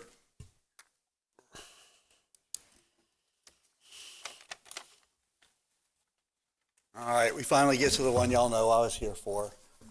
So before I get, Greg Gimbert, 255 Euclid Avenue, Daytona Beach, Florida. Before I get started on that, man, what a difference from the last time I was here. It's like night and day. I just left Deltona before I came here. They had 6 cops. They had a list of things you couldn't do that read a lot like unconstitutional Article 58 Soviet Tribunal. And it was not the environment that you have here, the collegiate, and I certainly didn't expect it either based on the last time I was here in the room. So bravo to all of y'all for exceeding expectations based on those who came before you. So what have I got left? 2 minutes. So hey, I'm hoping to have a public conversation that I wasn't able to have one-on-one with some of you folks. And we've been trying to have this conversation for a long time. Last council tried to forbid it. We're going to talk about what we do with the poopy water. And Deltona, I was just there tonight, they're facing a heck of a thing. For years, we've talked about we're running out of water. But any kid that's ever played in a bathtub knows that you got the drain going, you can turn on the water, and you can determine whether you run out of water or not. And the rain works the same way with our aquifer. But we can't turn it on and off. And it's pretty obvious the clean water bubble is shrinking the more we pump, because we damn near drained Indian Lake and Tiger Bait Forest to zero before we started refilling it with Daytona's poopy water through the rehydration program. So anyway, all over the state, we have this crazy notion that when we overpump, we can be like Indiana Jones and switch the skull of the clean water with some poopy water underground by shooting treated sewage under there. And, you know, they do the best they can. They scrape the big parts off, and they chemically treat it and irradiate it and let it settle in a pond, and you scrape the clean off the top, put some more chemicals on it. Damn it, we did the best we could, as close as we can get to drinking water. And it's still not good enough to put in the river anymore. And you can't walk around with it on the ground, but all of a sudden it's safe enough to put in the aquifer. If we bury it deep enough where it'll never get to the clean stuff, like there's a magic cavern under there, it'll stay put. So this is just the beginning of a conversation that I hope you guys will start to have about the fallacy that we can take treated sewage and stick it in the aquifer and think we're protecting clean water instead of poisoning it. If it's not safe to bring straight to tap and it's not safe to put in the river, how in the heck is it safe to put in the river source? It doesn't make walking around sense. And poor Deltona tonight, for after really trying very hard not to acknowledge what was going to happen there, they're going to come to grips with it tonight, I believe, at the end of the meeting. And that there's no safe way to poison the aquifer. Not if you're going to take a little bit of river water, call it lake water, St. John's River water, and do the poopy water cleaning on it and put that in the aquifer and mix it with some other poopy water. And they're really going to admit it tonight. And I hope the city of Deltona stops it. Thank you for opening the conversation, and good night. Thank you for your comments. We'll go to County Manager. You've taken care of one of your items, and Senate Bill 180. I have another letter request. Okay. This time, and I should have been passed out, but the Department of Transportation has asked on behalf of the Sunrail, the Central Florida Rail Corridor folks, to put a letter of support from our council to the U.S. Secretary of Transportation for monies to help with a bridge replacement over 1792 in Maitland, Florida. This is a railroad bridge. It's in the railroad corridor. So the Central Florida Rail Corridor Commission will be responsible, along with the Department of Transportation, for that replacement. So we have penned up a letter of support because we would like to get that grant to offset any costs we would have. We would be responsible if that bridge failed or needed replacement. We are are part of that unit, and it's done based on track miles. So we would share about a quarter of the expense. Move to approve. Second. Motion is to approve the letter that we all have a copy of by David Santiago. The second was by Vice Chair Reinhardt. Any questions for George on the letter? All in favor say aye. Aye. Any opposed? And thank you, George, for providing that. I have one more item. I just, based off the earlier comments, I asked the Fire Chief, Joe King, and our Fire Marshal to attend here. They're here to answer any questions. They do have an update, I think, on the timing of a decision where we've asked the State Fire Marshal to weigh in on this sprinkler issue. So why don't you guys come down and tell them what the timeline is.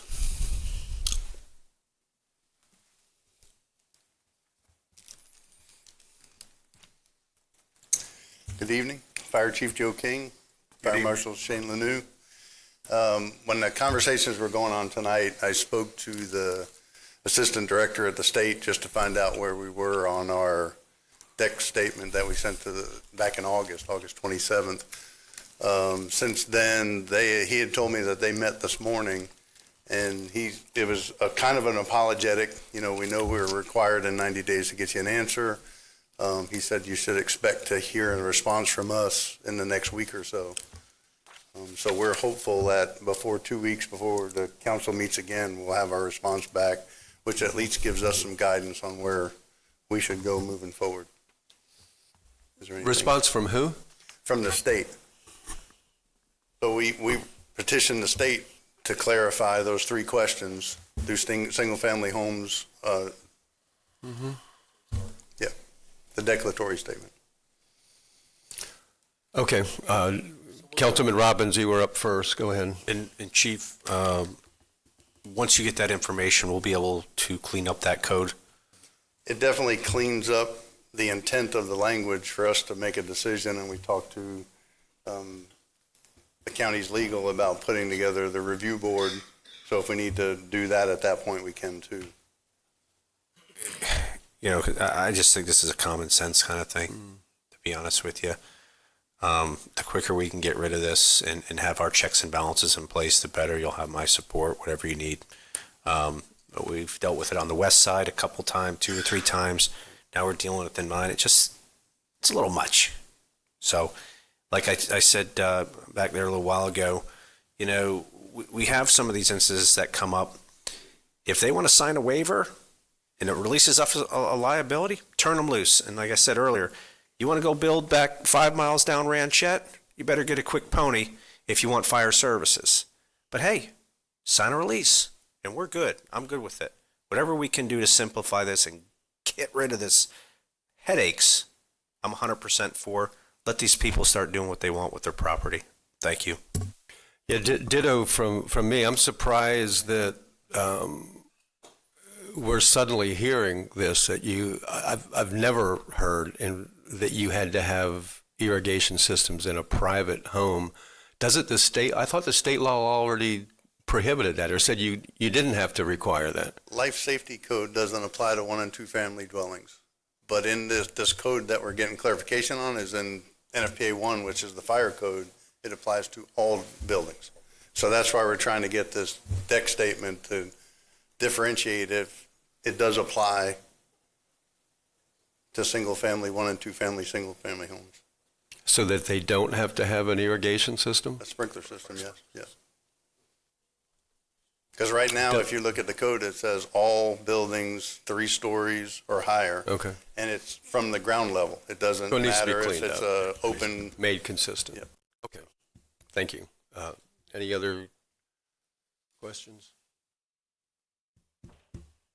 Okay, get it done.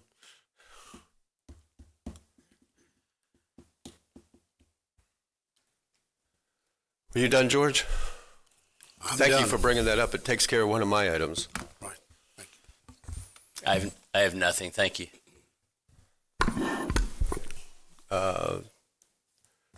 Councilman Santiago, you're first tonight. Thank you. I wasn't going to have anything, but Mr. Dickles, I know why you said thank you for being here, because, I do have an interest in that whole reef thing. I think I've supported, the concept of looking into it.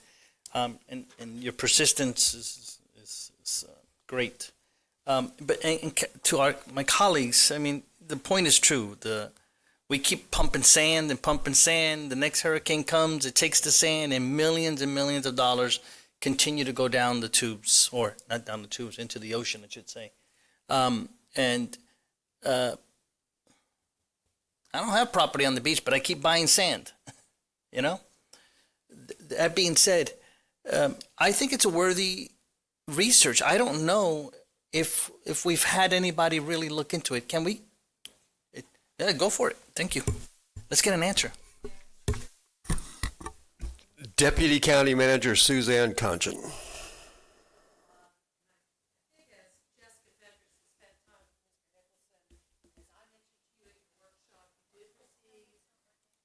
I'm sorry.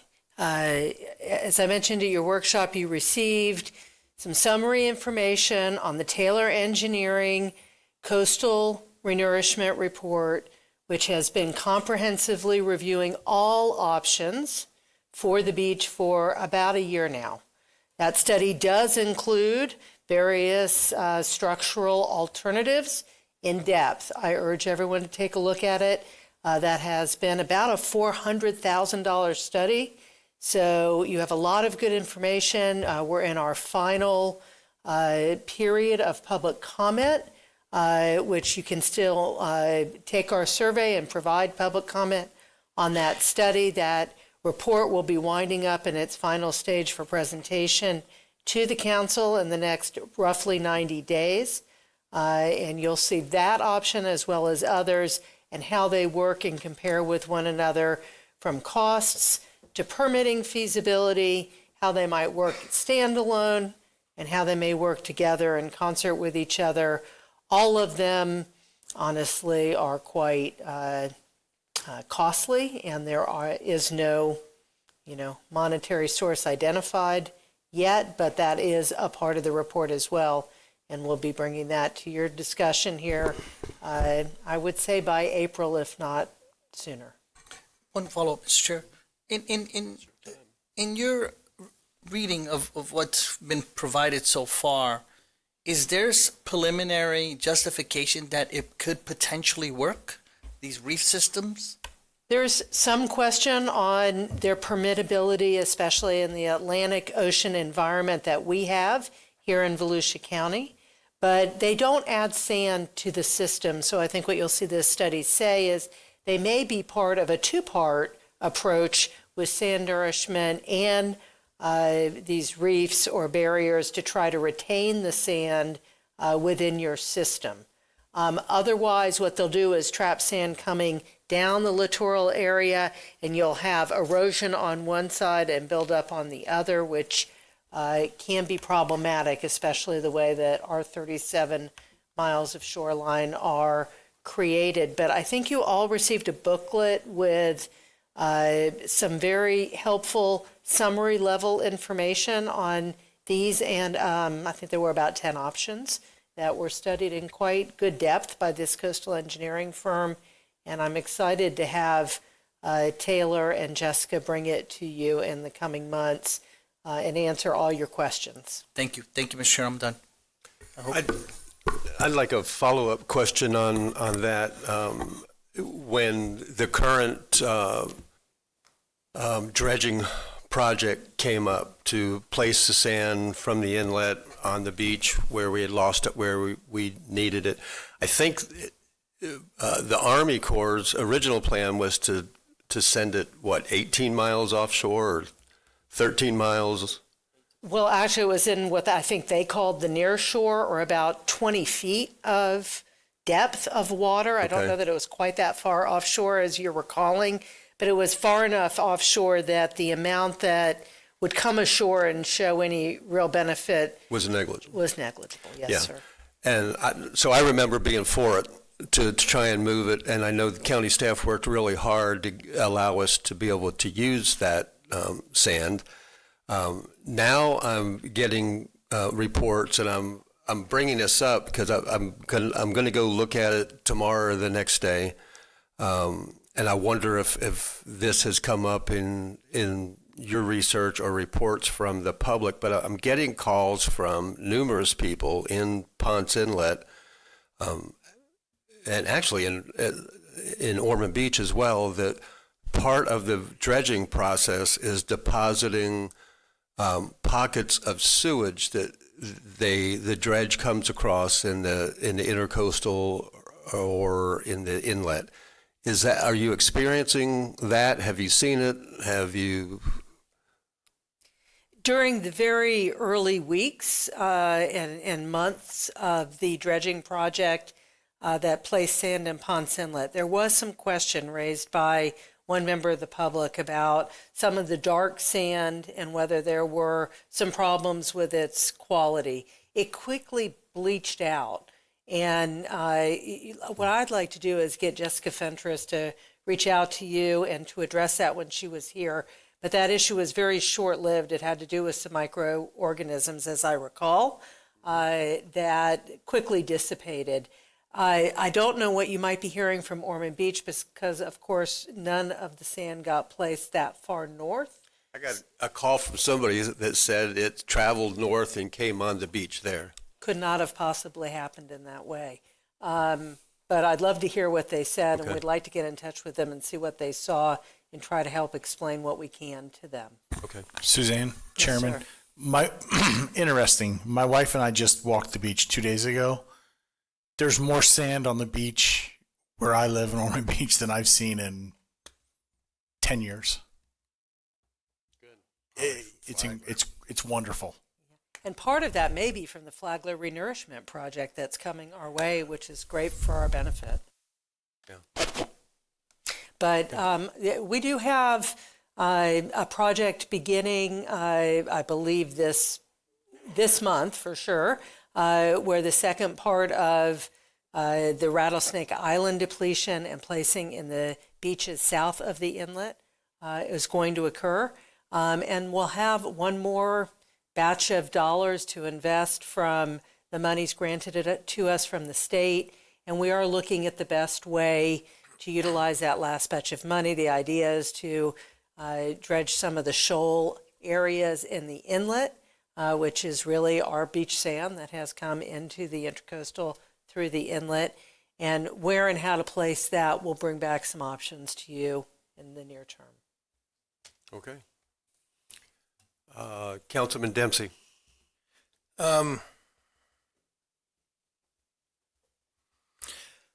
glad Mr. Gimbert was here today, and I've had the opportunity to speak with him a couple of times over the past few weeks, and I've been following his lead volusia vote campaign and the toilet to tap issue and the deep well injection issue that seems to be circling around us in Florida. And I want to just say it publicly that I'm supporting what he's doing. I support the charter amendment that he's presenting, and I just want to tell you why.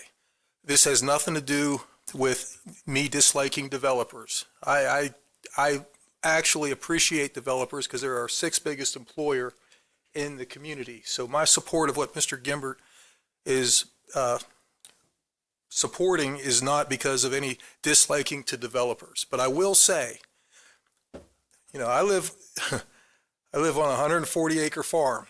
I depend on wells for everything. Okay, I'm not on the city water, but I don't want to be the guinea pig as to whether or not deep well injections are safe or not.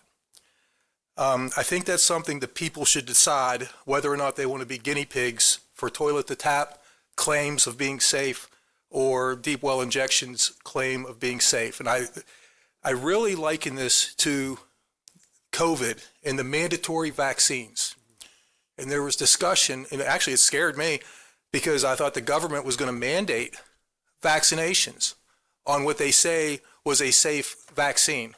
And we were supposed to accept their science and put their science in our body, hoping they're right, hoping that it wouldn't cause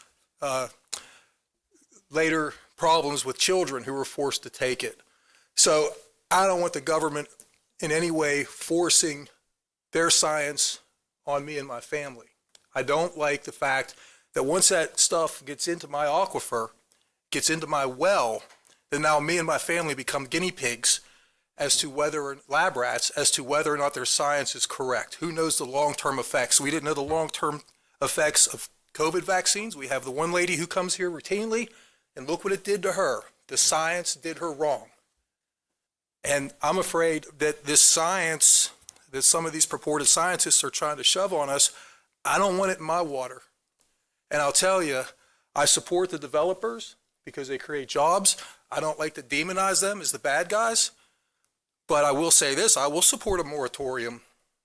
And I voted against every moratorium ever presented. But I would vote against it if I felt like it was going to endanger the community. That's why I'm arguing so hard against these conservation easements.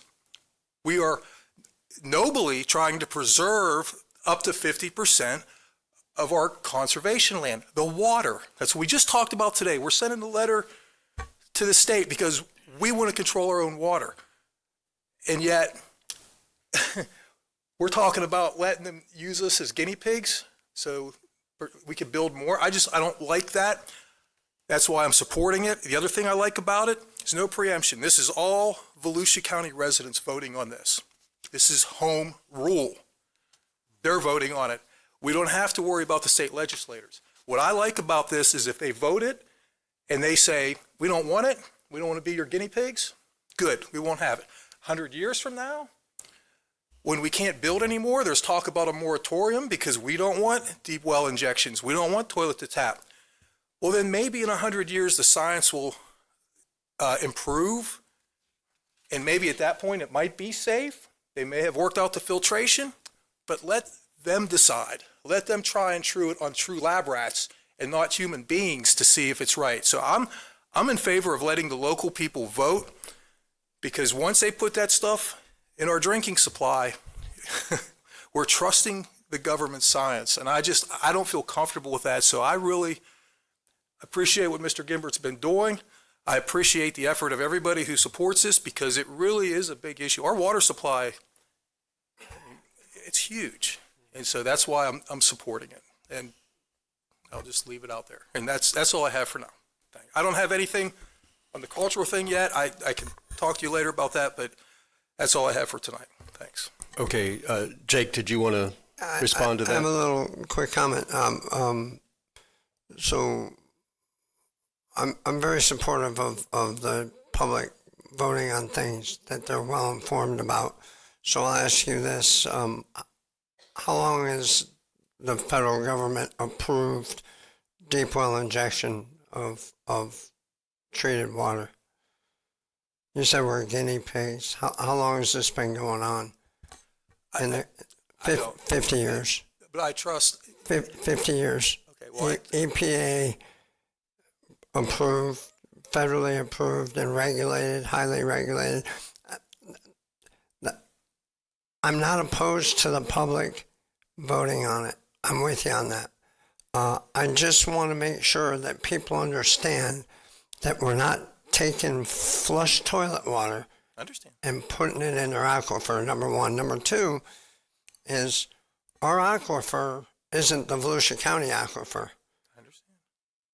And there are a lot of people in Florida that already do this and have been doing this for years. Deep injection, that is. So your water is already getting other counties treated affluent, deep well injected. So again, I want to make sure the public is very understanding of what we're asking them for. It isn't, I don't want the verbiage to say, do you want poopy water injected in your aquifer? Because that's very misleading. It's misleading in social media. It's misleading every time we talk about it. The average individual will say, well, you know, that's not what I mean. There's a lot of people who are starting to believe that, you know, I can't believe you're putting sewage into our aquifer. They don't know any better. So I think it's important that we ensure people are well informed on what they're voting on.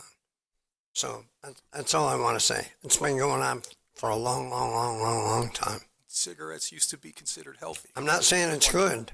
I'm not saying it's bad, but we're not going to be guinea pigs. We're well along on this thing, and there are tons of things in this United States that are bad for us. Yet we still do it on our own time and our own volition. So I'm half with you. Again, I don't mind voting for it, but I think it's something that people should decide, Jake. I do too, I'm sure, after they're well informed.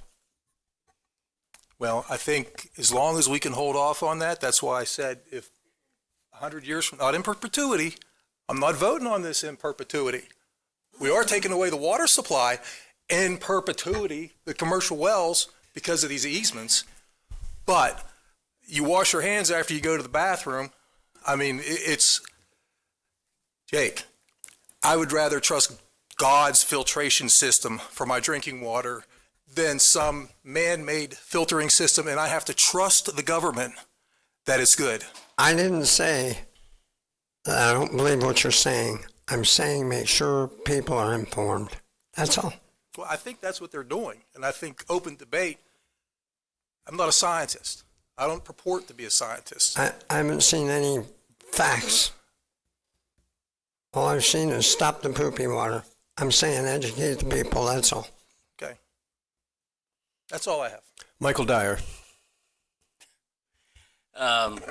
Council last discussed this very subject in October of 2022. We did a memo on it.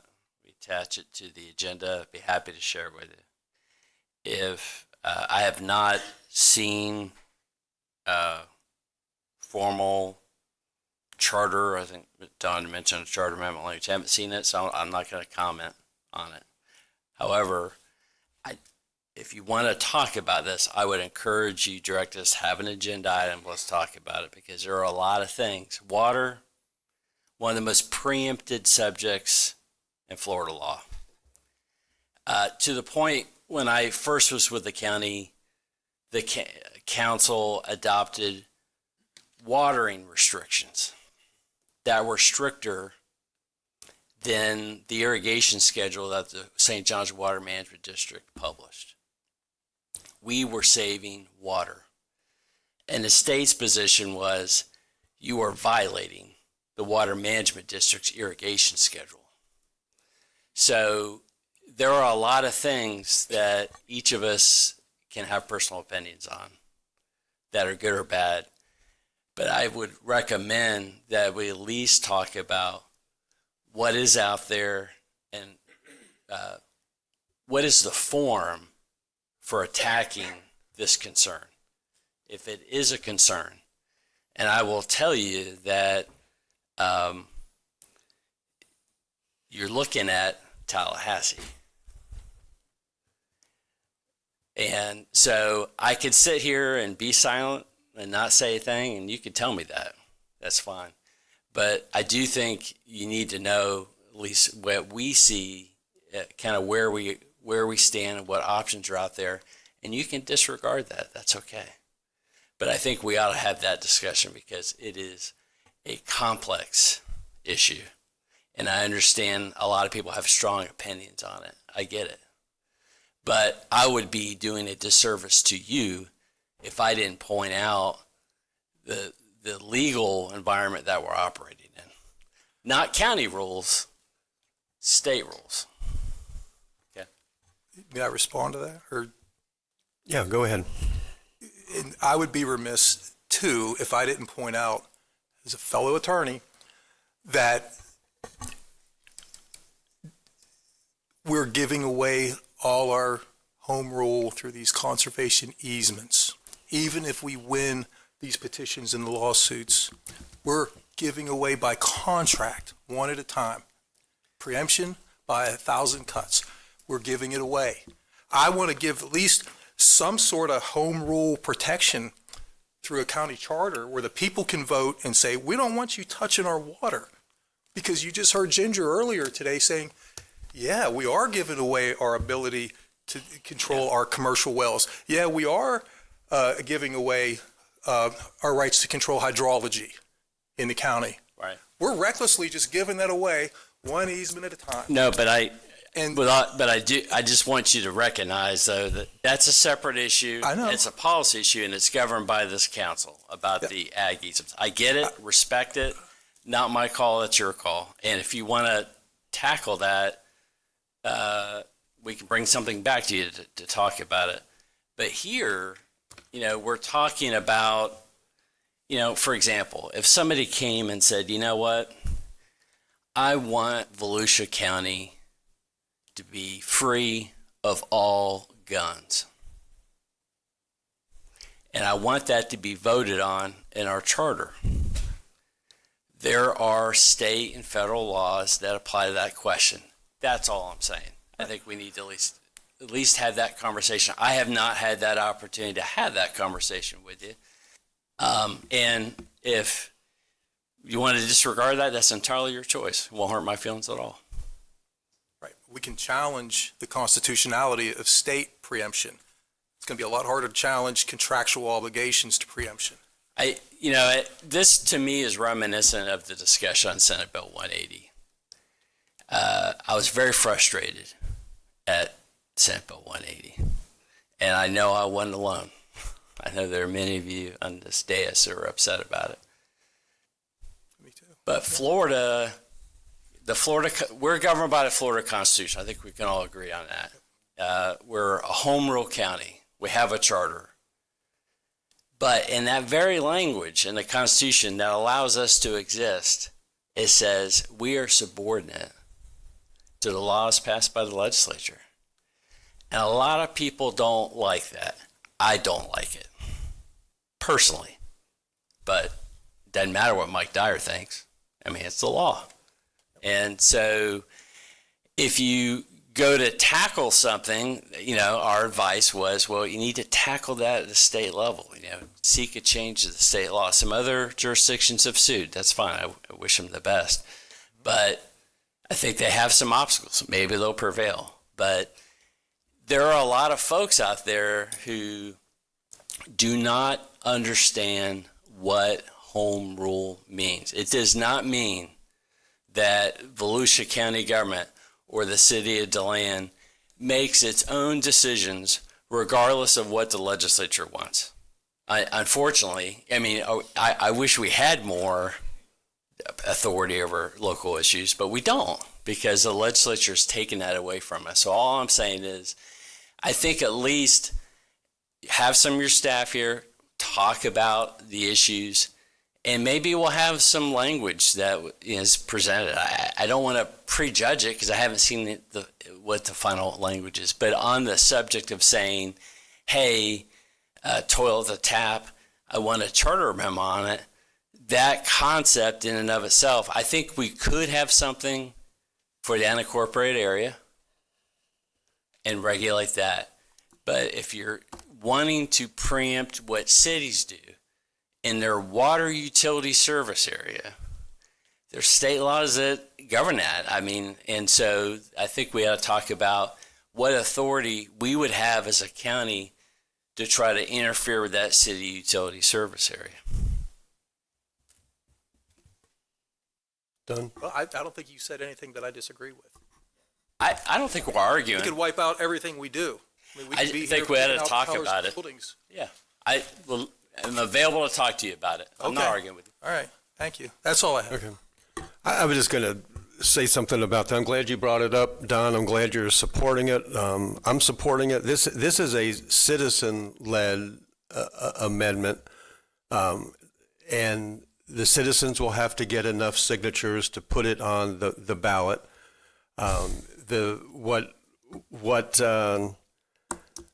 What Jake said is true. And I'm glad that he said it. It's been going on for a while because the last time that I brought it up at this council, it's never going to happen in our lifetime. And it has been happening, and it's still happening. And there's I don't know how, Jake, you said you haven't seen any science yet or the argument for it or against it. You will. That'll be part of the process of. I've seen it. I've read the science for and against, but I haven't seen it in the local argument. All I've heard is. That's what I mean. I'm surprised that you haven't seen that. I have. It's you can see it on social media. You'll see it other ways as well. Can you get it to Can you get it to staff and staff share it with us? Yeah, or see what you're looking at. Or you can just go to Volusia Issues or let Volusia vote. You see it online. But yeah, I can do that. There's been some really interesting articles by the research projects by the Federal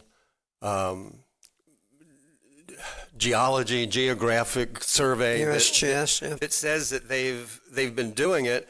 And it's already, it's safe. We're putting it way underwater, way underground, and it will never commingle with our drinking water. And you can't say that. They've proved it. They said, unfortunately, now we're finding it percolating up in other areas. And not just cleaned up toilet to tap water, that even if Deltona says we're going to clean it up to drinking water standards, we can't put it in the river anymore because it's killing the fish, it's killing the shellfish, it's killing the grass. I mean that's been happening for a long time. So to not do something because it's been going on for a long time, it's for me is a bad reason. We need to stop doing more of it, and I think the rest of the state is going to get involved in it as well. There's nobody there. Well, there's very few people that are excited about injecting cleaned up sewage water into our aquifer, especially here locally, because it's not, as you know, it's not one giant aquifer. They're compartmentalized, but the water does move around. So now we're talking about Volusia's aquifer, particularly West Volusia's aquifer. Don's right. Everything that I produce on my organic or regenerative farm depends on that water. I don't want to be pumping the PFAS forever chemicals out that are already getting in our water. So don't make it worse. We're just asking to let the people vote on this, and that will create a very dynamic discussion as we're hearing tonight. So, Councilman Kent. What is wrong with human beings that they would think that they could take any type of water, whether it be from the black tank or the gray tank, and think it's acceptable to pump it into your water supply and that it's going to be okay? Don, I don't know why you're hesitant to believe your government. I mean, the food pyramid they had for 40 years told you to eat between 6 to, I think, 9 servings of carbohydrates and grains a day. It got people fat and diabetic. Said don't eat eggs, don't eat butter, don't eat meat. Thank God for RFK. I don't know why we don't trust the government. I've not spoken to Greg Gimbert about this issue, but shockingly, I had a lovely conversation with Elena Kraft on my way to this council meeting today. And Don, I'm here to tell you, I told her as a resident, I'll be happy to sign that petition. Let the people vote on that issue. What is wrong with human beings, with their thinking? You know, don't worry about saving the money. Just do the reverse osmosis. Pull it from the ocean. Pull the water, spend the money, pull the water from the ocean, spend the money, do the reverse osmosis, and drink that water. Goodness gracious. That's all, Chairman. Well, thank you. I'm glad to hear that. That makes 3 of us on the council that are supporting it. I hope everyone was. The first time I brought this up, first, second, and third time in a previous council, not this council, it was shut down. It was shut down by Ben Johnson, who actually said you can never talk about it again as long as this council is together. So, and the reason he said that is because it's not happening. And so we don't have to worry about it. And it won't happen in our lifetime. I just saw an article that the DeLand Beacon did, and I love Barb Shepard. She said it ain't happening, and it's not going to happen for 20 or 30 years. It was happening then. And now we know it. Now the government admits it. Yeah, we've been doing it, and it's not confined. It is coming up. Water travels. The upward pressure pushes it up. Animals don't even pee in their own bed. So it's, I'm supporting it. Mike, you're absolutely right. It's going to be a hard lift. I think it will go to the state. It'll be legal hurdles. And I think it's worth happening. Councilman Santiago. Thank you, Mr. Chairman. I just wanted to put a little clarification. I know you made the statement that at least 3 of us are supporting it.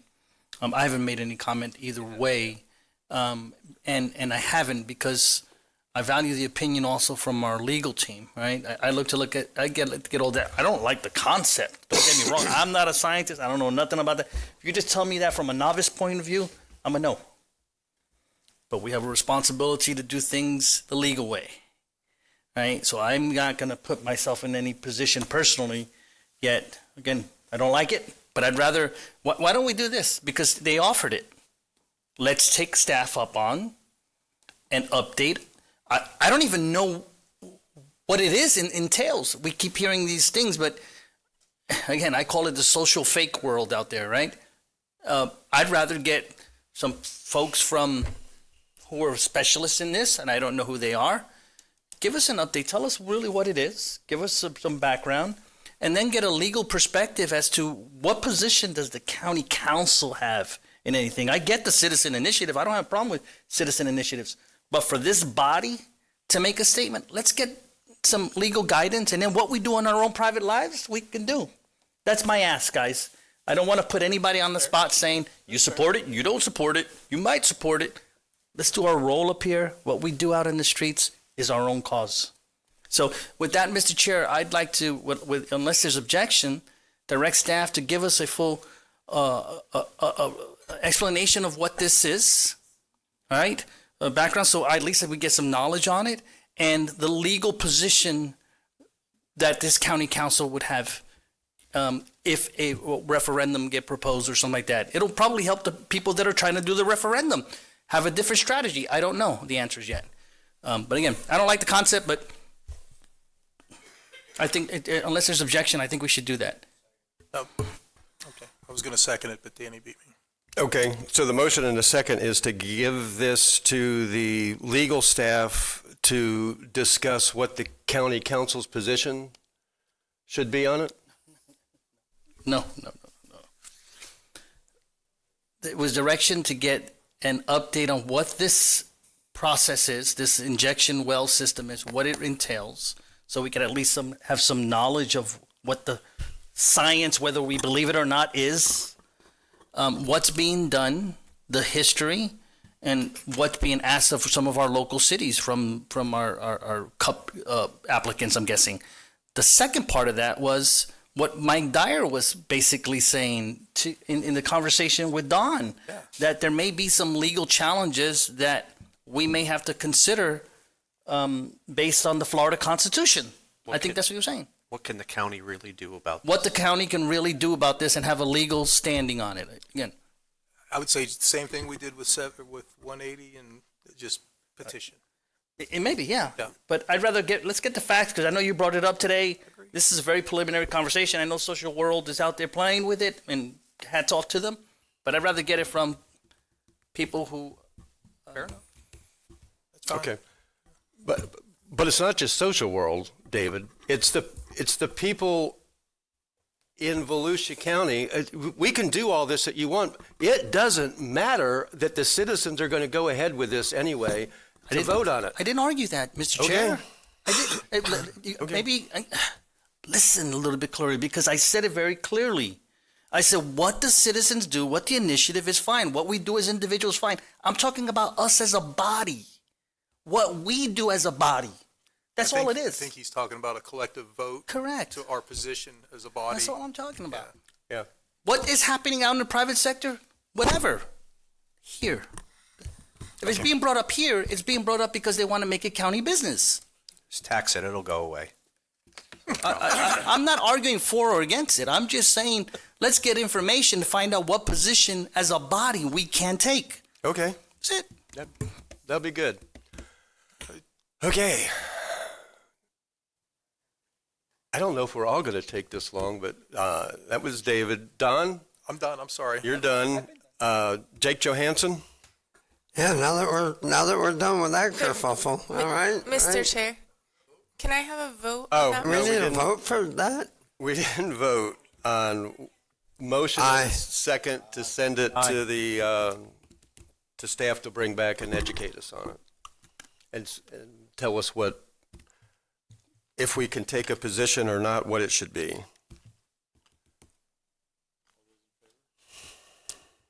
We're asking for information and legal opinion, right? Yep. Information and legal. I'm wondering if I need to call the roll, but I'll just call the vote. All in favor, say aye. Aye. Any opposed? Okay. Jake Johansson. Thank you, sir. Today we were asked about our core responsibilities. I think the chairman spouted off 5 of them, and we all kind of looked at each other with, yeah, those sound good, but I guess we didn't formalize them. So maybe we ought to do that. I think we're having more meetings with Herb throughout the year. We can make sure that those are clear. I don't want to get into them now, but I didn't have any problem with what the chairman said, basically. It was brought up that Volusia Echo could go away just as easy as it was voted for it. I think the reason that was said is because we could save money. Well, we can stop charging the millage until the system kind of starts taking care of itself, and then work it out. I don't think we have to get rid of it. I don't think we should get rid of it. I don't think it would pass. But again, up to the folks out there. I think these things ebb and flow. People save up money. They have good projects. They ask for the ECHO match, and then they're out of money for a while. It happened in Port Orange. We got our act together. We got a few things accomplished, and then we ran out of money. So I think there's merit to keeping ECHO. What I will say about ECHO, though, is it's easy to ask for that ECHO money to get a project, but sometimes people don't have the foresight, and Brad does a good job of asking for their business case, but some people don't have the foresight that with that bigger building, with that more programs, comes more operational cost. And if they can't sustain that operational cost, I don't know if I'm a big fan of ECHO paying operational cost versus just capital. So we'll see how that goes, but those are my initial feelings on that. Lastly, I mentioned at the beginning that we had a flooding subcommittee meeting. A few points that were brought out by the mayors. I think you'll hear about them at the next roundtable, possibly. But one of the things that was brought up by Mayor Cleveland in New Smyrna that Ben and Michael Ryan and Donna Butler are doing great work, but he feels that those folks might be neglecting some of their day jobs. I don't know about that, but for George, Suzanne was there, but they kind of talked about a new job, a flooding czar, if you will, to keep the pressure on for taking care of flooding. I don't know if that's necessary, but I report that was brought up. Ben did not say I'd love to have an extra person, but it was brought up. Well, we have added a position, so we have added one already, engineer. just for And she stormwater. was, that was the one that She was at there. the meeting, Yeah, I she was believe. there. Yeah. Okay. Yep. So, just so you know, and then we went to, we decided to go to quarterly meetings. So, we're no longer monthly. We're kind of in a maintenance phase right now. So, the projects are going, the studies are going, they're starting to turn dirt on the first project. Things are looking forward. The biggest, the longest pole in the tent, and I think we talked a little bit about that this earlier today, is the environmental approval process. So as those projects get approved, more dirt will be turned and more stuff will be done. But we ask you to take the flooding newsletters that we get and turn them around in your social media as you see fit. If you see a good picture in George's summary, weekly summary, turn those around on your social media. Again, for me, it's all about public information. The more they know, the less they think we're not doing anything. And we as the royal government, it's every subject that we deal with. So keep up the good work, get the information out there, and I think we'll be less distrusted. That's two negatives, I know, but other than that, that's all I have. Chairman, thank you. Councilman Kent. Thank you, Chairman. Just a couple of brief items. George and Suzanne, just a thank you. And to John Nicholson and David Santiago, thank you both for, talking about the reef, because it's a discussion that should be had. David, I know you like to travel a lot, and back in my younger days, I surfed a lot. And I'll tell you, I don't know if you thought about this or not, but any of those tropical beaches you've been to where they have incredible surf on a reef, and then where you are on the beach, for the most part, if there were huge waves out there, it's like a lake where you are, and there's not really any erosion going on or anything like that, because the reef has taken all of the energy out of the wave. And I think it's something we should be talking about. So I'm pleased that came up today. Council, thank you for almost 3 years ago agreeing to support the Regrow the Loop and now Regrow Volusia, because Regrow Volusia and Regrow the Loop just announced their full schedule of environmental education events. And they have so many topics. Here's a few of them. Save the native bees. Made me think of Mr. Reinhardt with the honey we talked about at the jails. Rain barrel workshop. Pruning trees. They have some really good topics that our residents can participate in free of charge. I think it's wonderful. And last but not least, I'd be remiss if I didn't brag on, I saw him earlier, maybe he's already gone. George, if he is, you'll have to just tell him.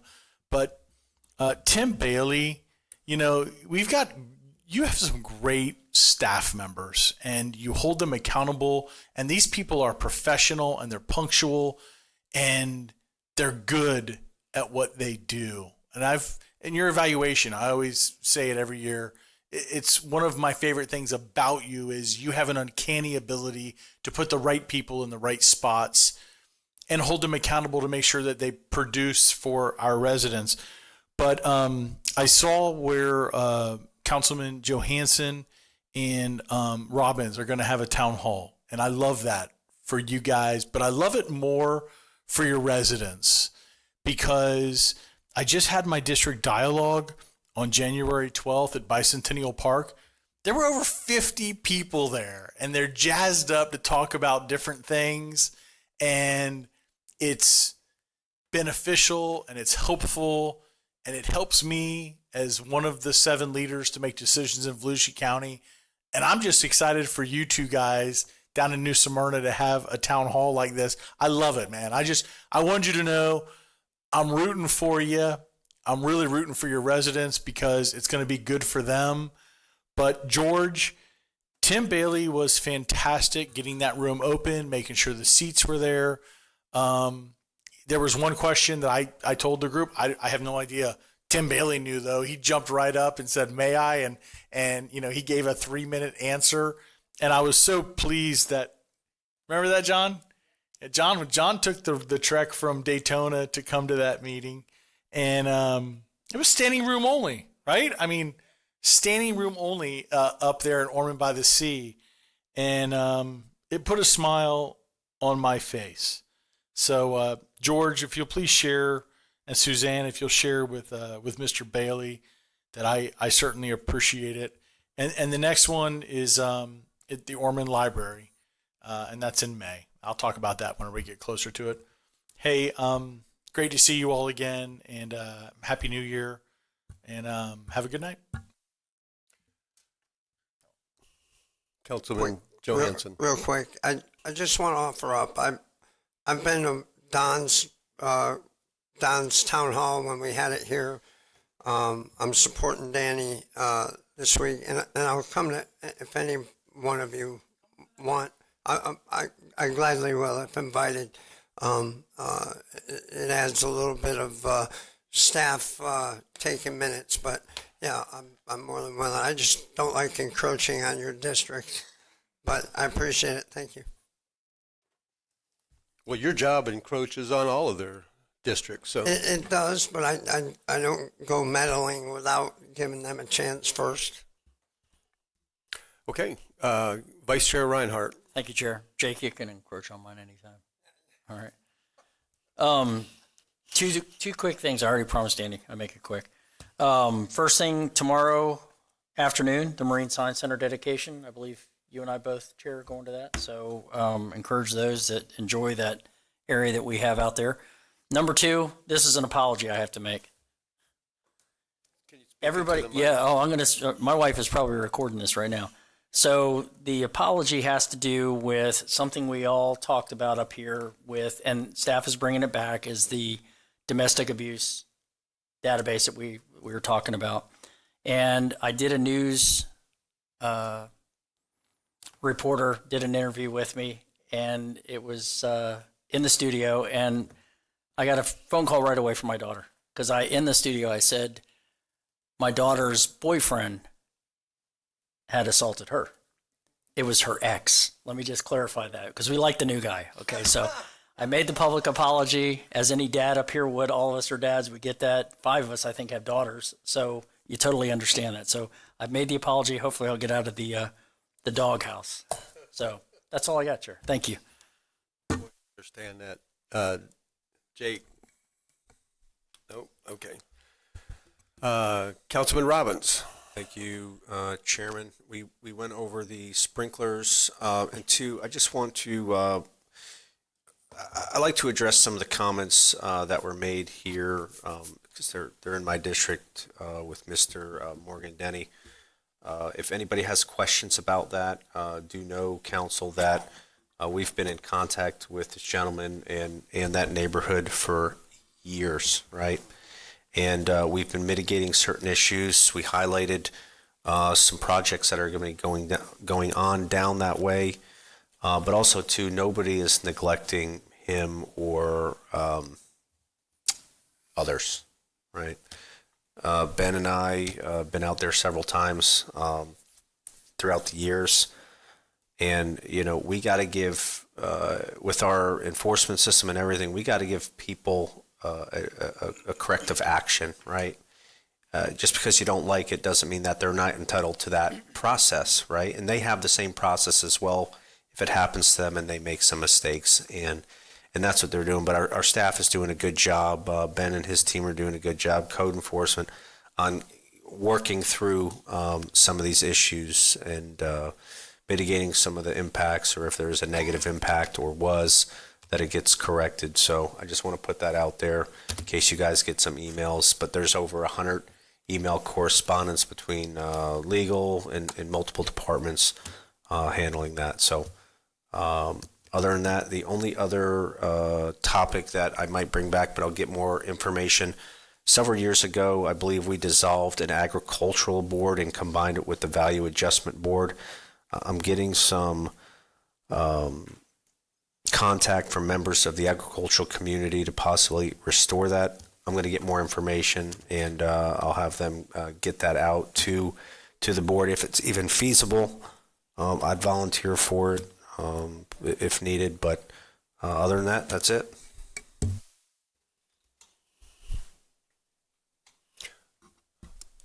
Michael Dyer. I need to talk to Michael Ryan too, but he's not in here. Is he here? I think you should ask a question of Michael Ryan. Did you just hear what Danny's request? Yeah, we'll have to talk. We're not quite sure. We'll dig into it. Okay. Okay. All right. Everything I had to bring up is brought up. Fire suppression, toilet to tap, beach renourishment. And I think, David, you got a little frustrated with me talking about the bills but it goes along with toilet to tap. If we don't get rid of Senate Bill 718 and its corresponding House bill, it just gets worse and worse. And so that's the reason I wanted to talk about those. After hearing the Florida Association of Counties conference, they made it so clear that our residents need to weigh in. So that's why I bring it up publicly. I know they get frustrated. They feel like Tallahassee doesn't listen. I get frustrated for the same reason sometimes, but please don't give up contacting your representative senators, especially the Volusia County delegation. So with that, at 9:04, this meeting is adjourned.